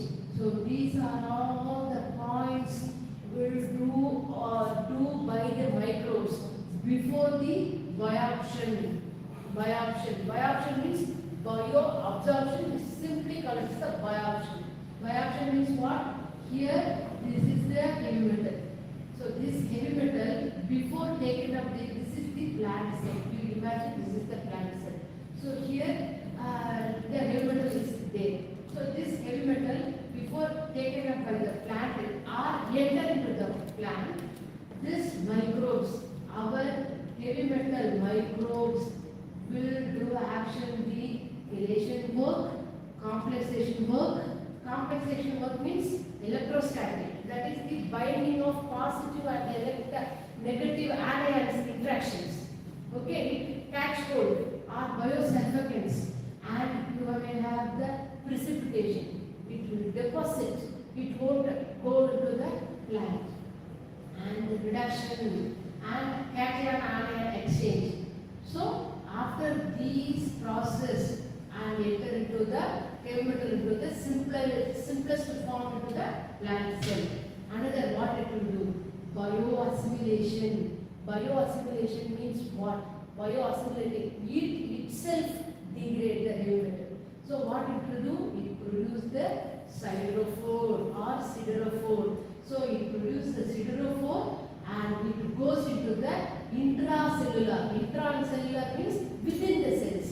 So you may have the complex heavy metals here, and it is bioassimilated by the microbes. It enters into the intracellular. Yeah, but it is degraded form. And another is the bioaccumulation. You may have the active and passive transport, surface absorption. It stick on to the surface. So it won't be go enter the heavy metals. It will be degraded here itself and then enter into the intracell. After enter into the intracell, these heavy metals converted into the non-toxic metals. That is be achieved through the microbe. So this is called heavy metal degradation. So degradation means it won't be fully washed out. It is there, but how it is there? In the non-toxic metals, converted into the non-toxic metals, and then these things transformation. How? Through the biotransformation. How? Phytochelation, metallions and polyphosphates. I told you about these three may combined here, converted into metal ions. Oxidation reduction process will go off and it will use the biomineralization. Biomineralization, if it is into the environment, it is a simplified form. Both oxidized soluble metals, reduced soluble metals, biological oxidation reduction takes place. It will converted into the simplest form. And here, bioprecipitation. I told you here now, bioprecipitation.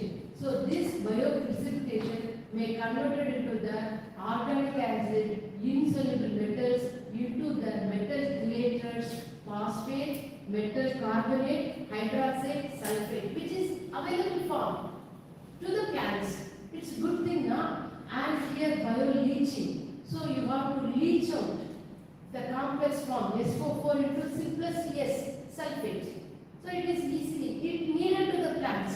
That's what the microorganism doing. So microbes are the doctors to the plants, which will all the remedy giving to the plants, right? And here, biodegradation of metallic compounds and biosynthesis of the metallic compounds and biosurfactants. I told you now, biosurfactants, that the soil particles absorbed by the biosurfactants and you have the metal ions released from the soil. So these metal ions, again, this metal ions is not harmful. It is not harmful because binded with the biosurfactants. So what is biosurfactants? Already told you, it is a balloon-like structure produced. It binds the heavy metal, slowly it degraded. So it won't to give up to the exposure to the environment. So that is called the biosurfactant. In environmental study, you may be very much study about the biosurfactant. Even the foam is formed, foaming. You have to spray the biosurfactant on the field. The foam reduced in leather industry, soap industry, chemical industry. Biosurfactant is very much applicable there. And then next is the mechanism of heavy metal transformation by the PGPR. So our core research, what it do, what did the PGPR do? That metal micro interaction continues here by the microbial cells. How? Biodegradation of chelating agents. Metal chelates into simplest form, converted into O2 and M2+. That is the ionic form. Ionic is degradable. That is what here I have to mention. Bioreduction, biotransformation, metal oxidized soluble and metal reduced insoluble form into soluble form. Bioleaching, what it is? Insoluble metal into the organic form and soluble metal chelators. Biopsy and all the heavy metals into the available form of the metals. And accumulation, there will be accumulated in the form of it may be the heavy metal and releasing may be the normal one. It is easily available to the plants. Then microbially enhanced chemical absorption, that is the chemical absorption of plants, hydrogen uranide phosphate, which is needed for the plants as a biomineralization. So the entire cycle will taken up by the PGPI, which gives the metallic form which is needed to the plants. And then here we are talking about many things in the rhizosphere. So what will happen in the rhizosphere? So if you take the root, okay, so root system, this is root system, here rhizosphere and microorganisms are embedded on the near root system, and you can take one bacteria, okay, so iron deficient environment, that's what, that iron deficient environment, wherever it is, you will have the bacteria as well as the AM fungi, arbuscular mycorrhizal fungi, and it will have the chelating, that where there will be a lacking of phosphorus, lacking of iron, it will bring to the rhizosphere. And what it will do? It will convert Fe3CD plus siderophore, enter into the cell wall and outside periplasm, inside, converted into chelation process and cytoderm, and you may get the machinery and you will get the available form of the iron. This is what the bacteria is doing in the rhizosphere. So that is the mechanism I have given here. This bacteria will do the non-available of iron into the available form by producing the siderophore. So the siderophore not only chelating the ions, all the metals, other metals which is needed to the plant, which is not available, it will convert it into the available form. And another one is the siderophore assisted bioremediation. So whenever you talk about, you have to think about the siderophores. So siderophores, iron chelating agents produced by the PGPR, and the siderophore assisted bioremediation. What it will do? Precipitated biopsy, bacterial cell, it increases the microbial resistance and metals and the metalloids bioremediation. So it will do the metals and metalloids biodegradation. And this organic contaminants bioremediation through ROS production. And here you can see the plant, it increases the metals and metalloids bioavailability, metals and metalloids phytoremediation in the plant, enhanced phyto extraction metals and the metalloids through the This one, that is the PGPR, bio-remediated or siderophore-chelating agents produced by the PGPR.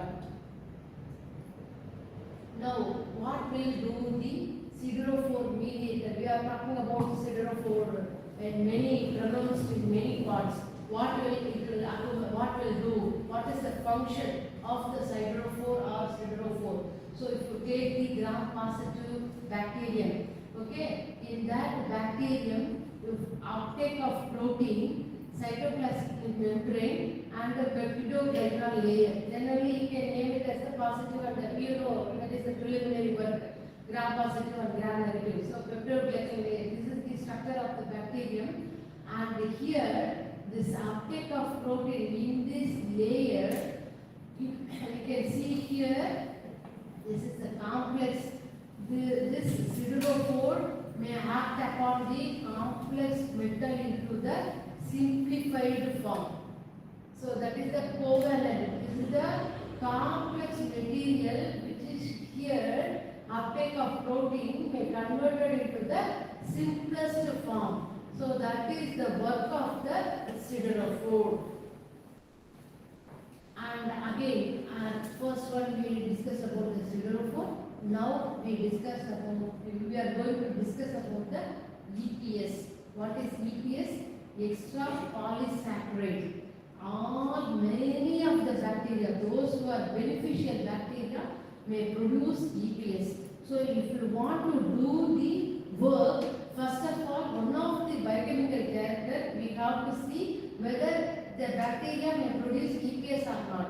The amount of EPS production, we can encounter that bacteria may be the good for the plants as well as the beneficial bacteria. So this EPS not only for the plant bacteria, in animal bacteria also. This EPS is a pivotal role to protect the environment. It will protect, it will safeguard. How much of EPS production, that much of the protection given to the microbes, given to the plants. Okay, so this EPS producing bacterial cell, this is the EPS, this is the bacterial cell that is produced. This bacterial cell with metals, you see here. So bacterial cells with the heavy metals cannot enter into the bacterial cell. This EPS with metal only binding. You see here, the EPS will bind with the heavy metals. It won't be taken up the bacteria. Bacteria is safe because of the outer coating of the EPS protection. That is extra polysaccharide. It is like a slimy mucilage kind of thing. Rhizobium may produce more number of EPS. Pseudomonas, PGPR, all the PGPR may produce more number of EPS. So if you want to check whether your bacteria comes under the PGPR grade, you have to check it out whether it is produced more number of siderophore. If more number of siderophore produced, first thing. Second thing, you have to encounter whether it is producing the EPS. Yes, EPS, extra polysaccharide is producing. Then second thing, it is eligible into the PGPR. Then you have to encounter whether it having the capacity of the IAA, indole acetic acid production, as well as you have to check it out the quantification of the phosphate.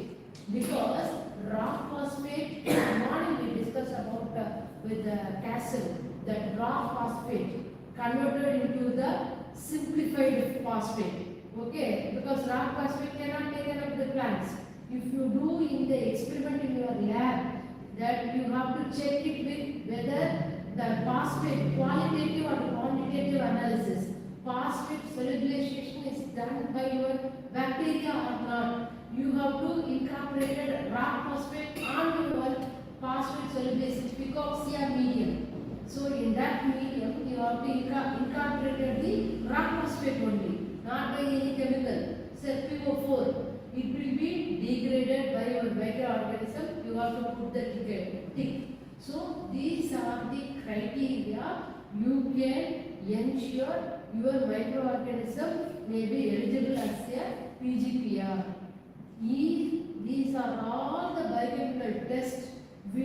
the lab, then only one product will come out. So a product won't be come out by isolating and given to the farmers. It is not like that. We go step by step. We are eliminating. Is it all the rhizobia we are producing it? No.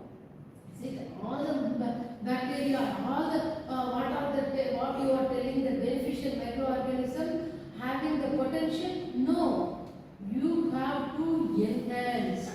You have to isolate. How in our classroom we are selecting, he is the bright student, he is the dull student, he is the moderate student. Accordingly, you have to select the bacteria and fungi which is beneficial, which is good. Some bacteria may be nullified, it won't do anything.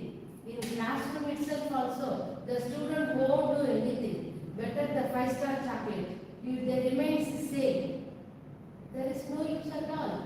So you have to stimulate, you have to stimulate. So far you have to screen the bacteria by producing the EPS, extra polysaccharide and siderophore production, phosphate solubilization and IAA. These are all the quality or the criteria. Then only you have to select the bacteria. Above all, again we have to, that before entering the lab we discussed again. I am using the Professor Kasem statement. I thank you Professor Kasem, I am using many words from you. I am just checking. He used, are we, this bacteria enter into the soil, is that bacteria is compatibility with the other microbes. That is very prime important. If it is the envy or enemy, other beneficial bacteria, there is no use. Even though it produces the good things. Because one villain, one enemy may kill the entire thing. Is it not? So we don't want that kind of bacteria anymore in the soil. So we go for the eco-friendly symbiotic. That's what he has to tested his own product, ketomine. He told me, that's what I knew. I came to know that one. Ketomine is beneficial into the any bacteria. If I want to introduce my rhizobia to his field, he already introduced the ketomine in that soil. No problem. The ketomine welcoming my bacteria and accepting, and both are friends, like as our AATSEA family. All are together and we have to hands are put together and we grow up the organic way of cultivation. That is what we need. I alone want to grow, it's not a good thing. We join hands together, our imagined sound will come. You have to join. It's a thing. Again, this quoted by Professor Kasem, I am so much thankful to him. Because every meeting, he used to tell, I have only 2 hands. I need more hands across the globe, not his own country. Sometimes I am amazed. Are you a Thai? Are you a Philippine? Are Indonesia? Nowadays I am asking about India. He told, I am the global person. So I have only 2 hands. I need all of your hands put joined together to take up the globe in eco-friendly manner, to spread all over the world in the organic way. That is what his motto. He started the AATSEA Association. I am so proud to be a part of a life member in the AATSEA. Okay, so that we have to think about the same way with the bacteria itself.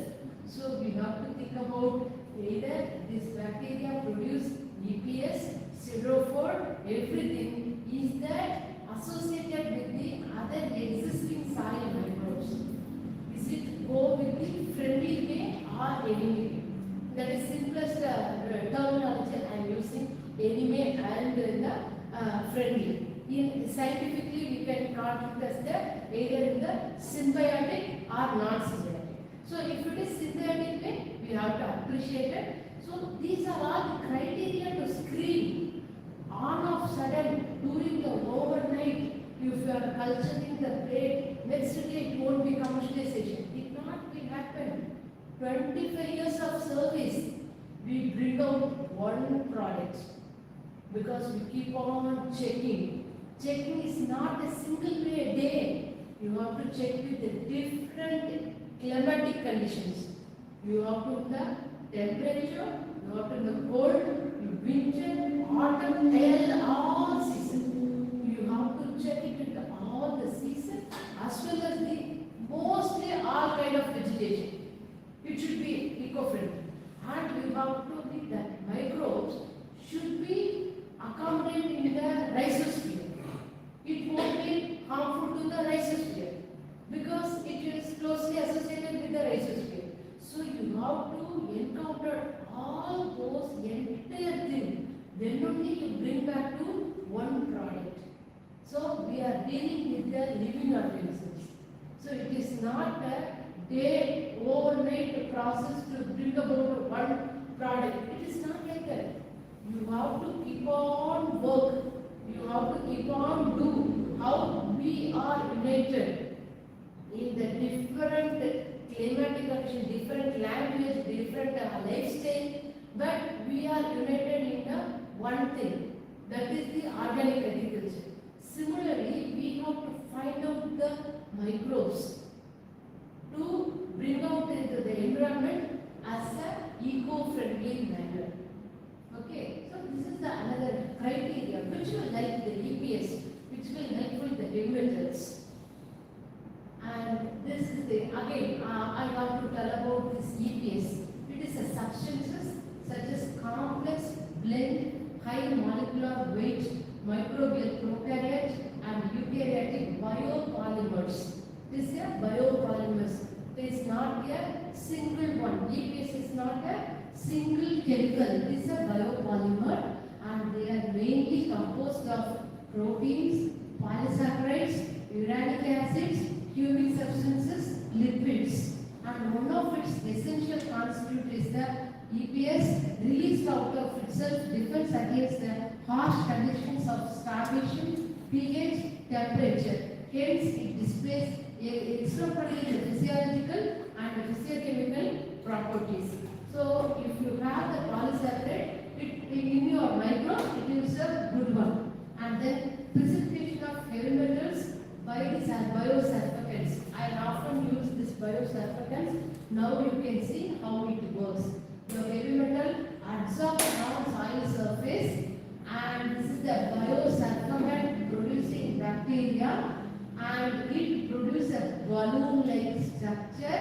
These heavy metals bind with the biomolecules of biosurfactants produced by the bacteria, and this biosurfactants start degrading the heavy metals, and it binds and it gives the precipitation of the biosurfactant out of the complex. So it slowly degrade and gives to the releasing of the soil by base of the heavy metal into the available form. And then I would like to insist on some of the, so far we have seen the heavy metals and how it will be remedied, everything. I need to one or two slides.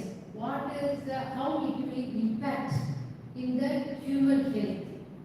Okay, so for human health, how it will be impact in the human health. And now is there heavy metals like lead, chromium, and nickel, copper, zinc, and mercury, natural elements with relatively high density compared to water. This is having the high density when compared to the water molecule. Then only it is a heavy metal, right?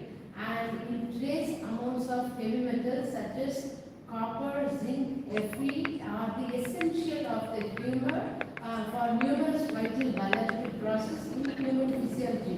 You should not think about map told about zinc, copper. These are all the essential. Absolutely, this is essential. By nature, you have to think about toxicological manifestation arise at even slightly higher concentration.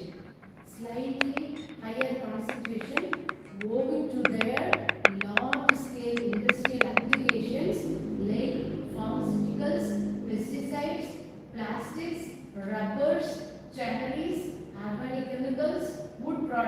These are all the sources of these heavy metals. So if it exceeds toxicology manifestation as they given, if it is slightly exists, it may harm to the environment as well as the human. The occurrence of free forms of heavy metals in terrestrial as well as the aquatic system is on rise because of the modernization. Moreover, the non-biodegradable nature of heavy metals ensures its prolonged presence in the environment. Their higher aquatic solubility triggers bioaccumulation and biomagnifications, which eventually leads to insights and irreversible health hazard. That is the underlying point, irreversible health hazards, and including potential carcinogenicity. By introducing our Vice President, he is given the alarming, danger alarming.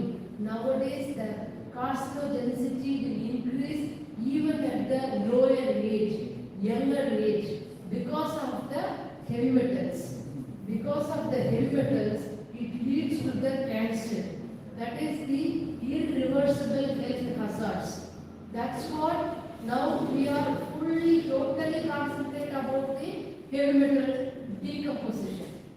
Okay, even every minimal concentration is range about 1 mg per liter. We should not neglect. It's a matter of mg only. Why should we think about it? That is costly, deadly, dangerous hazards like a carcinogenicity. It is a irreversible. This is the red alarm to the globe. We have to think about how we have to rid off these heavy metals through the organic. That is more important. Again, we should not go into the ditch and the way of chemicals ready off. Okay? And the different heavy metals, ions have different mechanisms of toxic interaction in infestations. Oxidative stress of free radicals imbalance.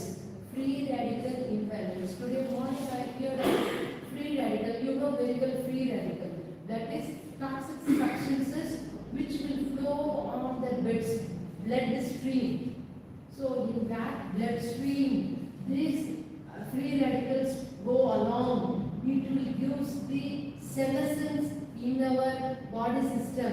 And due course, it may be deposition free radicals in our body system. It causes to the cancer.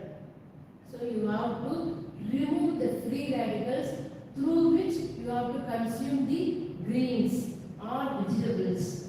And then oxidative stress of the free radical imbalance, which is caused, lead is caused. Another harmful thiol or methyl derivative formation, mercury, arsenic, chromium. And another cofactor are metal ion replacement, aluminium and cadmium. Cell membrane termination, disturbance in ion channels, DNA and protein damage. What it occurs? Chromium. Binding vital proteins and causing further discrepancies. Who's causing? Cadmium. Corrosive effects, saturation, organ filtration and liquid peroxidation, iron are some of the predominant ones. So each heavy metal is responsible for each diseases. All diseases are irreversible. That is the worst thing here we have to pronounce. If you example any one of the heavy metal, I will give the example here. Inorganic arsenic ion accumulation in living tissues, it causes the bronchitis, cancer, hypoketosis, liver crisis, mental disturbance, ulcer, all in the individuals. Sometimes we have so much of stress. Why? Because not of the traffic. By the traffic time, you may have by the traffic time, you may have emitting the automobiles. which is emitting the lead pollution. That's what we have the stress. We have the tension. Prolonged. You have to think about those who are settled in the house. They are very free. Their faces are very clear. They are very happily living. But those who are going office goers, or the school goers, or the educators, or the business people, they are very tensed in their face. Because of they are exposing more number of heavy metals. That the heavy metals may lead to the free radicals deposition in our body. That's what we may have the tension, irritation. That is the simplest step. But prolonged, it may cause deadly, dangerous disease. Cadmium ions can cause a chronic toxicity leading to proteinuria and lung emphysema and upon the airborne exposure. And higher blood Okay, sugar, kabul mak. acute toxicity, headache. I told you now, headache, nausea, diarrhea, osteomalacia, chromium ion toxicity, making a hexavalent form, because in the occupational level, cause the skin ulcers, while inhalation lead to determines. That's what I am telling. Because lead, cadmium, these are all every day we are seeing. Because we are going on the road. It will emit. In school studies always we are studying about the lead pollution and chromium by the automobiles. You cannot escape. And because of lead toxicity, very widespread from the ametobactic, heptic, renal system, even nervous system. This exposure about 400 to 600 microgram per liter. This is the underlying word. The exposure at about 400 to 600 microgram per liter can also lead to chronic toxicity, which is characterized by persistent vomiting, encephalopathy, lethargy, tetany, these are all the and leads to coma if not attended timely. These words may be the Latin and French, but we know that harmfulness given exposed to the 400 to 600 microgram per liter lead toxicity. Then think about ourselves. We are exposing daily. So what is the remedy? Go for the organic way. And this micro remedial with this synthetic biology. So we have to again we go to the doctor. Who is doctor? Microbes is the doctor. Okay.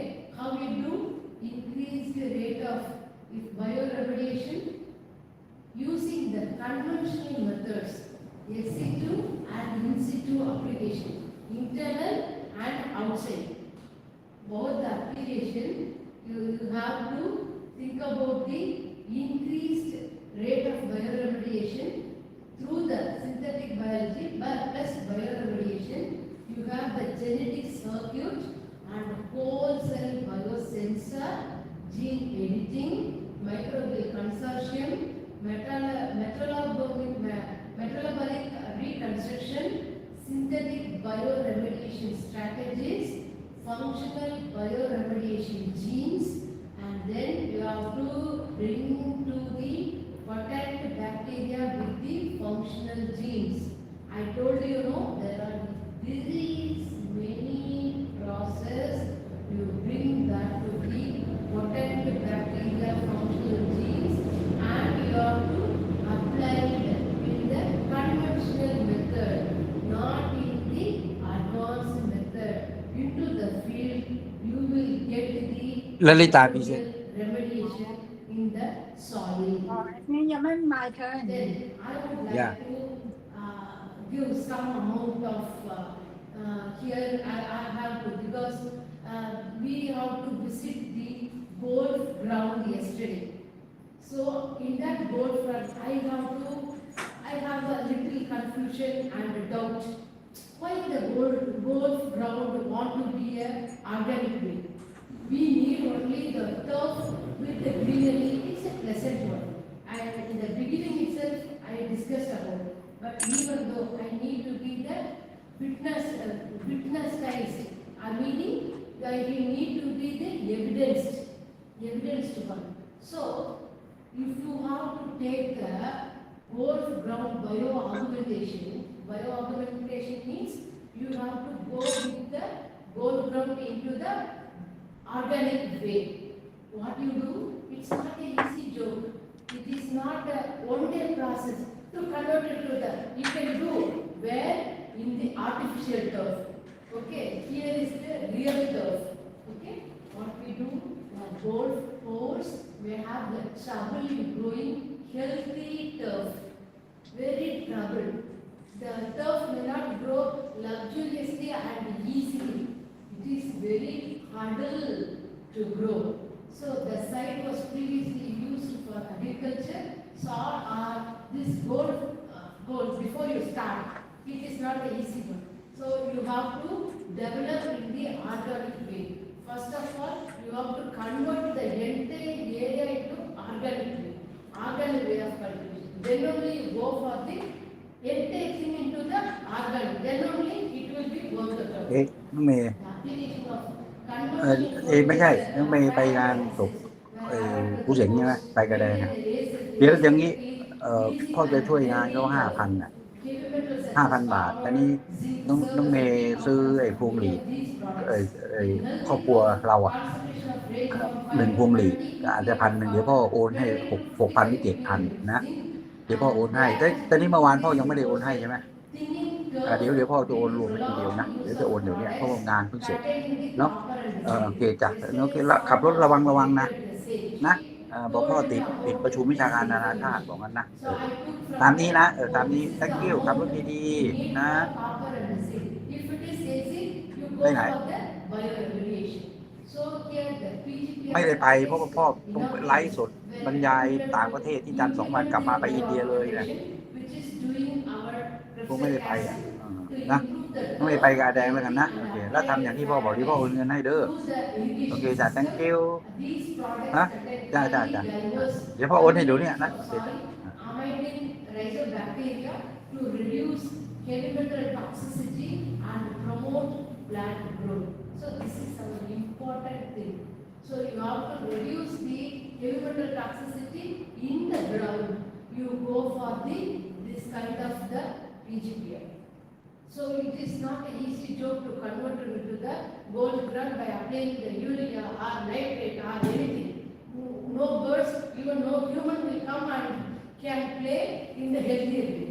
So if you are good, you go for the bioinoculants. So that's what I think he is doing the good job.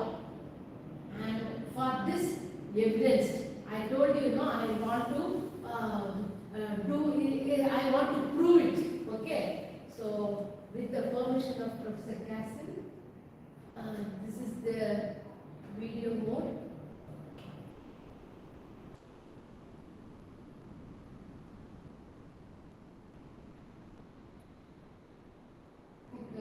Audio will come later. So here, see the researchers take down all the heavy metals, macro and micronutrients, pH, they are testing.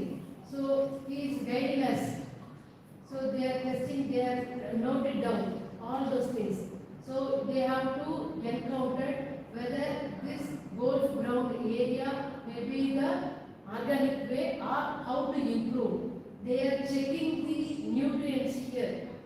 So here they are checking the nutrients and he is giving the instruction how to do and how to promote. Okay, so he is using that is the heavy metal, that is the biodegradation of heavy metal using his own products. So he is introducing and he is telling, we are telling about how much of the nutrients.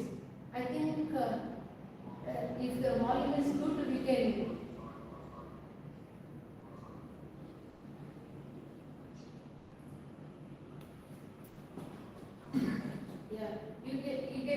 now you can see.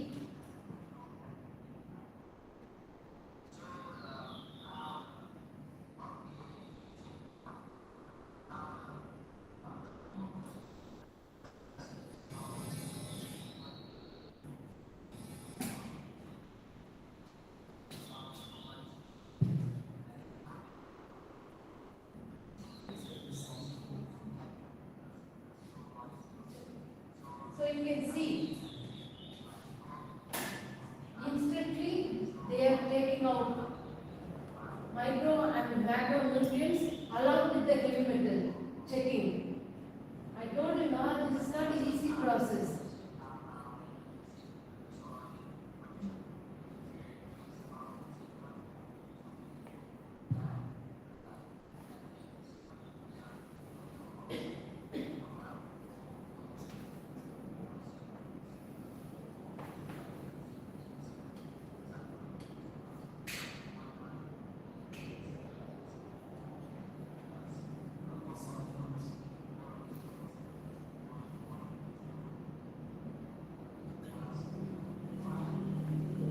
They are checking the entire ground is fully organic way.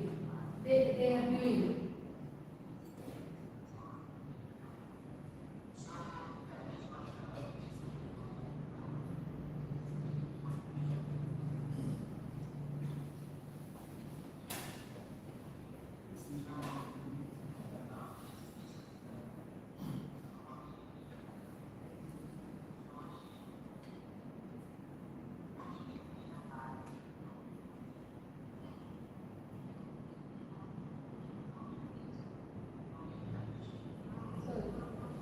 These people are discussing about how much of the minerals present, what are the nutrients present, how we have to improve this ground through the organic way.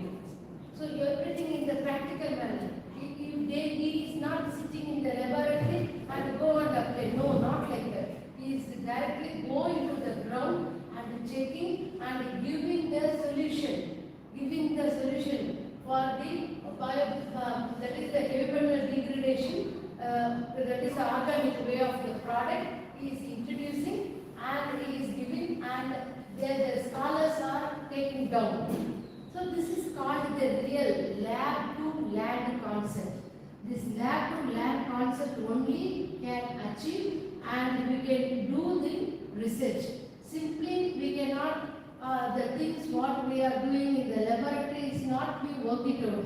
The young researchers, those who are hearing this lecture, you kindly do your work in the lab to land concept process, and you have to improve your product, you bring back to the commercialization, and you can give the job to the others. You should not be the job seekers.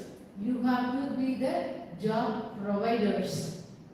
And here, this adaptation of PGPR for phytoremediation, here you have the analysis of the contaminants and choosing the microbes. That's what in previous video. First you have to analysis that the soil ground. Okay. Next, the microbes are examined, culture, placed and polluted environment.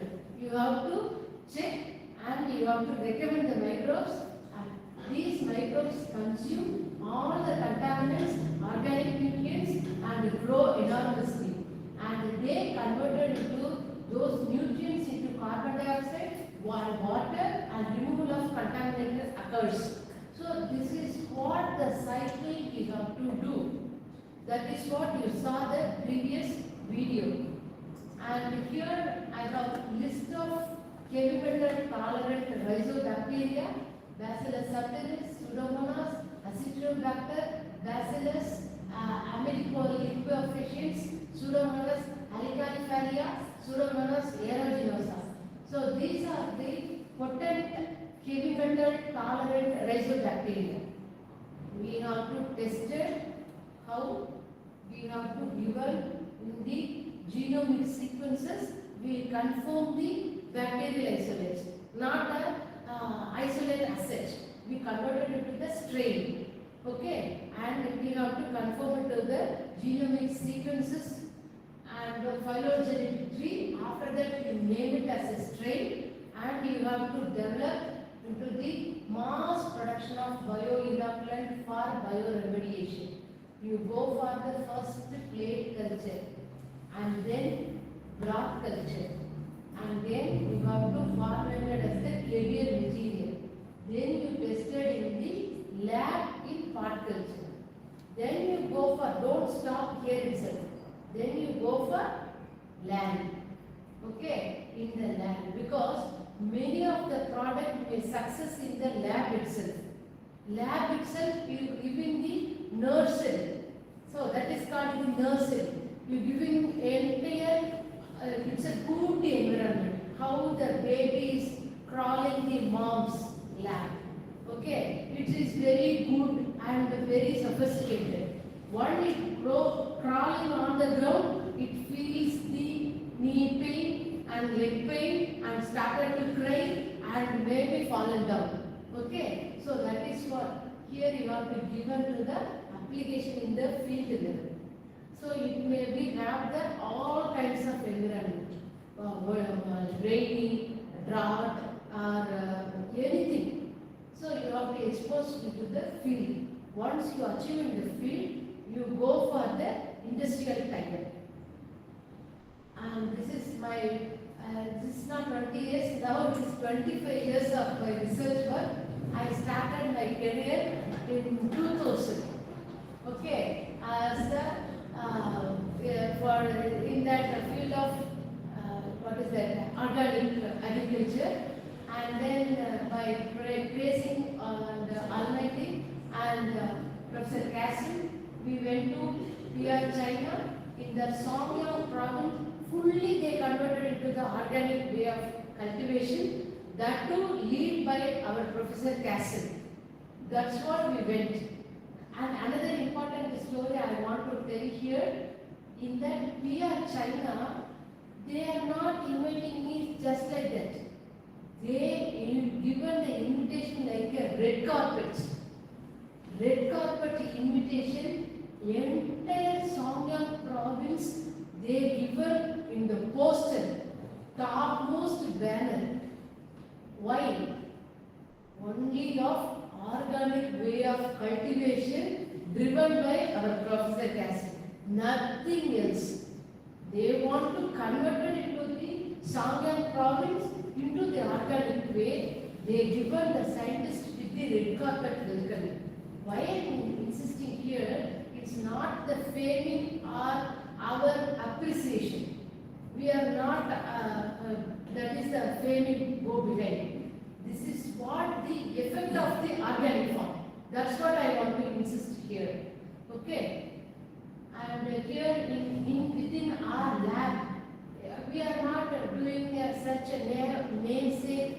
We are not doing. Every year we are conducting. This is our Vice Chancellor, and these are all the farmers, and this is my scholar. These are all our products. So we are doing every year with the farmers. We have the discussion what are we are doing in our laboratory. It's not a simple job. We are doing continuously. That is called we are doing the sustainable agriculture. I think with that note, I conclude myself. If you have any queries and clarifications, you feel free to talk. And in the first slide, I'll give my email ID, and you can reach you at any time. This is my email ID. You can reach you at any time, wherever in the globe. You can contact me if you have any doubts or research collaboration or anything else you want. You can contact me, and I would profusely thank my authorities in my university, my Indian authorities, the Vice Chancellor and Registrar Sir and my head of the department, because without them I cannot come over here, and they permit me to present this function and present this talk. I profusely thank my authorities, and I profusely thank the Thailand government, and my special thanks mentioned to Professor Kasem, who is the backbone of this event. This event is going very well, and for this note, I would profusely thank Professor Kasem, and if I fail to thank my scholars, I have not justified myself, because the entire thing, as Professor Kasem Soytong said every time, my hands is two hands on me. I have to collaborate with my scholars only. I have to bring about this kind of research programming. So I would like to thank Uma Maheshwari, Shakti Uma Devi, and Sridhar and Satya and other my research scholars, previous scholars, present scholar, future scholar, and my PG students, who is maybe they may be the observer for this meeting also. I would like to thank my scholars, my faculty, my colleagues, everyone. Thank you, everyone. Okay, give me a big hand. So, thank you very much, both Lalitha, to give really excellent presentation. This is very deep knowledge. I think you are very good, and I am more excited all the time. 1.5 hours, 2 hours. Nobody sleep, And then I think our participants from the online international training for the organic tropical fruits will be hear us, will be know about what we have done. The participant is over 50 countries. So we would like to welcome all participants from about 50 countries all over the world to hear about what we have done in a corner of Thailand and India. Yes. So this is the what we talk about. That's why we say that this is a modern organic agriculture. And this word, I give this word for the first time in China. In the year of 2015, that you also, at that time we have the international symposium for the modern organic agriculture. And at that time, we organized by Songyang government, China, together with the Association of Agricultural Technology in South Asia. And that time I invited our group of scientists that we are doing research on the organic agriculture. About 18 countries, 18 countries, you remember. So that is, after that, we try to concentrate to do research. Especially, in my heart, I try to help society to be with good health, especially human being. And I always said that I have only 2 hands, I need more hands to help each other, especially young generations. Yeah. So this is what we have done. Yes. Thank you also support. Thank you. So this is the the Dr. Lalitha presentation is very active and very practical work. So likewise happen what you have the idea. For example, Dr. Pierre from Cambodia, you express something. This knowledge for apply the microorganisms to reduce heavy metal to apply in golf course. What do you think about this? You express some idea. I like to comment about it. Yeah. Because Dr. Pierre will do the postdoctoral in the organic golf course. Yeah. My name is Pedro. After I listen to the presentation, I think that the microorganisms, some bacillus, can be supplied in the copper to reduce the heavy metal in the soil in the copper. I will do this research in the copper, and we will see the result later. Thank you. Okay, thank you. Dr. Pierre is the postdoctor at King Mongol Institute of Technology, and he's from Cambodia. So another one that I also very interested in, Dr. Lalitha presented about how to reduce the heavy metal in hydroponic. Actually, we are going to hydroponic. Hydroponic, the chemical. I never eat it. You know why? I found firstly, I found a lot of nitrate. Yeah, a lot of nitrate. And in the in hydrogen also nitrite. Both nitrate and nitrite cause cancer.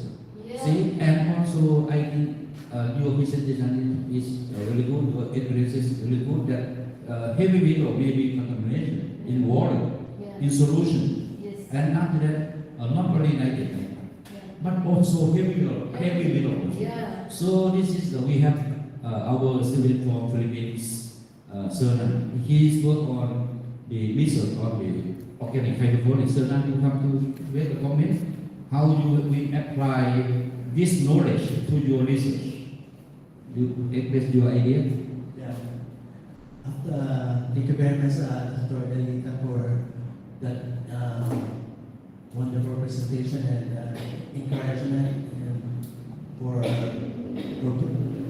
awareness about heavy metals. According to my research, I'm doing research about hydroponics, and it's enlightened my research now to really upgrade or update because you mentioned about the heavy metals.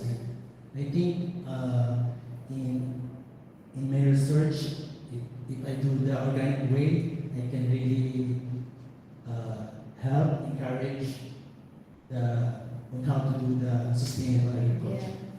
Thank you very much. That's great. Thank you, Sunan.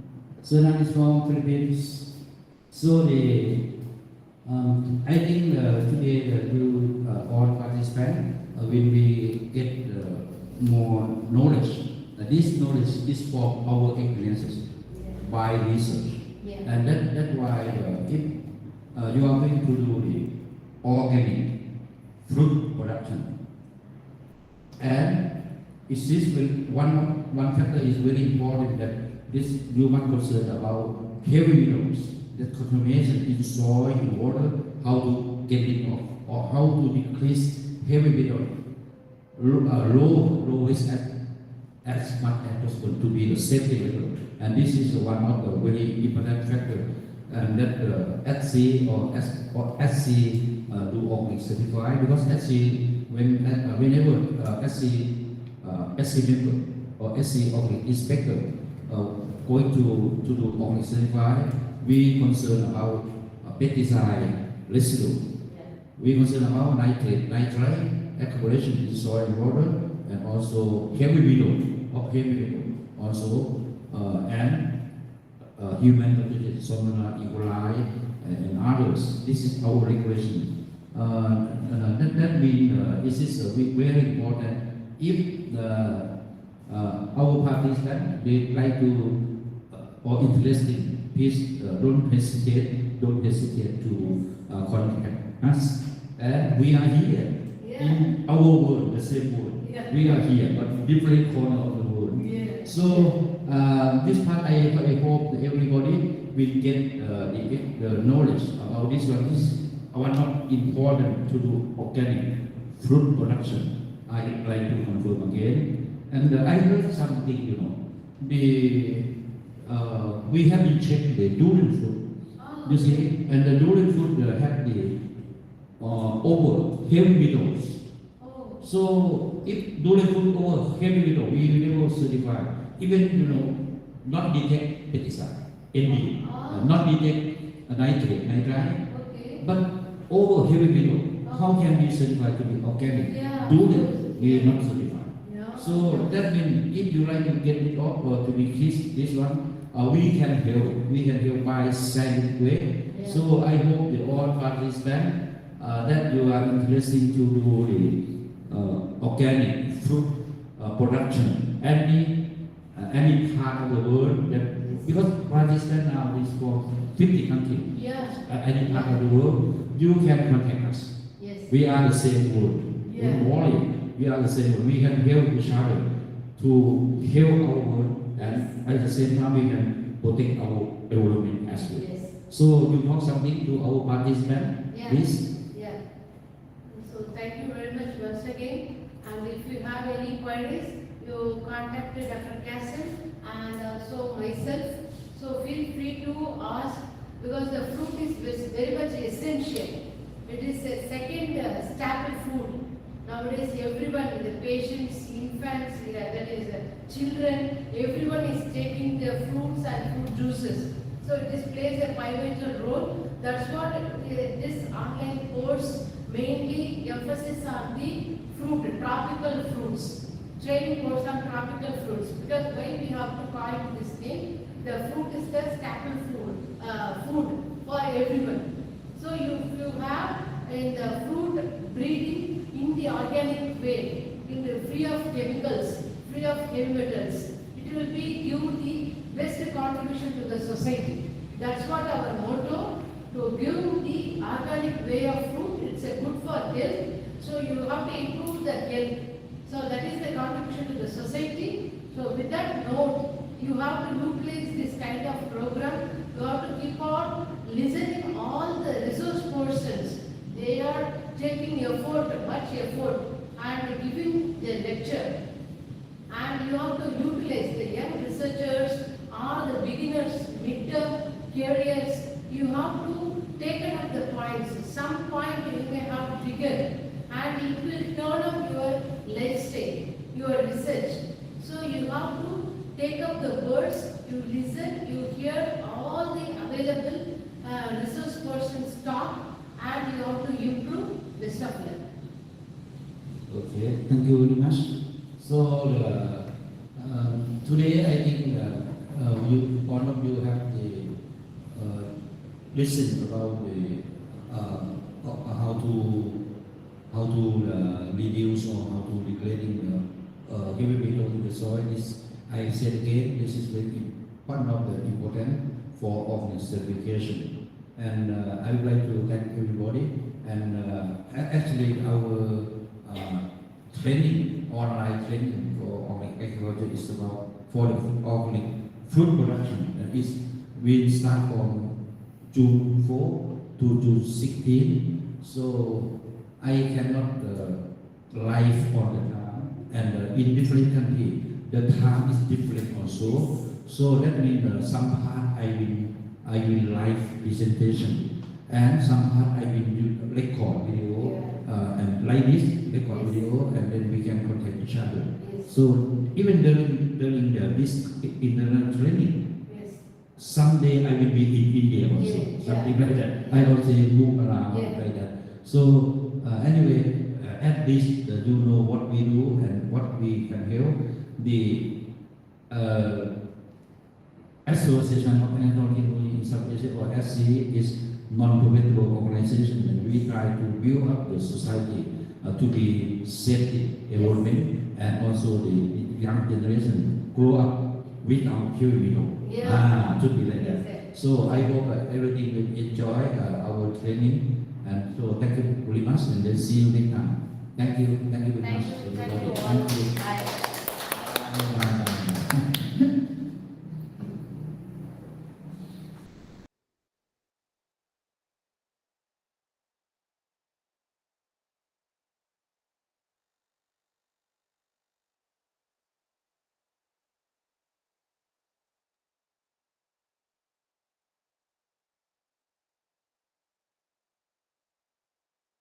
process. The fluorescence is a characteristic of a variable. Hello everyone, I'm Jojo Song, come from China. Today I'm going to talk about the agricultural nanotechnology for plant immunity. For nanotechnology, as we know, the search for effective alternative methods of plant disease and control is mandated by the need to reduce or eliminate non-target effects on both humans and the environment. Nanotechnology agriculture has emerged as a new tool to create and restructure the materials at the molecular level. The molecular nanotechnology involves building organic materials into defined structures, atom by atom or molecule by molecule, often by self-assembly or self-organization. The application of nanotechnology in agriculture has gained are increasing attention in recent years. Biologists are actively engaged in the synthesis and investigation of organic nanomaterials, including different kinds of nanoparticles possessing unusual optical, physical, and biological properties. The possible uses of nanotechnology in agriculture are being explored. Precision farming, for example, along with nano delivery systems, is becoming the new industrial revolution in agriculture. Then there is great potential for nanoscience and nanotechnology in providing state-of-the-art solutions for various challenges faced by agriculture and society today. Nanoparticles can serve as magic bullets containing bioactive substances from antagonistic fungi that can enable effective penetration through cuticles and tissues, allowing the slow and constant release of the active substances. The most popular chips of nanomaterials being used for biocides delivery are nanospheres, nanocapsules, and nanogels. Nanotechnology can provide green and efficient alternatives for the management of disease and insect pests in agriculture without compromising nature. Nanotechnology has great potential in agriculture because its applications can enhance the quality of life, especially in food crop production systems. Nevertheless, although it may play a very important role in the development of any nation, nanotechnology should be carefully evaluated as is done with any new technology. Some nanoparticles have been formulated to contain pesticides in colloidal suspension or as powders at the nano or micro scale. These preparations have advantages such as increasing the stability of active organic compounds, systematic activity, synergism, and specificity, and reducing the flora silting and leaching. The amount of pesticide doses, number of applications, human exposure to pesticide, and environmental impact are reduced. So nanoformulation have been employed not only for synthetic insecticide, but also in alternative products, such as natural products like herbal extracts, and also microorganisms to control insects. Current issues like climate change, urbanization, sustainable use of natural resources, and runoff and accumulation of toxic pesticide, herbicide, and fertilizer need to be addressed immediately. However, a few research have reported the use of nanocarrier systems in agriculture. The use of bioactive compounds from different ketamine species has been proven to be an effective antifungal strategy against several plant pathogens by the research of Soytong 2001. The construction and characteristic of copolymer nanoparticles loaded with bioactive compounds rather than toxic pesticides are needed. So for the research of nanoparticles from ketamine species, at the year 2016, Lalitha and Kasem Soytong used to report that the effects of nanoparticles loaded with ketamine globosome KMITL species the extracts against leaf spot of rice variety, and also ketamine cubrim CC3 also can control the leaf spot of rice in Cambodia, which caused by the Cholera lunata. As this figure shows the nanoparticles from ketamine globosome, actually you can see the color is the yellow color in the nanoparticles.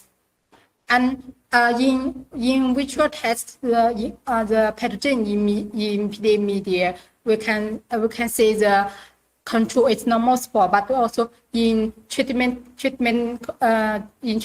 by nanoparticles, we can see a lot abnormal spore as the shape is changed or the size changed. And also the reported showed the spore suspension of kedomine cubium and also nanoparticles of kedomine cubium give the high disease reduction of leaf spot of rice. And you will compare with the chemical fungicide and tebuconazole. The nanoparticles carries 50% of disease reduction. And also at the year 2017, Somli Vilawa and Dr. and Kasem Soytong also reported the application of a new bioformulation of ketamine cubium for biocontrol of Corydodium gliosporium causing coffee as lactose Arabica variety in Laos. And also the application of nano-lutulino, nano-tectoxy, and also tested against the Corydodium gliosporium for coffee and Tachness disease. The application of this bioformulation of ketamine cubium and nanoparticles to reduce the coffee and Tachness was reported for the first time in Laos. And also you can see the coffee and Tachness symptom on the leaf, and we get the pure control of pathogen and coryndia in the upper figure, and in the down after do the pathogenicity test prove the pathogen can cause disease of coffee. And then the effect of bioformulation of ketamine cubium on control of leaf antagonists caused by Corydodium gliosporium in coffee variety of Arabica in Laos, as shown in the field test. The nano-tectoxy and nano-lutulino also give the higher disease reduction as higher as 54% and 46%. So at the recent time, I also researched about the nanoparticles from ketamine species against mecanoproteolysis causing rice blast, and already published 2 papers.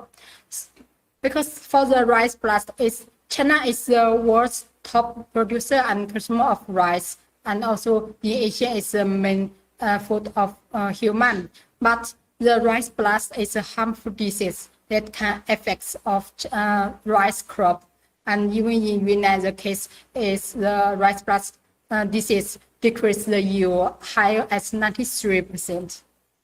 And you can see the photo of rice blast disease.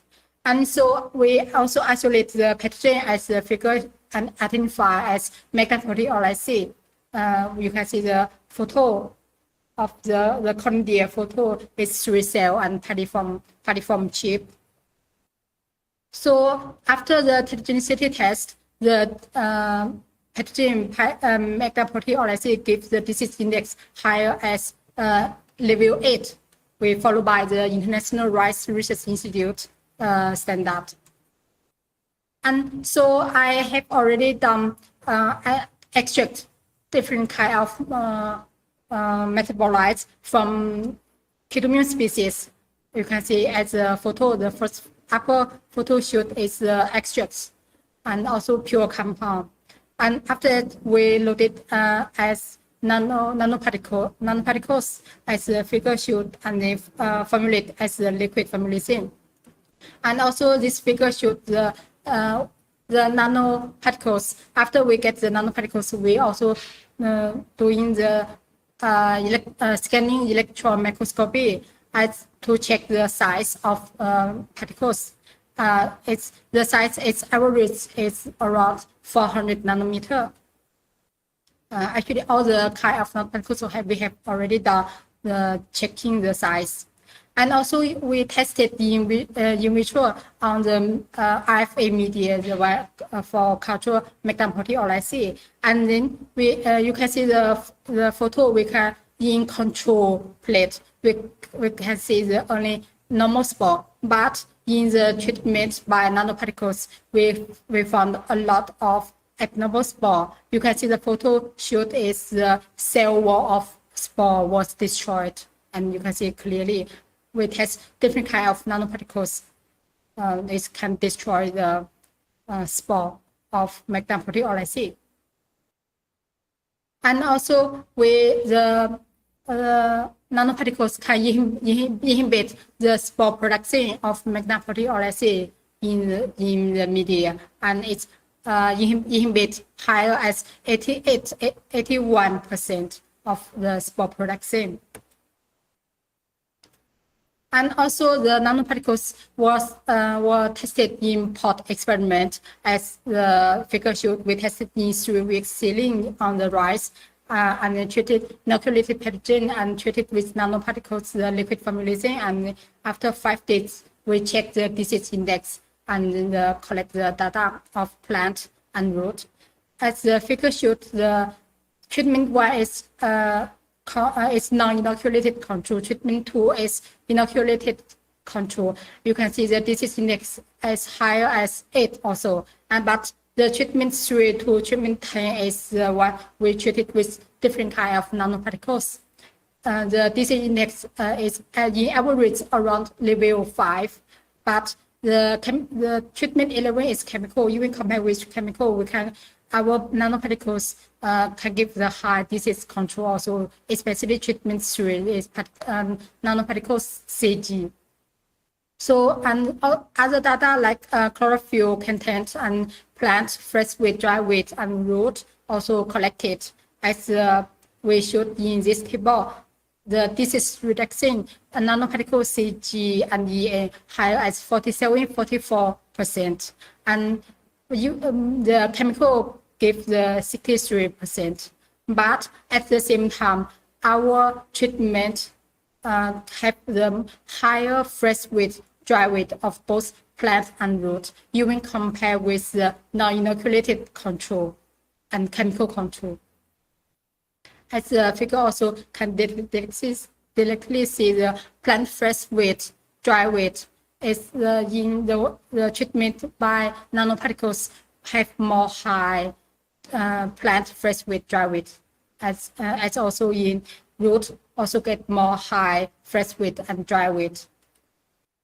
And at this after this, we also check our nanoparticles can induce the plant immunity. We check him by the phytoalexins, which produced by plant.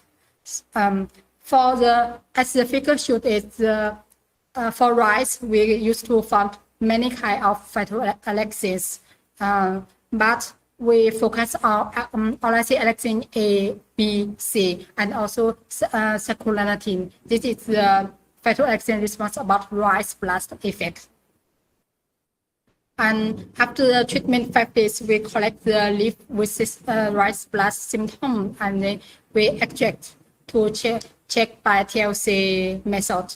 And as this figure shows, the presence of possible phytoalexins of saccharomycin at IF value 0.08 and alexin B at IF value 0.28 is we found in treatment by nanoparticles solution treatment in TLC plate. And as also we also need to check the HPLC, the exactly volume.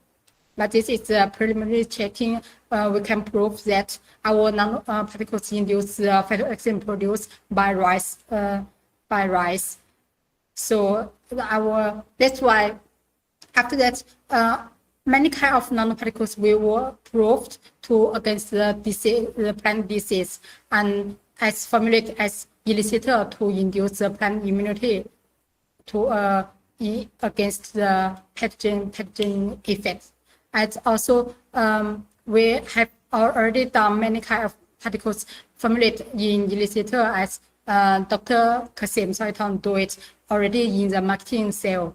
But we still doing different kind of particles against the pathogens.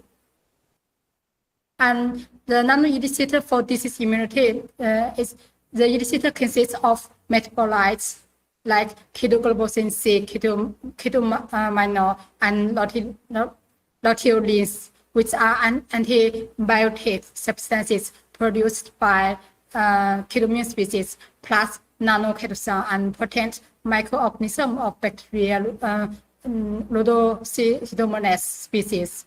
And the properties of this elicitor is induce disease immunity in plants, stimulate the phytoalexin production in plants to against plant pathogens. And at the same time also stimulate the new root growth and revitalize the soil and make available plant nutrients for plants and increase plant ability to absorb nutrients and increase the yield. As we done in the rice, we checking the root length, root fresh weight. It will get more high weight than the even higher than non-inoculated control. And application as liquid just spray. So this figure will also show the nanoparticles of pure compound of luteolin and luteolinum, the chemical structures, and also scan the nanoparticle scanning electron microscopy. And this figure is the most smaller size, smaller as 170 nanometer in average. Okay, that's all my presentation. Thank you very much for your attention. Thank you.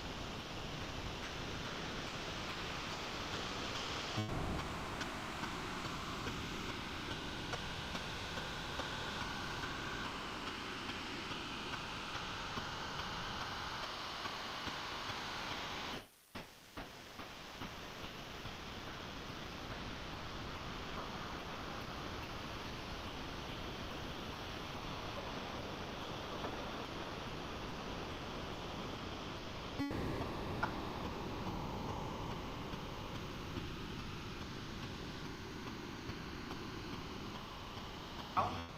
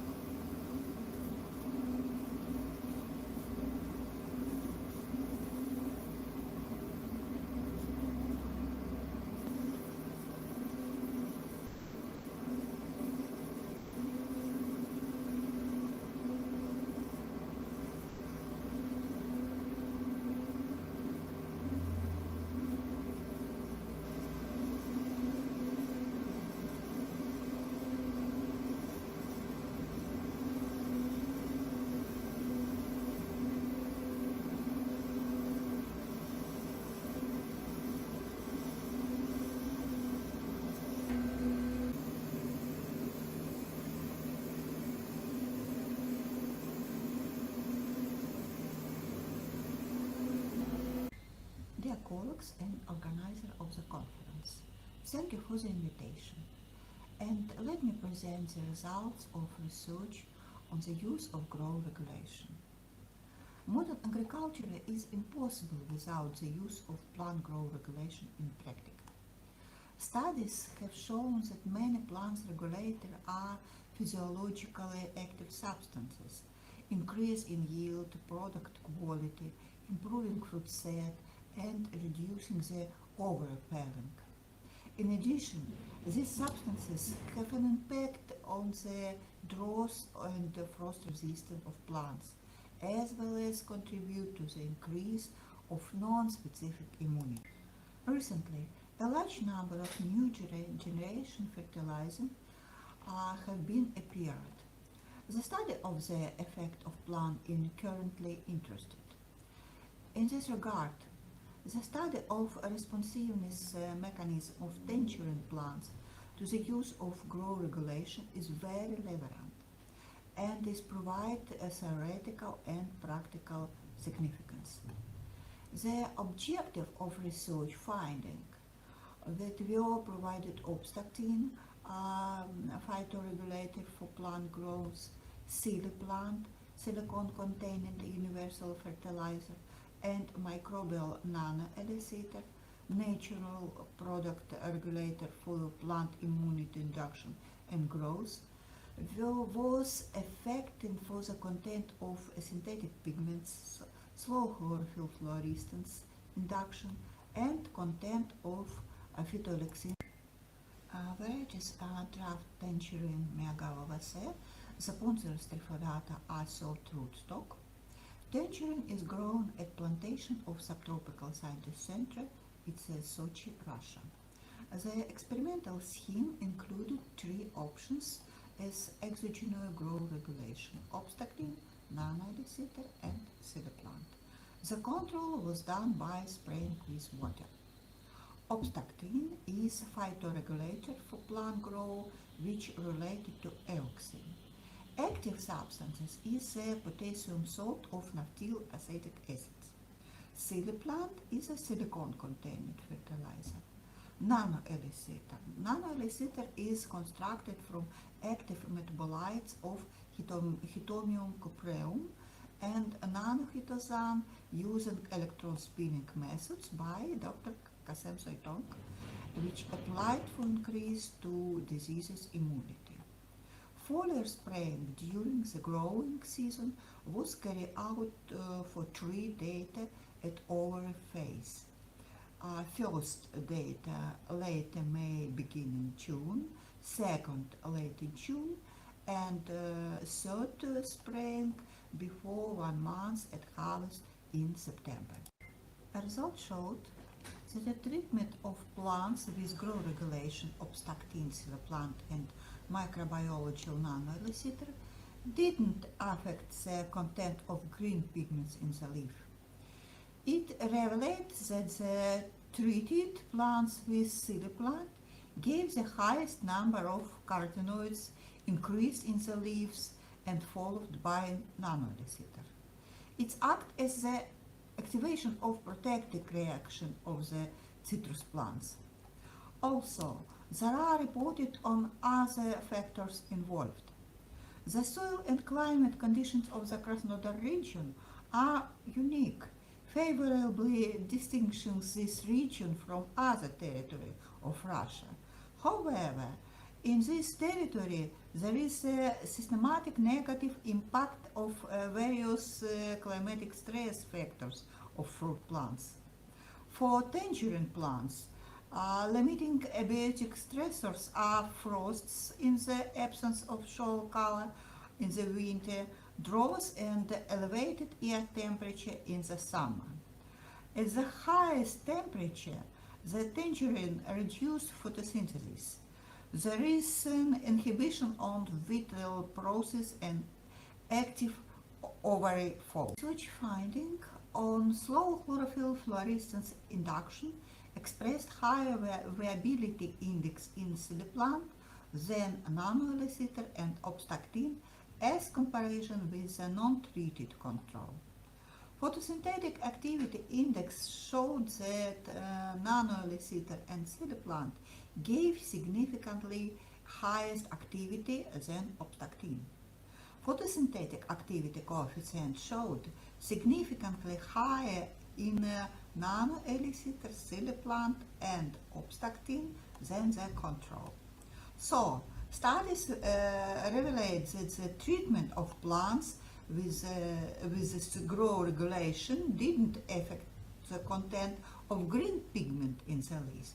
It can be explained that the participation of the pigment apparatus in the stability and adaptation of plant indirectly related to the protective effect of carotenoid.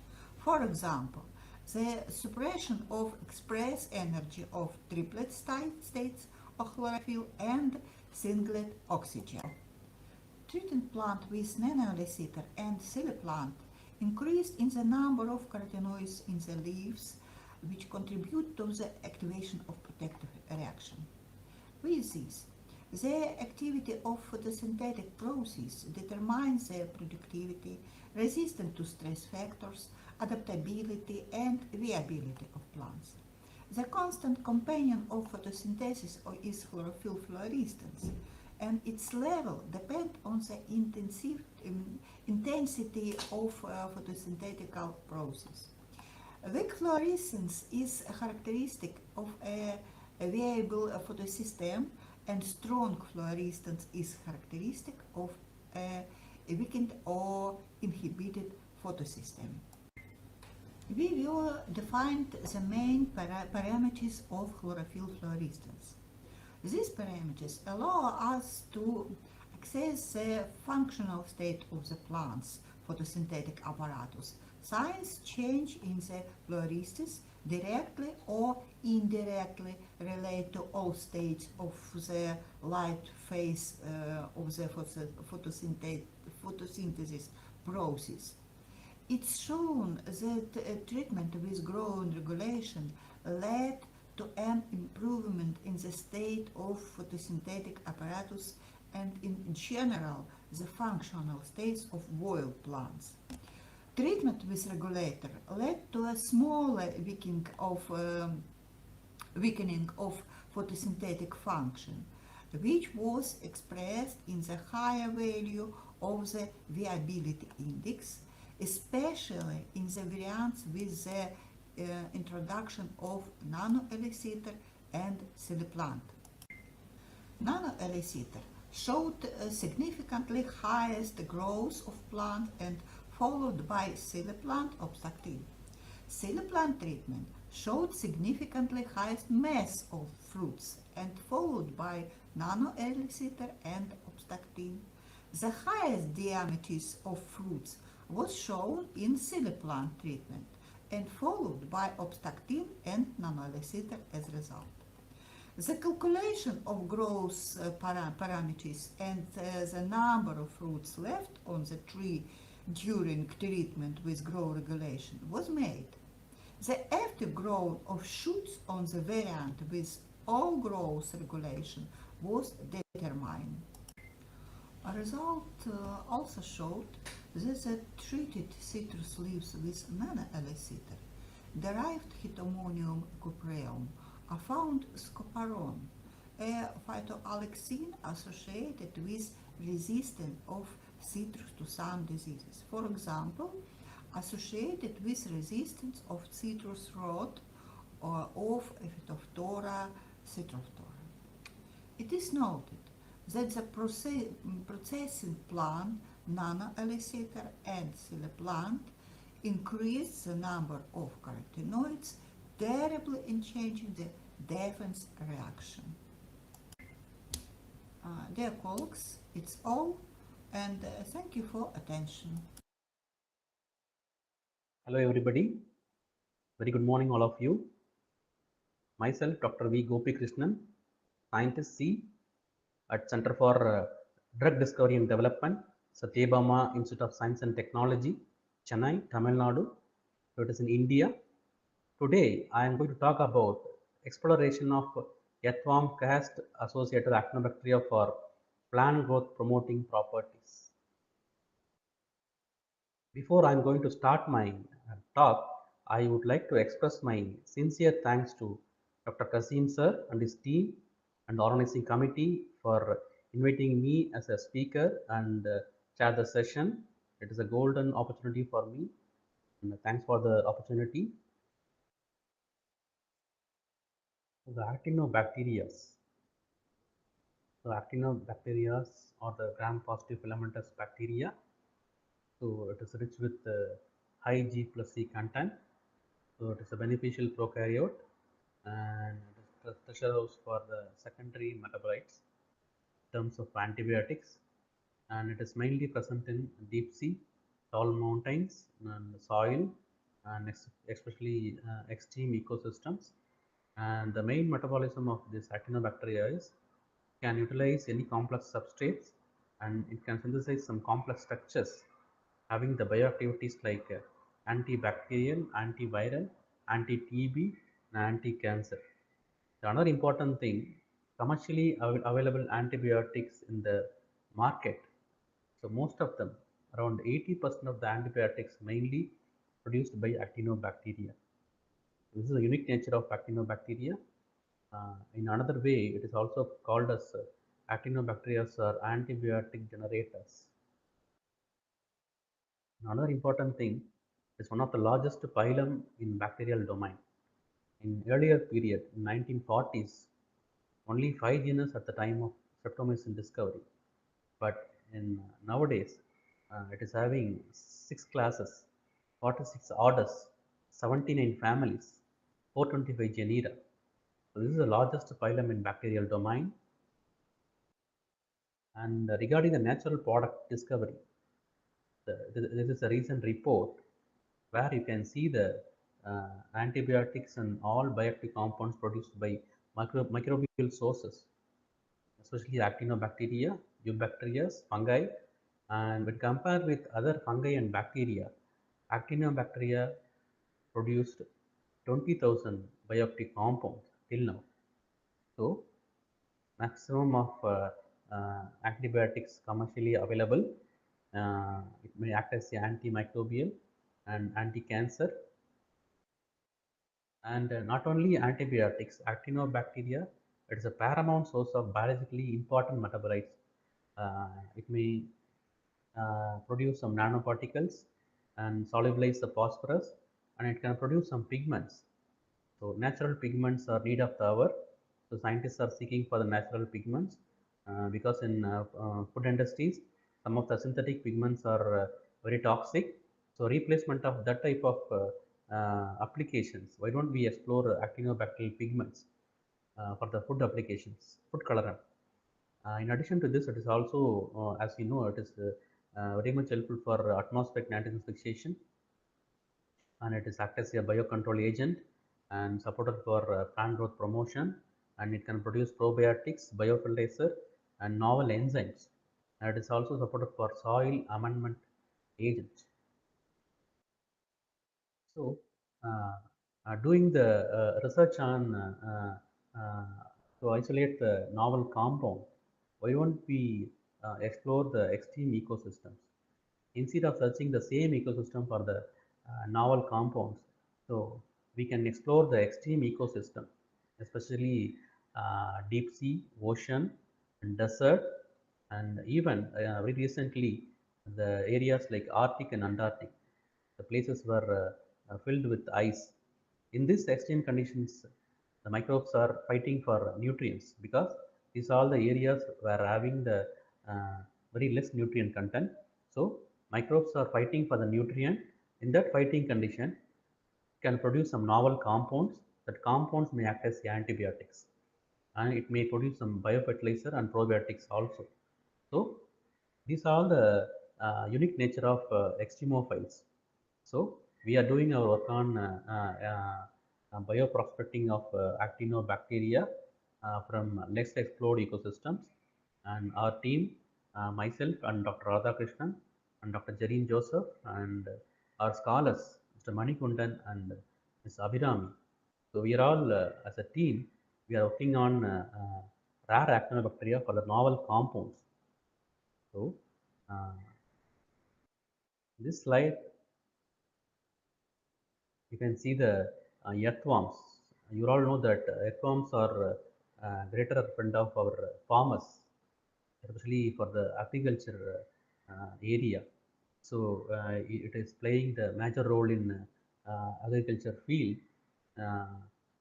It is also supported for the soil porosity, water infiltration and decomposition of organic matter, and the humus formation and suppression of soil-borne diseases and pests, nutrient recycling, cycling, plant growth, and these are all the major role of earthworms, and it is having a different types. Red earthworms, blue earthworms, and we have we can see the different type of earthworms in the agricultural soil. And this is the article where we can think about earthworms in the high value manner. So the thing is, earthworms could help to reduce the antibiotic resistant genes in soil. As you know that antimicrobial resistance is a very big problem in medical field. Scientists are still having the very big problem because of the antimicrobial resistance. Still now there is no proper solution for antimicrobial resistance. So, but in these articles, they showed the very big important role of earthworms, and it is a powerful nature of earthworms could help to reduce the antibiotic resistant genes in soil. So, how much powerful earthworms are? So this is what we have taken our work on earthworm, especially in the earthworm cast. So instead of disturbing earthworms, why don't we explore the earthworm cast? And recently we started our research on earthworm cast. As you know that it is rich with the nutrient, and it is a nest of earthworm. And it is filled with microbiomes, especially bacteria, fungi, and very particularly actinobacteria. So it is having the greatest health benefits for the plant, and like plant germination, growth, and increase the production. And it is also rich with microbiomes and provides a healthy root formation, and also makes plant healthier and increase the plant growth and increase the yield. So these are all the health benefits. So earthworm cast are the major research area. We started our work on earthworm cast, and especially the bacteria called actinobacteria.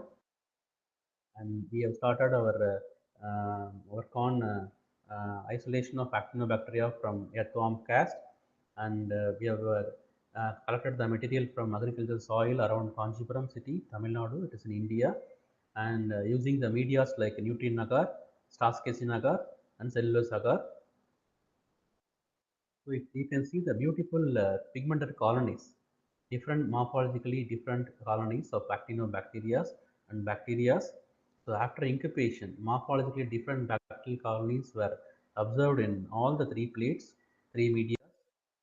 So, and we have isolated around 56 morphologically different bacterial colonies. In that, 36 belongs to Streptomyces, that is actinobacteria. So all the actinobacterial cultures were subcultured in the media called yeast extract, malt extract, agar. So this is the basic media for culturing the actinobacteria. So you can see the different pigmented colonies of bacteria and powdery colonies of actinobacteria, and also in the last plate you can see the pigmented actinobacteria, that is pigments produced by the actinobacteria. And after the isolation, we have done the antimicrobial screening of earthworm cast actinobacteria by the method called agar plug. In that, we have screened the 36 actinobacteria for antimicrobial activity using the human pathogens like Staphylococcus aureus, Enterococcus faecalis, Escherichia coli, Klebsiella pneumoniae, and Pseudomonas aeruginosa. So you can see the after incubation, zone of incubation are around the agar plug. So this is the in this activity in the antimicrobial activity.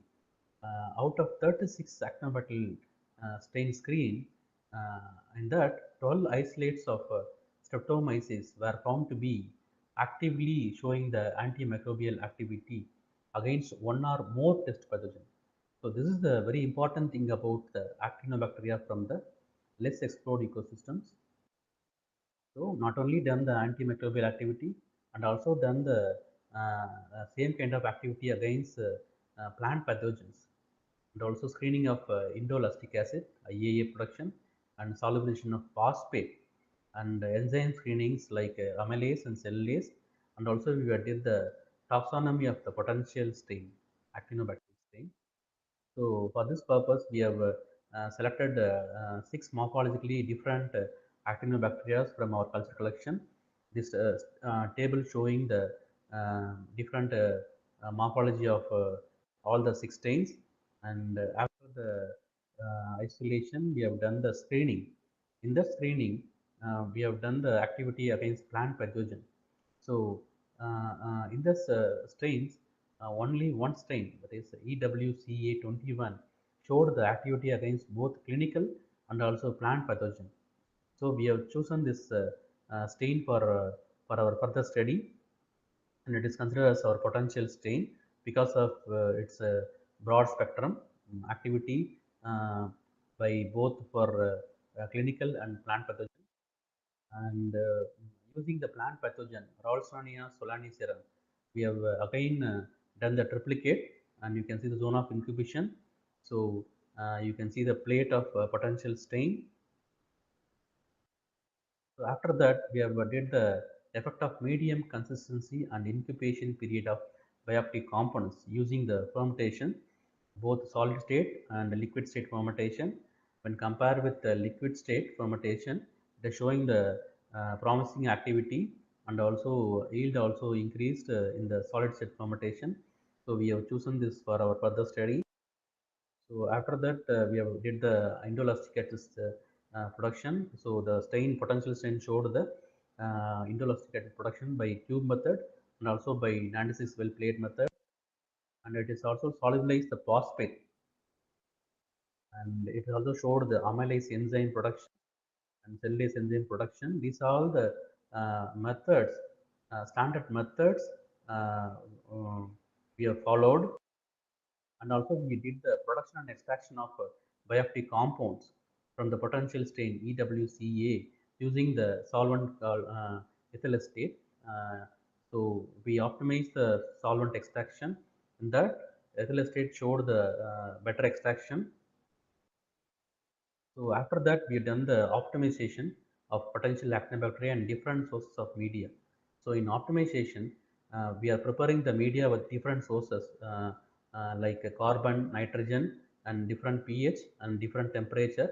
In that, in optimization, carbon and nitrogen sources were increase the activity and also increase the biofertilizer production. You can see the activity in the down photograph, last photograph. So it is a taxonomy of our EWCA21 stain based on the characterization and taxonomy.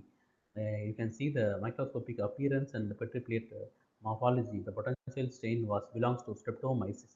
So based upon the characterization, taxonomy, the potential stain belongs to streptomyces. And our conclusion. So the study is basically the preliminary study. So the study revealed the strain EWCA21 earthworm cast associated actinobacteria will be an imperative resource for biofertilizer production and also for bioprospecting that could produce novel bioactive compounds useful for the agriculture applications. So still we are work under progress. We are doing the field level assays and productions, and also the assays, and recently we published the papers with the collaboration of Dr. Kasem sir, and his support is very big benefit for us, and still he is supporting. In future, we are going to do our research in collaboration with Dr. Kasem sir. We are going to screen the actinobacteria with the help of our Kasem sir, and also we are trying for some biofertilizers. So in future, definitely we'll do our collaboration, and also we can produce some biofertilizers and in cheaper manner, and it will be very support for agriculture persons. So, I would like to express my sincere thanks to Dr. Kasem sir and his team for the great opportunity. So it is a great opportunity for me, and thanks for the opportunity, and thanks for the organizing committee and all the uh, uh, delegates and scientists and the professors all over the world. So I'm happy to see you all, and thanks for the opportunity, and save earthworms. So thank you, Dr. Kasem sir. Thank you.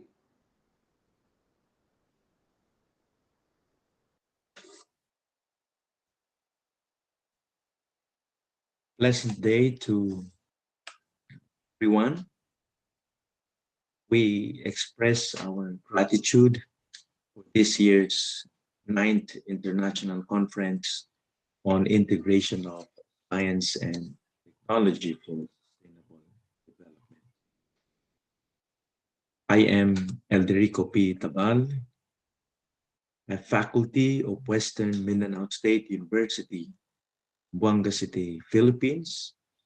Our deepest appreciation to be able to present our study on carbon emission equivalent of selected agroforestry systems in Buanga City, Philippines.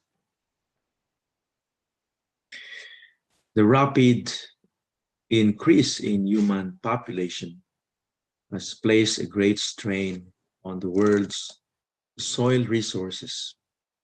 The continuing population pressure required the use of more lands to meet food demands, which had resulted in massive deforestation. The practice of till plant and fertilize cropping pattern has caused constant threats to the upland environments. These constraints are expected to escalate as food demand is expected to increase in years to come. The solution to the problem of providing enough food now depends on the extent of productivity level of our available lands, including those lands which are too steep to till but are currently used for. This prevailing problem can be addressed through the establishment of agroforestry systems being promoted within the community-based forest management or CBFM areas located mostly in the uplands of Zamboanga City, Philippines. The CBFM is a national program and the Philippines' major strategy for the sustainable development of the country's forest resources. Its evolution as a policy and practice in forest management that integrate and unify all people-oriented programs where the development, promotion, and establishment of agroforestry systems are exemplified in order to address poverty and environmental protection in the uplands of Zamboanga City. Food sources derived from agroforestry systems such as fruits and annual crops requires enormous energy to produce. Before reaching our plates, our food is produced, stored, processed, packaged, transported, prepared, and served. The entire process is fossil fuel-based intensive. At every stage, there is high energy usage with high potential carbon emission equivalence. Hence, this study, with an objective to calculate the carbon emission equivalent derived from the energy inputs of the different agroforestry systems in Zamboanga City, Philippines. This figure shows to you the study sites, showing the map of the city of Zamboanga, Philippines, where on this map showing to you the 16 identified CBFM sites with a total land area of 12,406.6 hectares, located mostly in the hilly and mountainous portion of Zamboanga City, Western Mindanao, Philippines. And on these 16 CBFM sites, this table shows to you the list of dominant agroforestry systems identified and their tree and crop components across the 16 CBFM sites. There were 9 agroforestry systems identified and with their tree and crop components also showing in this table. In terms of energy use determination, the banana, tree, and annual crop components, their energy usage were determined and calculated from pre-planting operation, crop establishment, crop care and maintenance, harvest and post-harvest operations. Purposive sampling was used in selecting the fitted characteristics and identifying the actual respondents across the 16 CBFM sites. Subsequently, the identified 100 CBFM beneficiaries were interviewed as respondents using a structured questionnaire to determine the total energy inputs per hectare of identified agroforestry system within the 16 CBFM sites.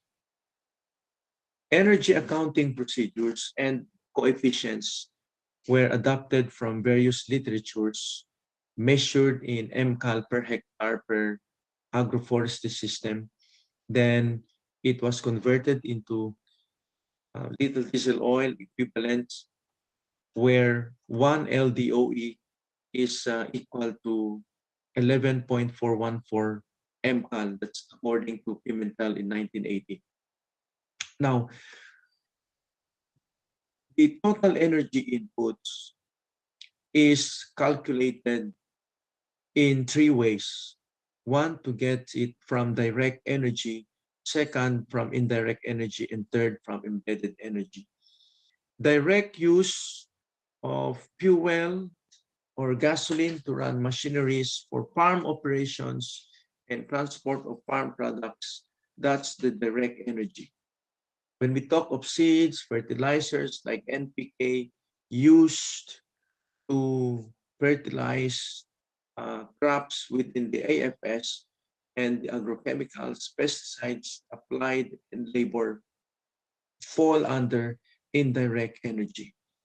And finally, for embedded energy, it is on the utilization of machines, farm equipment, and implements, motorized vehicles, and draft animal use during farm operation. While the energy input for the manpower that includes food, clothing, and miscellaneous living costs of the farming household were not accounted. Table 2 shows the energy coefficients of various farm inputs. In this table, showing to you the various inputs like seeds used, and agrochemicals, ranging from herbicide to insecticide used during farm operations per agroforestry systems. And also shown here the energy equivalents in terms of MCAL and references. There are also equivalent energy for chemical fertilizers and fuel, their MCAL equivalent units.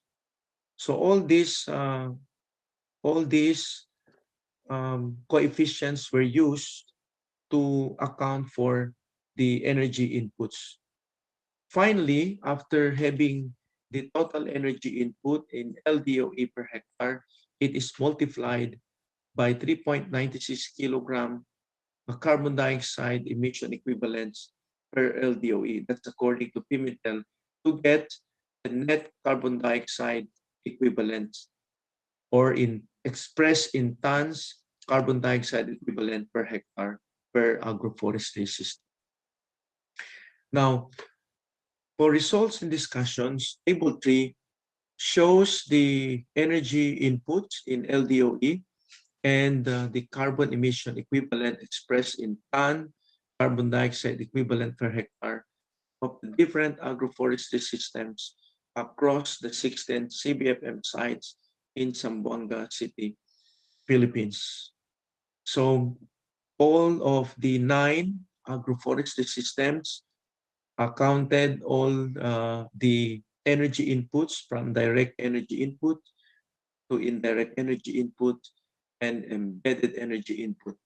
That makes the total energy input in LDOE and its total carbon dioxide equivalent per hectare in terms of carbon dioxide emission equivalents.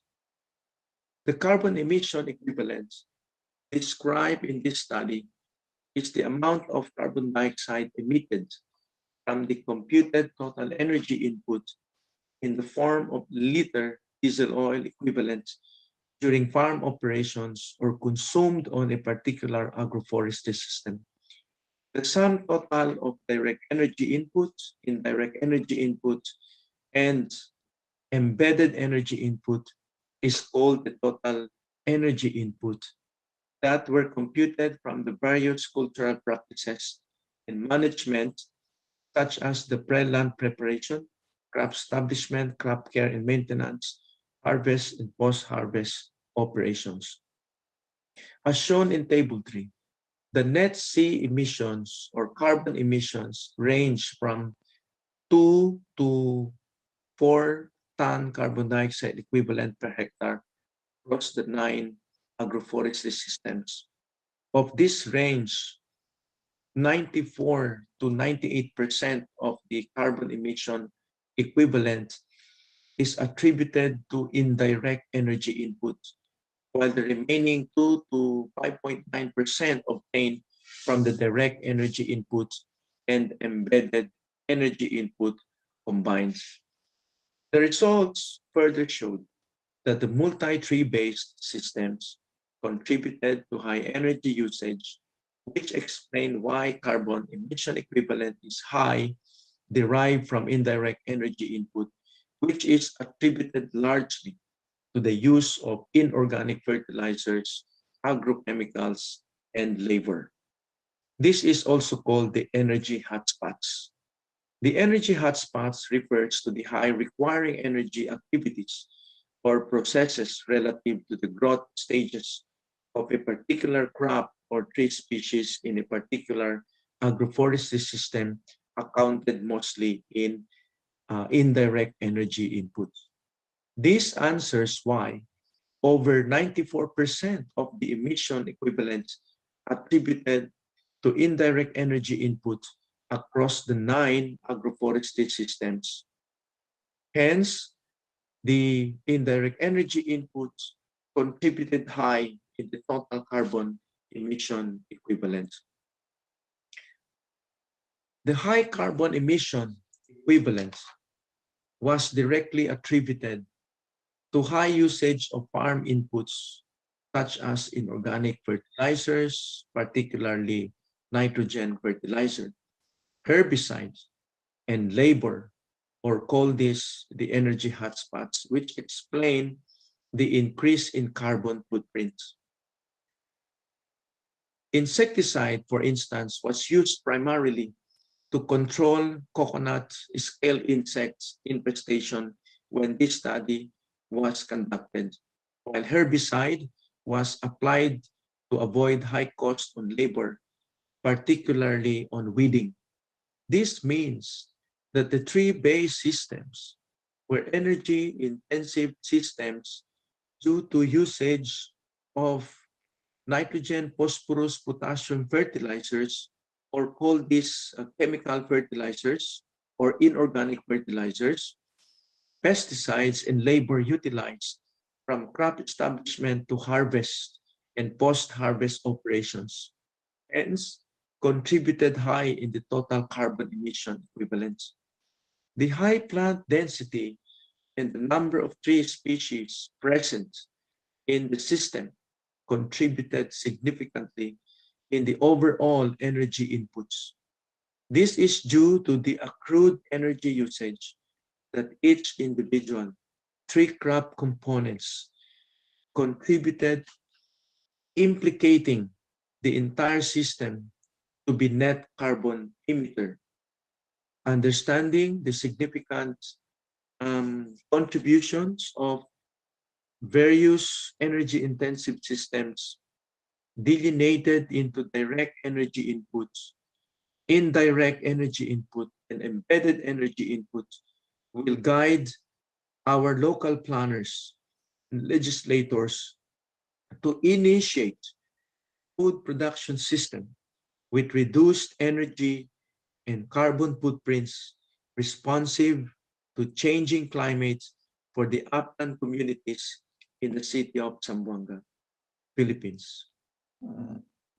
At this point, we'd like to express our deepest thanks to the Commission on Higher Education, the Philippine Council for Agriculture, Aquatic and Natural Resources, Research and Development, or PICARD, and Yamag Bukid Healthy Products for the funding support for making this study a success.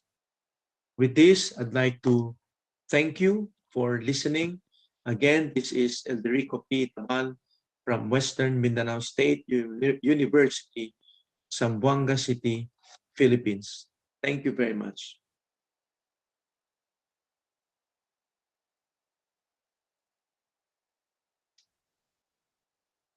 Our team works on the biological control of fall armyworm or Spodoptera frugiperda, which is a major insect pest of corn and other economically important crops. Specifically, our studies focus on the beneficial fungi called entomopathogenic fungi, which are effective biological control agents against various insect pests. What I will present today is an update on our attempt to formulate an indigenous EPF Metarhizium malayi. I am Lalitha Mendicalvo, and the rest of the team are John Sara Macaraig, scientist Marcelo Navacero, scientist Marin Navacero, and Jose Maria Navacero from the National Crop Protection Center, College of Agriculture and Food Science, University of the Philippines, Los Baños. My presentation will tackle the background and objective of our study, what we did to achieve our objective, what were the results we obtained, and lastly, our way forward. This figure shows the Integrated Pest Management, or IPM. We know that possible damage to the pests can be achieved through IPM, wherein combination of crop protection solutions is being encouraged, with less dependence on synthetic pesticides for a more sustainable pest control. This slide shows the various IPM practices from pest monitoring, cultural, physical, biological, and chemical strategies. One of the eco-friendly measures to suppress pest population is through the use of biological control agents, such as entomopathogenic fungi. In corn, the fall armyworm or Spodoptera frugiperda is one of the most destructive pests. This polyphagous pest has a competitive advantage against other insect pests of corn.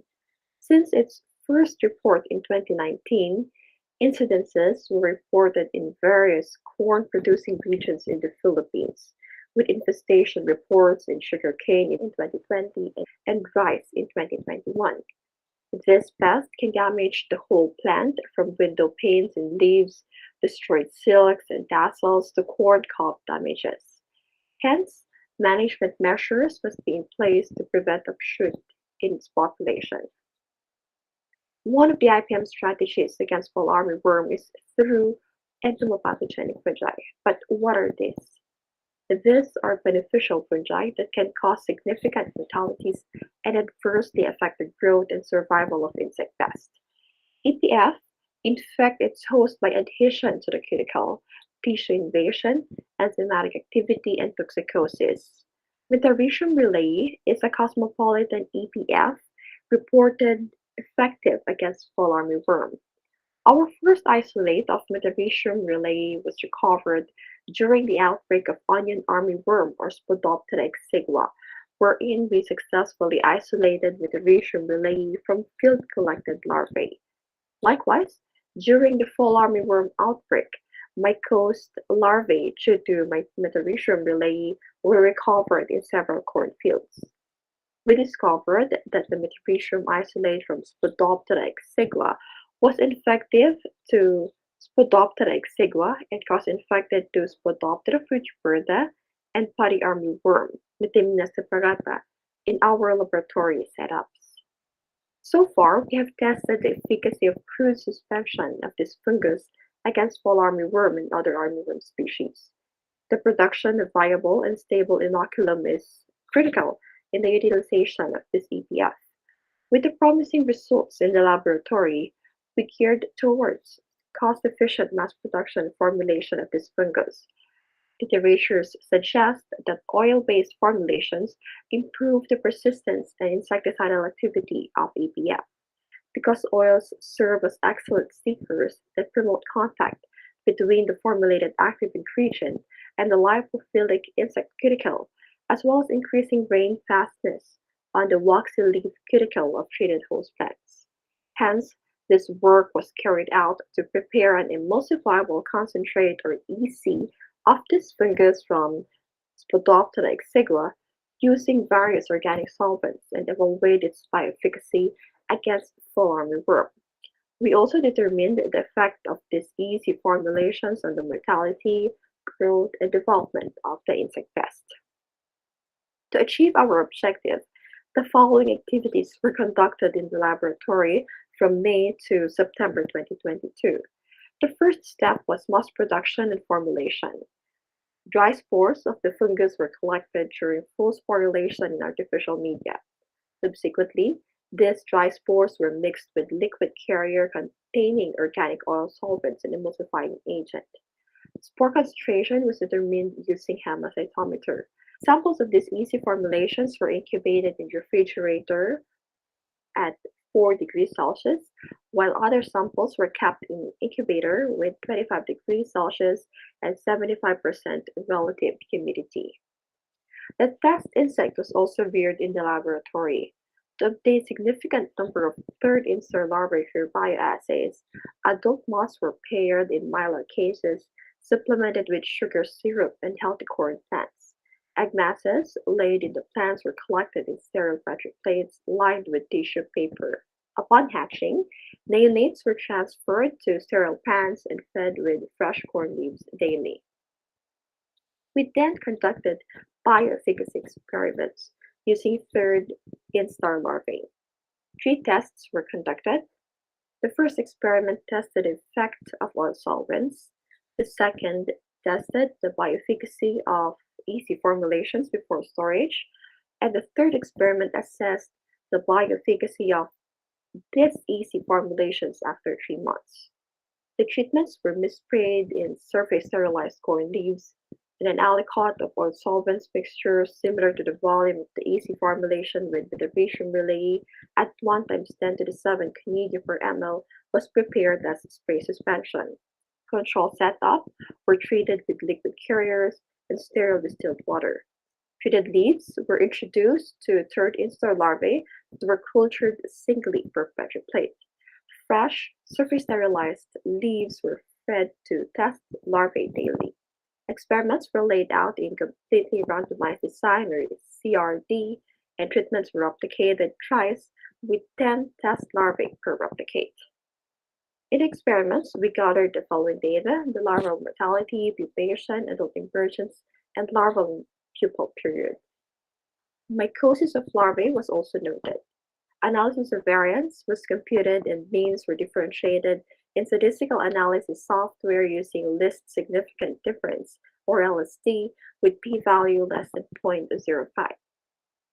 The following slides will highlight our findings on the effect of oil solvents, the bioefficacy testing of EC formulations before and after storage, as well as the effect on growth and development.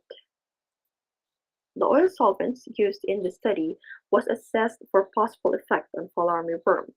The various organic solvents did not cause significant mortalities to the test insect as seen in Figure 1. At 3 days after treatment, larval mortality ranged from 0 to 6.67%. Although there were mortalities recorded in other oil solvents, the values were similar with the control and did not increase significantly. This finding suggests that the oil solvents as liquid carrier had no insecticidal effect to the insect pest. Succeeding bioassays were conducted to compare the insecticidal activity of the EC formulations before they were stored and 3 months of storage in refrigerator and incubator.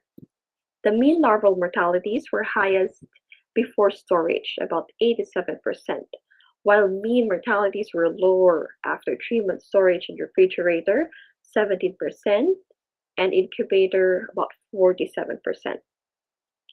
These figures also suggest that all the EC formulations had similar effect, causing a 77 to 100% larval mortality before storage. However, mortalities generally declined after 3 months of storage, about 10 to 62%. Among the EC formulations stored in refrigerator, Metarhizium raleyi in mineral oil and sunflower oil caused significant mortalities. Those stored in incubator had a varying result, with Metarhizium raleyi in sunflower oil, mineral oil, peanut oil, and palm oil inciting significant mortalities as compared to the unformulated fungus.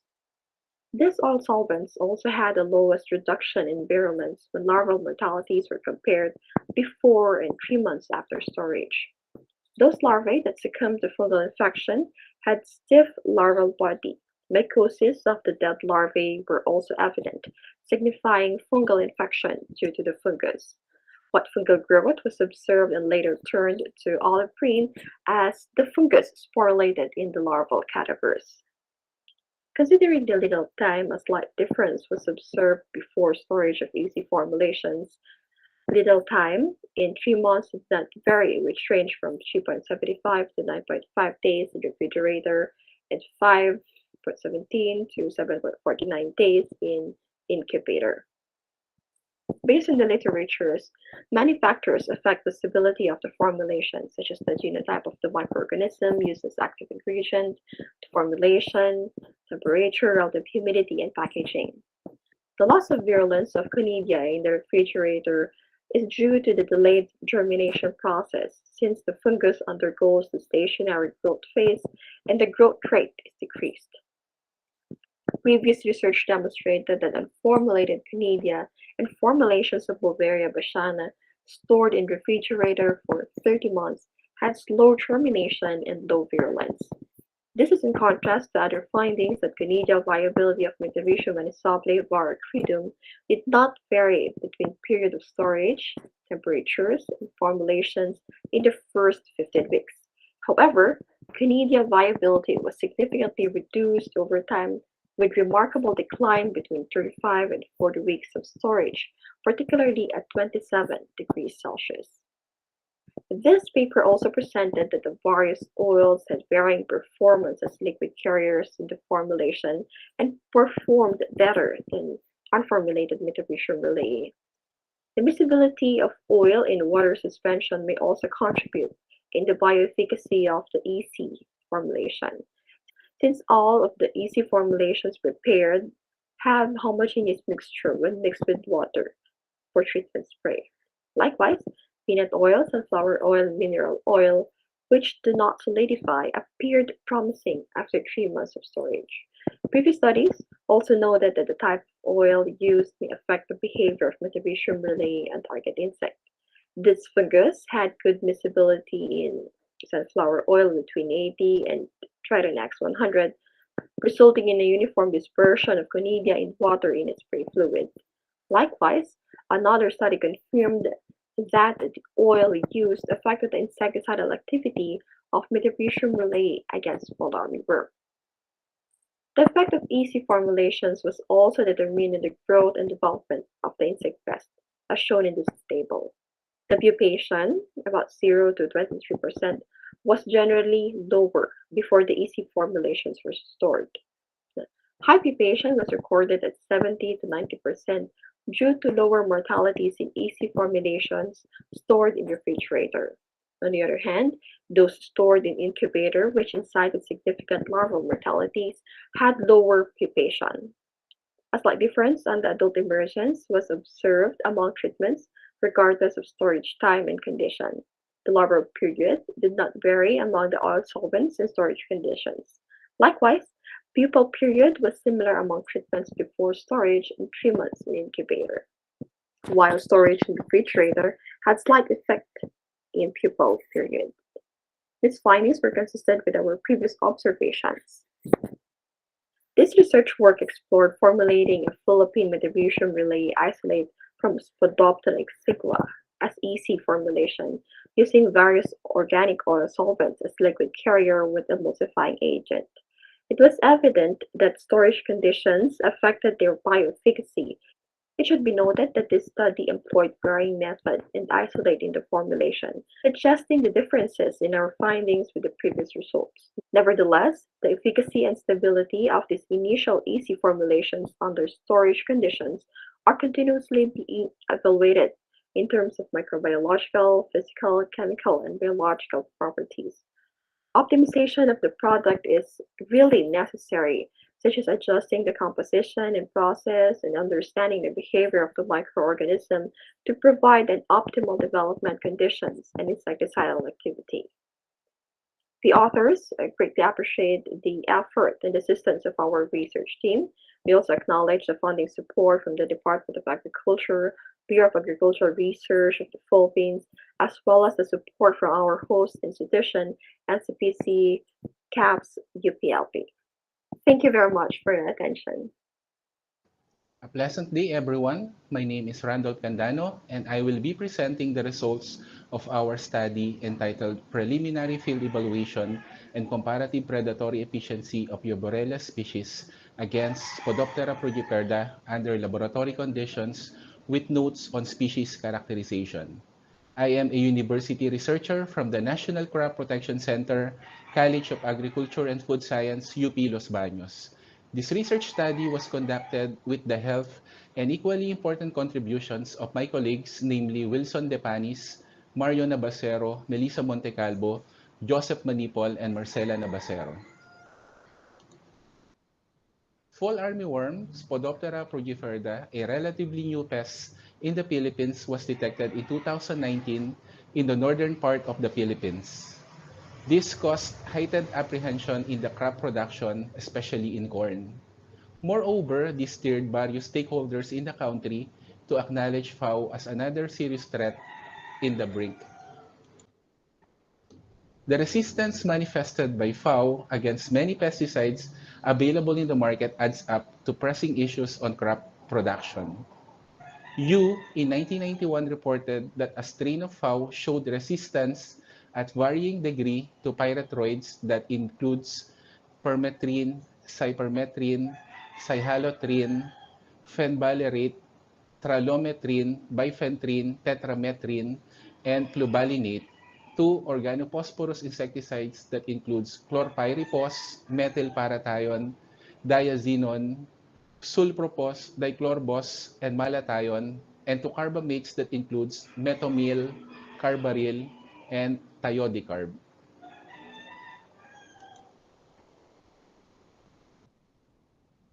Zhang et al. In 2021 also reported resistance of FAO in varying degree against chlorpyrifos, spinosad, lambda-cyhalothrin, malathion, penvalerate, deltamethrin, emamectin benzoate, and chlorantraniliprole. The resistance manifested by FAO against many pesticides in turn places biological control agents in bigger stage geared toward to help manage its population. Among the commonly utilized biological control agents, or at least have been the subject of biological control studies against economically important pests, are the predatory earwigs, Euborrelia annulipes and Euborrelia annulata, but their capability as predator against FAO have yet been documented. The utilization of these Euborrelia as one of the options in managing pest population may not be hounded by great hindrances, as these can be simply mass-reared at low cost, which can be used easily and simultaneously.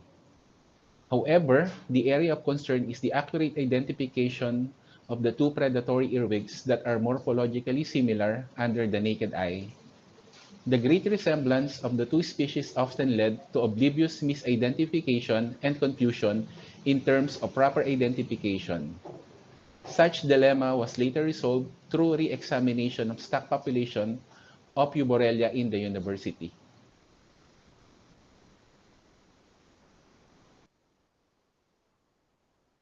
The objectives of this study was to provide aid in differentiating the two species for proper identification, to gauge the potential of the two earwigs in managing FAO in the field in comparison with commonly utilized entomopathogenic fungi Metarhizium anisoplay and Beauveria bassiana, to gather novel information on the predatory efficiency of the two earwigs under laboratory conditions against FAO in terms of number of preys consumed or slayed, prey size with third instar as smaller prey and the fifth instar as larger prey, and across sex to determine which is more aggressive in attacking and consuming prey.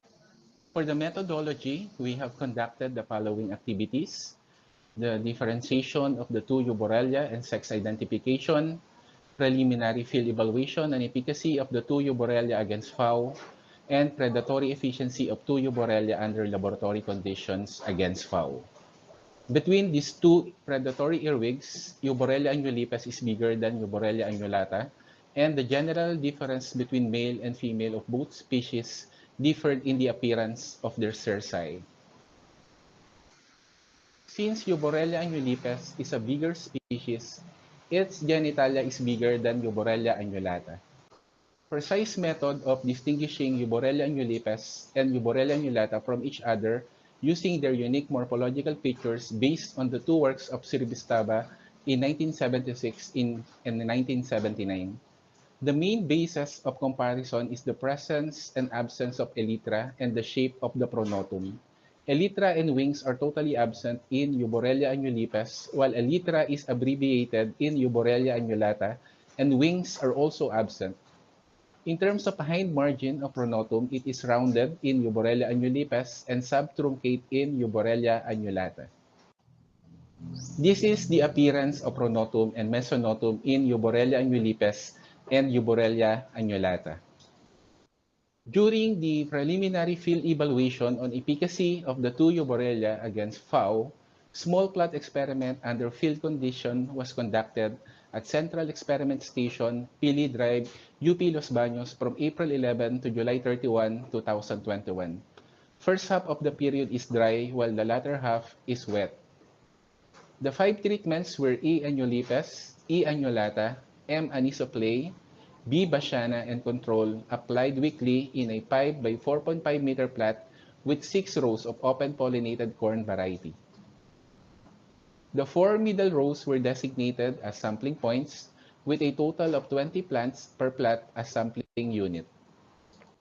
A total of 22 earwigs were released per designated plots and rows, put singly in the world together with a little amount of wet coconut pit.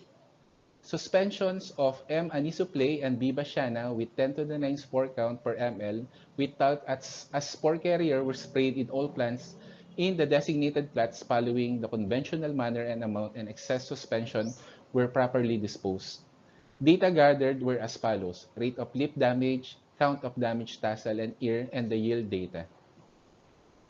Percent leaf damage was determined using a simplified Davis rating scale with 0 to 9 rating with the following descriptions.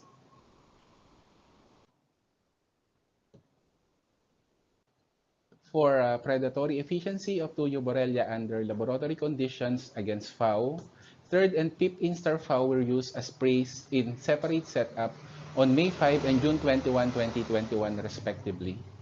Clear disposable Petri plates were used as arena. With cannibalism, single prey was placed in each Petri plate prior to release of predator, and right after that, another prey was placed. Corn leaf discs with diameter of 35.25 millimeter were provided to preys to ensure that their behavior will be as natural as they were while being exposed to predators, and to avoid death due to starvation. Leaf discs were placed on top of moist flattened cotton to prolong freshness. Soft paintbrush was used in transferring the preys to avoid injury. All predators used were starved for 24 hours and released in arena singly. For third instar prey, a total of 40 adult individuals for each predator, 5 females and 5 males were used in the experiment in 4 replicates. For fifth instar prey, a total of 50 adult individuals for each predator, 5 females and 5 males were used in the experiment in 5 replicates. Observation was 9 hours, done from 9 to 1800. Each killed preys were recorded with corresponding time to determine its distribution within the observation period. Based on the results of a preliminary field evaluation on efficacy of the Tuyo borrelia against FAO, there was no significant difference in leaf damage, same with the number of damaged ears for all treatments. However, significant difference was found in the number of damaged tassels, wherein treatments E. annulata, M. anisoplay, and B. bassiana recorded lesser damage as compared to E. annualipes and untreated control. In terms of estimated yield expressed in tons per hectare, the 4 treatments, E. annulata, E. annualipes, M. anisoplay, and B. bassiana were significantly higher than the control.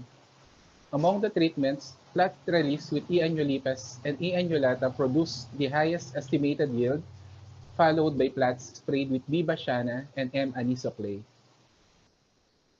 The estimated grain yield for each treatment, E. annualipes, E. annulata, B. bassiana, and M. anisoplay, were 26.13%, 25.31%, 13.37%, and 7.41% higher than untreated control respectively, which also correspond to higher income.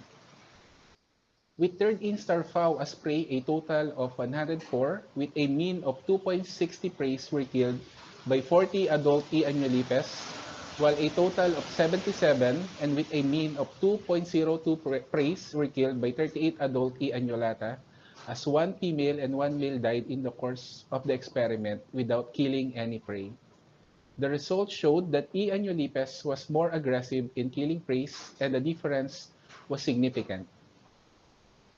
Of these, 73 and 51 preys were killed by females, while 31 and 26 preys for the males of E. annualipes and E. annulata, respectively. In average, the female killed 3.65 and 2.68, while male killed 1.55 and 1.37 for E. annualipes and E. annulata, respectively.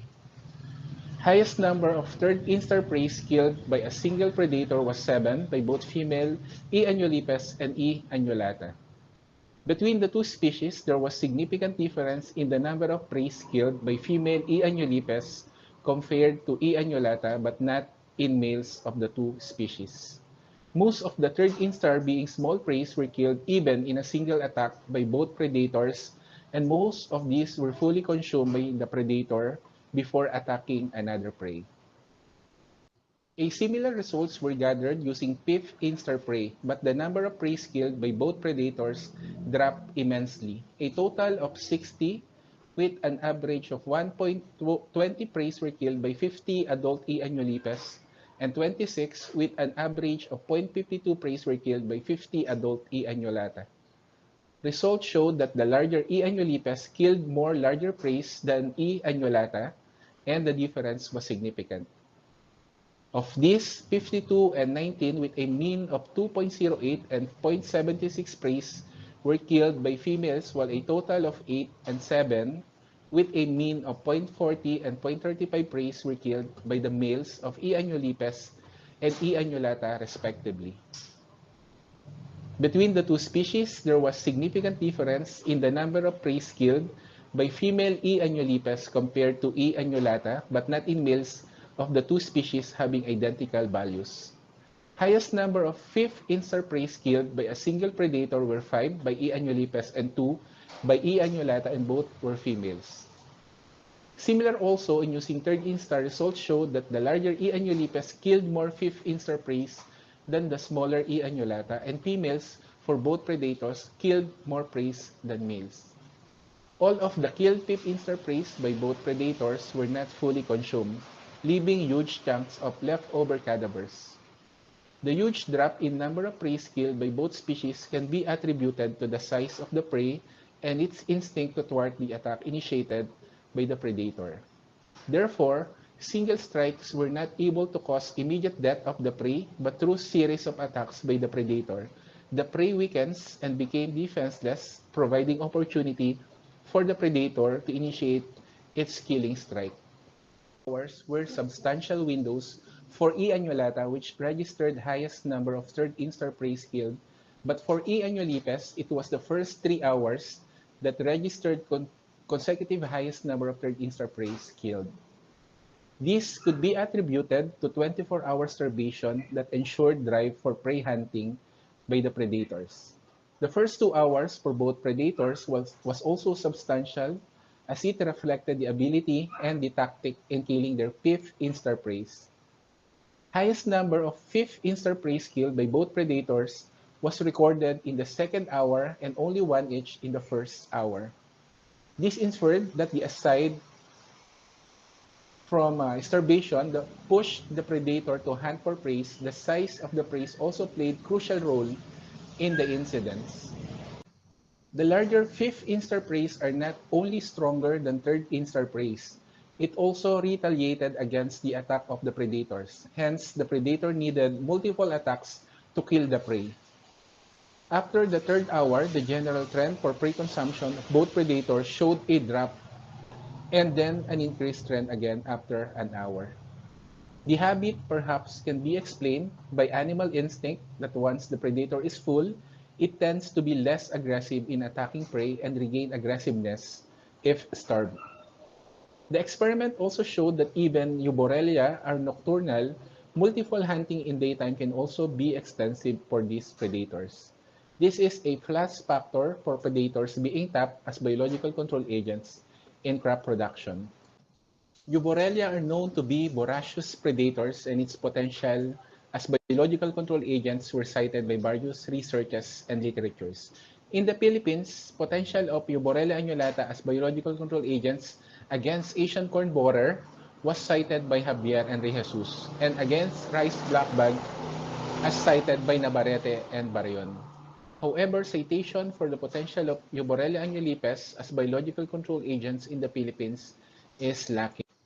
The lack of citation for Euborrelia annulipes is possibly due to the following reasons.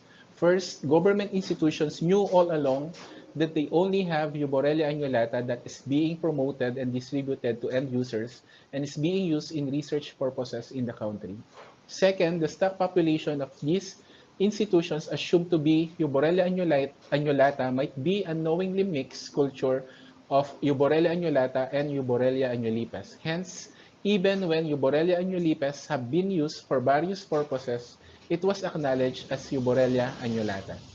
With this, intensive information dissemination is warranted in the country to purify stock population of Euborrelia, and if needed, to optimize mass rearing and utilization of these Euborrelia species.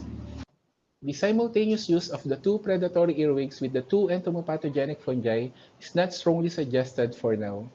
Further investigation must be conducted first on their simultaneous application, as the two entomopathogenic fungi may have significant adverse effect against the two predatory earwigs, thereby defeating the purpose or perhaps no significant effects at all. And lastly, apart from the efficacy of the four biological control agents, especially the two predatory earwigs, their low production costs can be considered in a decision to include these as components of integrated pest management against fall armyworm. That's all. Thank you very much. For more information, you can visit the following references.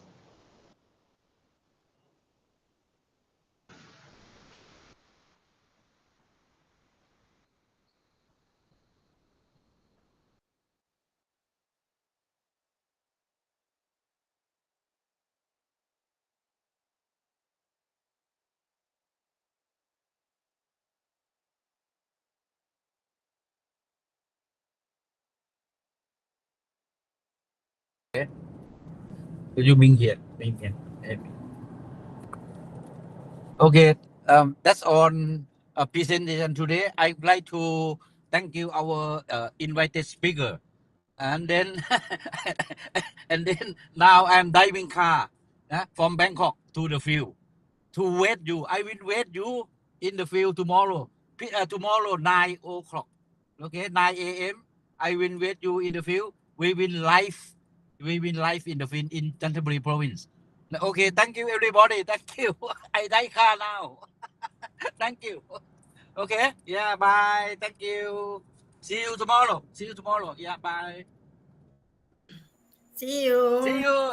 Thank you, Danik and others. Yeah. Stay healthy, Dr. Kasem. Yeah, I die car.